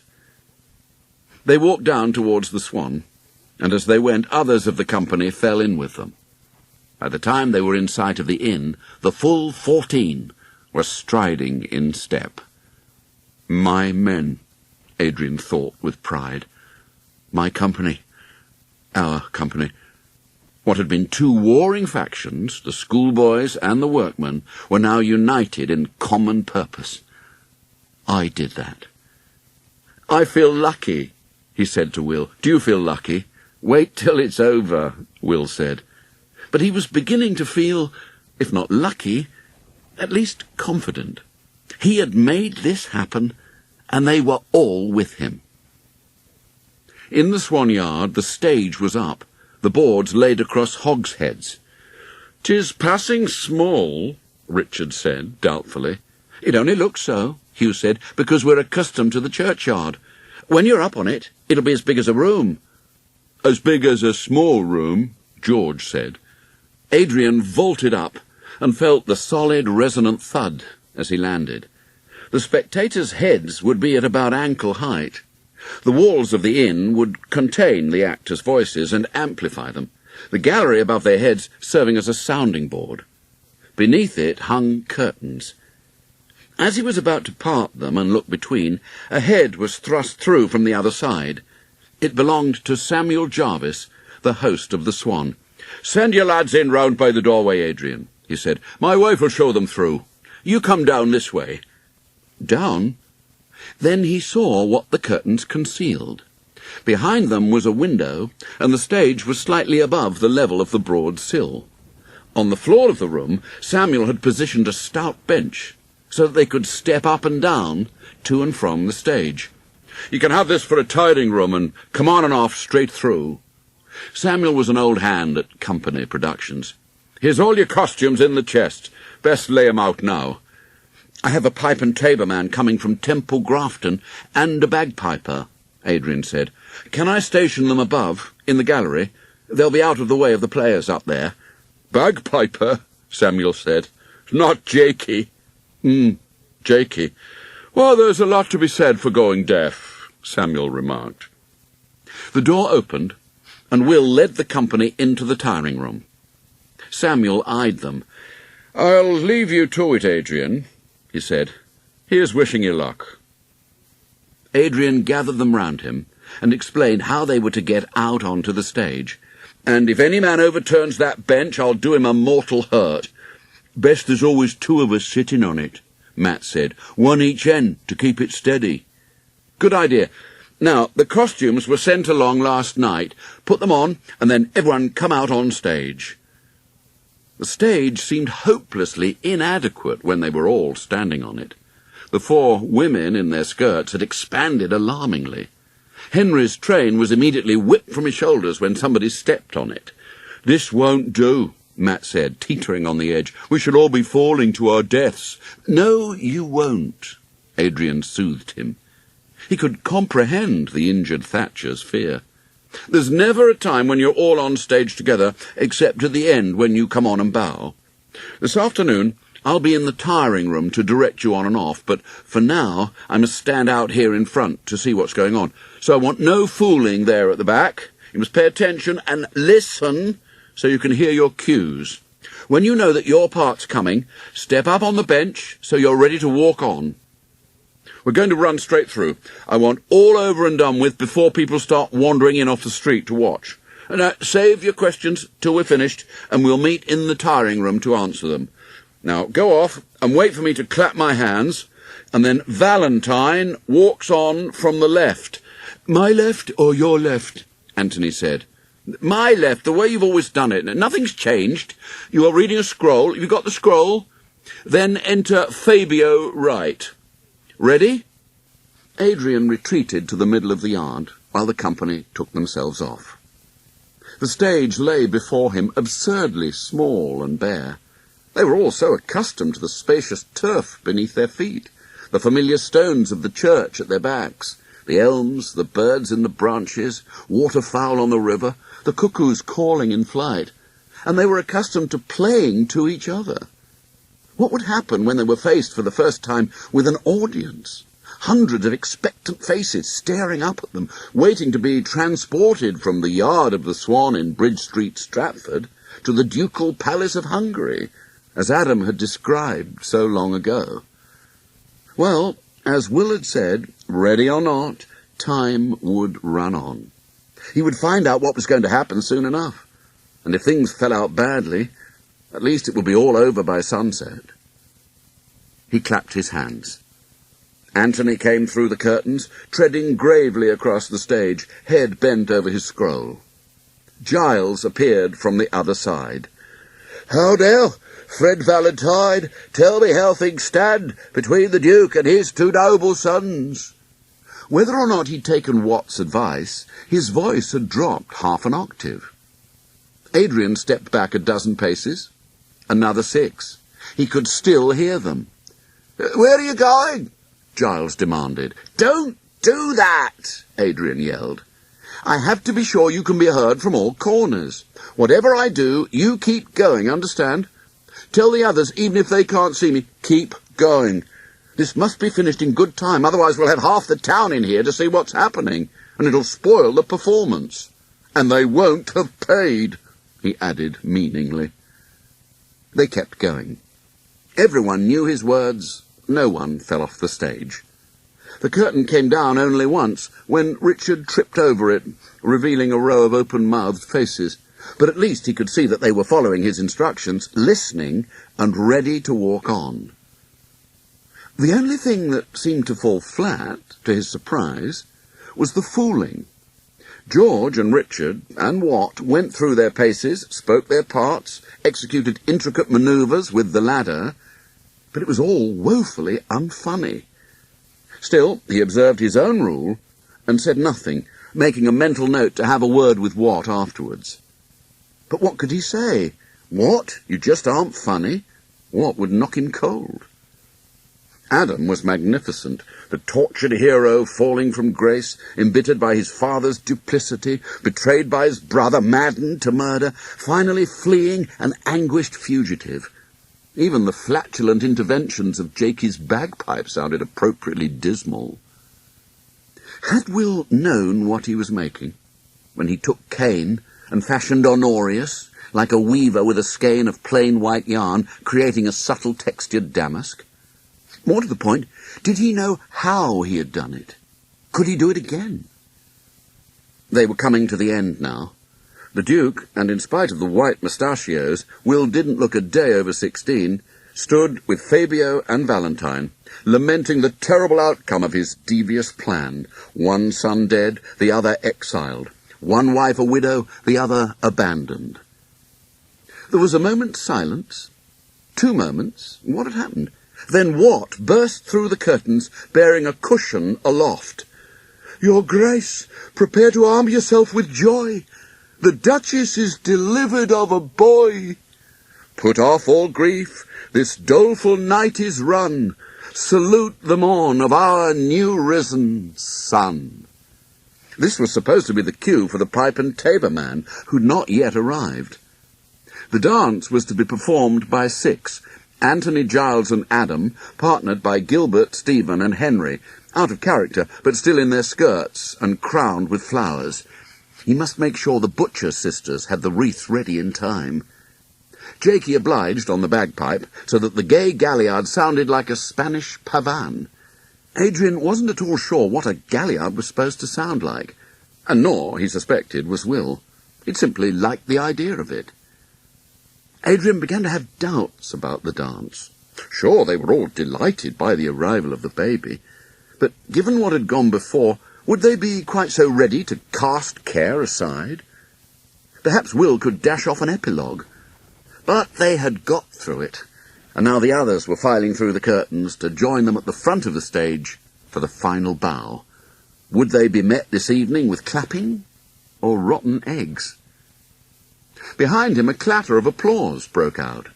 Samuel and his wife and 2 of the potboys had gathered to watch the final scenes. "What did you think?" Adrian said. "A fine show.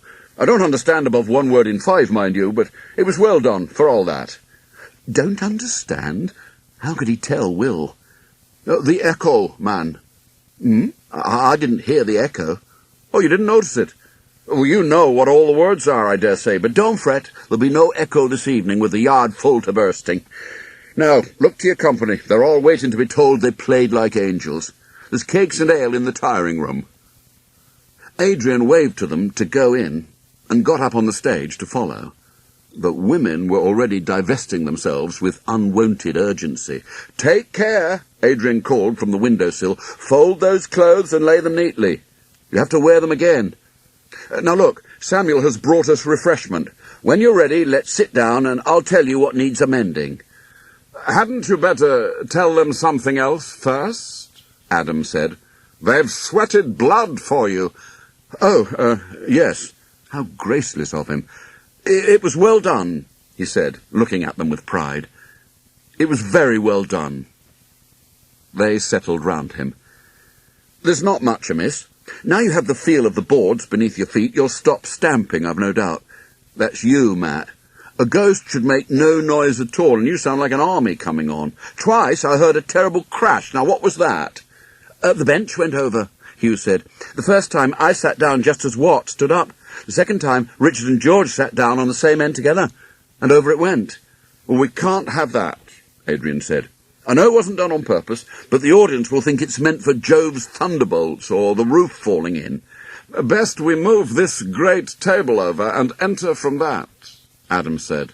More room, and we can't upset it. Good thinking. Yeah, see to it. Likewise, some of you are talking. All that can be heard at the front. No, don't look innocent. I know who it was by the voices. And make sure you're standing upright before you part the curtains. Fabio came out once on all fours. What? Remember, when you come on at the end this evening, you'll have a live baby, Will's little brother. Babies have a top and a bottom. Unless you want Mr. Shakespeare to come after you with a skillet, make sure you have him the right side up. You don't wave him in the air as you did with the cushion. He's not a month old yet, and tender. As if I would. Watt bridled with mock indignation. Go on. Adrian hesitated. Well, there's something else you wanted to say, wasn't there, Adrian? Yes. Hugh, no, not to Hugh, to me. Me and George and Richard. Don't be afeard. Adrian looked him in the eye. What went wrong? Watt roared, What did you think I'd do, take offence and smite you? He looked around. You know what he wants to say, don't you? Why weren't we funny? And we weren't. Were you laughing back here? Tentatively, heads were shaken. No, you weren't, and nor was Adrian. And you know why? Because we couldn't see you. When we do our fooling, we need to see you and hear you laugh, like you did in the churchyard. Why, then we fool the more. It'll be all right this evening, Adrian, be sure. When we have our audience, we'll be funny. Thanks, Watt, Adrian said, with real gratitude. How was it that rude, unlettered Watt understood so much that the others did not? And the rest of them will be the more tragical, you'll see. What did you want to say to Hugh? I can't remember. It couldn't have been much. Now, go your ways, and we'll all meet here this afternoon at 3 to start at 4. And no one's to get drunk beforehand. I know it's a holiday, but people are looking for us to be the crown of it. Stay sober. Chapter 12. They stood in the tiring room, listening to the swelling growl of the audience assembling in the yard. Adrian had been part of such a crowd often enough, an atomy of the good nature and excitement, yelling along with everyone else to make himself heard. Now he detected a previously unnoticed menace in the sound of hundreds massed against him and his company. He stepped up onto the table and put his eye to the gap between the curtains. As far as he could see, the yard was paved with heads. The noise seemed to stir the fabric like wind in a sail. He felt palpable terror at his back. The room vibrated with it. At some point, everyone had been to the curtain, first to see if they would get an audience at all, then to estimate the numbers, and finally to quake at the size of it. The whole town must be out there. The side galleries were packed. Dad was sitting with Giles Butcher's father, Henry's parents. There were the Shakespeares. Dick was laying about him with a bladder on a stick, but by God, the old man looked grim, waiting for Will and Gilbert to make a spectacle of themselves. They were all going to bring down shame upon their families. Dad had trusted him, and the council, 9 and 7pence. Is it time? Will gazed up at him, face whiter than his whiskers. Samuel will give the signal. He's standing at the gate, Adam said. Adam, at least, was calm. When the yard's full, he'll make a sign to Jerome, who'll give a flourish. Adrian, you step out as soon as you hear him. They'll see you mean to speak and fall silent. You do it, Adrian begged. They won't fall silent for me. Yes, they will, and they'll applaud when you've spoken, and that will give you heart. It will give us all heart. Adrian looked down at his company. They were all, even Watt, stricken dumb at the thought of what lay on the far side of the curtains. They needed heart. It was his duty to give it to them. He took a squint at the yard again, and his bowels melted. This mob was never going to fall silent for him. He had on his best doublet and a clean collar, his cap adorned with a glistening feather from Sir Solomon's tail that Joan had given him. But he was not in costume. He had no false whiskers to hide behind. And what the devil was he to say? My lords, ladies, and gentlemen, and women, gentle women. What was the damn play called now? Two noble kinsmen? No, oh, God. Up above, he knew Jerome was waiting with the Guildhall trumpet. Then he saw Samuel at the back of the crowd in the gateway, waving a cloth on a pole. The brazen whoop of the flourish made him start, but the noise outside seemed to subside a little. Faces were turning towards the stage. Towards him. Someone poked him in the back. He parted the curtains and stepped out. A miracle! Hush fell, although the silence of hundreds was not silent. He still didn't know what he would say, but his feet carried him to the front of the stage. My lords, ladies, gentles all, today our company will play Fortune My Foe, a tragedy by William Shakespeare. Another miracle. As Adam had predicted, applause broke out. He thought he heard laughter too, but it was all good-humoured. He bowed, stepped back, and ducked through the curtains. You're on, Anthony. Here's good luck to you. Good luck to you all. Don't tempt fate, Adam cried. Well, may you all break your legs then, Adrian said, as Anthony pushed past him and strode onto the stage. On his other side, Giles followed. How now, friend Valentine? And they were off. The Duke and Duchess advanced to the front and stood together, clasping hands. Madam, behold you where the moon's great orb, like a pale mirror to the sun's fair face, hangs in the east. A voice called out, Nay, 'tis the sun. Unfortunately, it was, exactly where Will was pointing, above the inn's chimney. Watt's argument came back to him. Why hadn't he thought of that? And smiles upon our joy, he went on. As doth the moon wax great, then so shall I, Henry said. Will gazed tenderly into his face. He'd learned to ignore the squint. For as it is with women, so with me, there beats a second heart within this breast. And may kind fortune bless us with a boy, a worthy brother to your grace's sons. The voice rang out again. In God's name, this is not Hungary, but that very isle in the sea of ocean, where the women have men's parts and the men bear children. Someone else had been reading Sir John Mandeville. Pay them no heed, Will muttered to Henry, who halted and stumbled over his next speech. They played to the end of the scene. The interruptions had been met with a few coarse guffaws, but with more indignant hisses for silence. Will thought he recognized the voices, but he couldn't stare directly at the place they were coming from. The side galleries were packed. He'd already noticed his father and mother sitting with Dick on the left, and there was Philip, generously present to watch what he couldn't share. And there at his feet was Catherine Page, with the journeyman from the woolen drapers gnawing her neck. He hoped Adrian hadn't seen them. Whoever was calling out sat on the right-hand gallery close to the corner. As he led Henry towards the curtain, he risked a sidelong glance from under his white hairs and hat in that direction. The glance was noted. Take care, Duchess, of that wolf in sheep's clothing. Bah! That's no wolf, 'tis but a whelp yet. Say, lady, does he take off that hat in bed, and his wool with it? Ma! More bleats followed him off stage, directed at his mustachios, no doubt. He knew those voices, but he'd not seen the faces clearly. They appeared to be enveloped in vapour. A curious odour emanated from that corner, a kind of burning, like leaves, rather as he'd always imagined frankincense to smell. In the tiring room, he whipped off the hat and cloak and headed for the door. Where are you going? Adrian grabbed his arm. I'm off stage for a good 10 minutes. Don't you hear the heckling? I know where it's coming from. It's only some fools. Nobody marks them. No, it's more than that. and they've got some kind of fire going. It could be dangerous. I can't do anything, but Samuel ought to know." On stage, Valentine was divulging to Fabio the Duke's true purpose in giving over the cares of the country to his sons.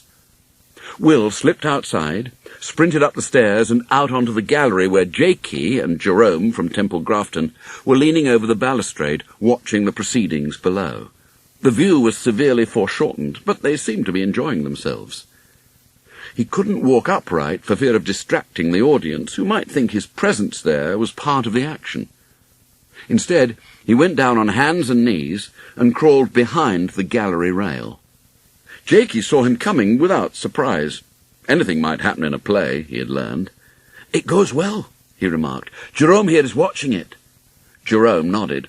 Will was gratified to see that he was following the action intently. "Me, I'm watching the people," Jakey said. "It's a rare sight to see so many pleased by what we do. Have you been watching that cloud of smoke in the corner?" Will pointed along the gallery. "What's going on?" "What happened? They're cooking their supper," Jakey said, tolerantly. Will crawled past them to the end of the gallery and raised his head cautiously. At right angles to him sat Peter Starling, his man Capon, and two other young bloods, wielding what looked to be musical instruments, long white reeds of clay with little bowls on the ends. The fire was in the bowls. They put the reeds in their mouths and sucked. The bowls glowed red, and out of their noses came smoke. This must be the herb tobacco. Men smoked it for enjoyment, he'd heard, but he was prepared to wager they'd brought along their pipes to cause a diversion, along with their verbal interpolations.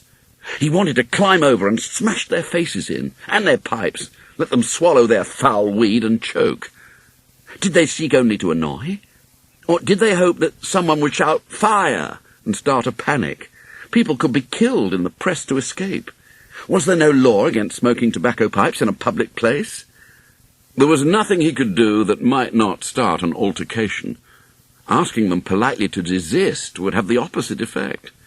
If he allowed them to goad him, he would let fly with his fists. Even at 1 against 4, he could do a lot of damage, but it would count as starting an affray, and he'd be the one who ended up in the stocks accused of assaulting gentlemen.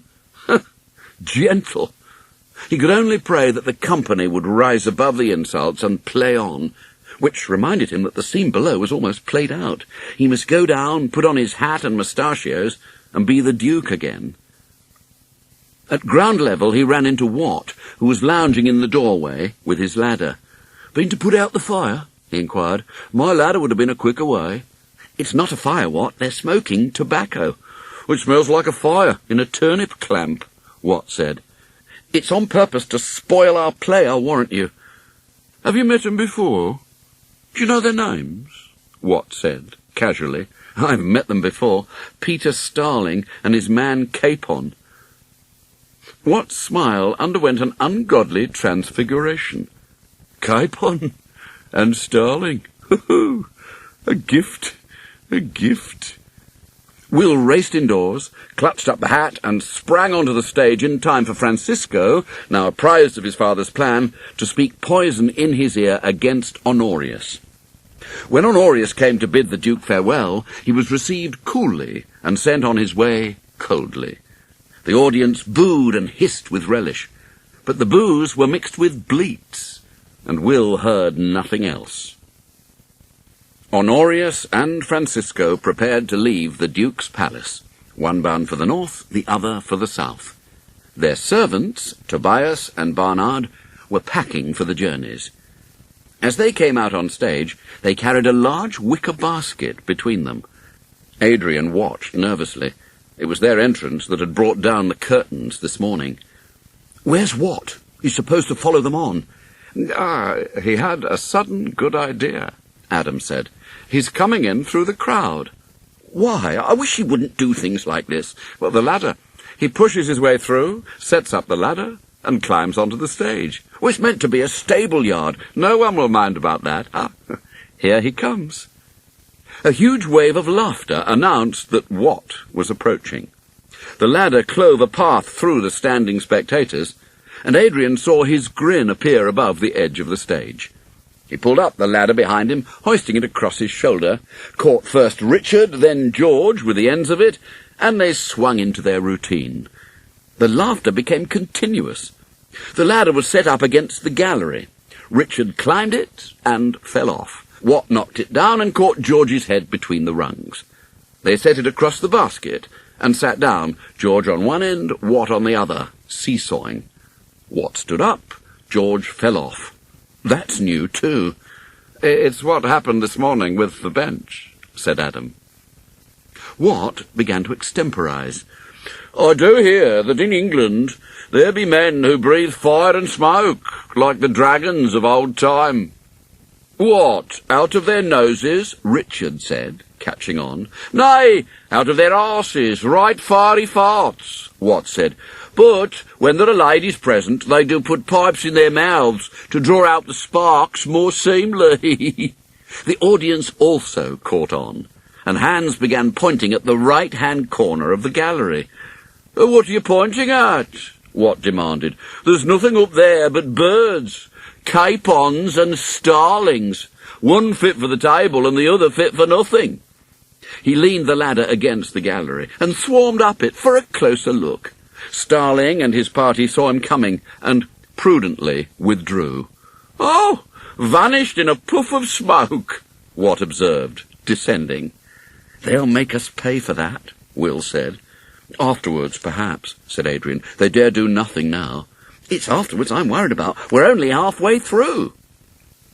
The fooling ended with Richard and George putting the ladder away. While their backs were turned, Watt climbed into the basket. That ladder was my way into the palace, he remarked, closing the lid. And this is my way out. As Richard and George struggled to carry the basket off stage, he raised the lid and waved farewell to riotous applause from the yard, and, no doubt a signal lack of it, from the corner of the gallery. Things became serious again immediately. Francisco, at home with his wife, received a visit from Honorius. They quarrelled, Honorius slew Francisco, and concealed his body with the help of Tobias. The Duke arrived and asked to see Francisco. Honorius denied all knowledge of his brother's whereabouts. It was the cue for Mat's first entrance. Mindful of his footfalls, he'd removed his shoes and glided on stage, shrouded in the bloody sheet. They had adjusted the knot at the top to compensate for the angle of Mat's head, and slit eye-holes in the bloodstains. The gallery woke up again. A shrill squeal broke out. "Eeh! A phantom! Murder and walking spirits!" Mat's head emerged from the sheet. "Nay, peace, be not afeard," he said. "I'm no spirit. I'm Matthew Ibbotson, the thatcher." He rearranged the sheet. "Dishonest Honorius," he intoned.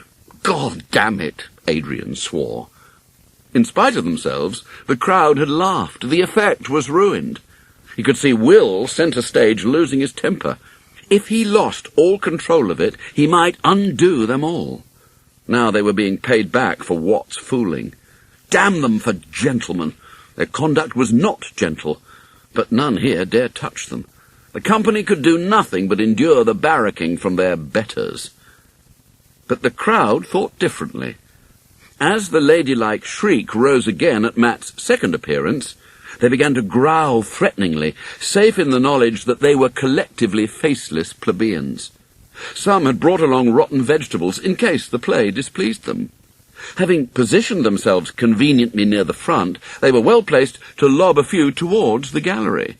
No one moved to intervene. The constables stayed well back. The third time Francisco's ghost walked, there were no screams. A few minutes before the end, Samuel's wife tiptoed into the tiring room, followed by Joan bearing the infant Edmund. Watt, now curtled up again as the gentlewoman, advanced bear-like to receive him.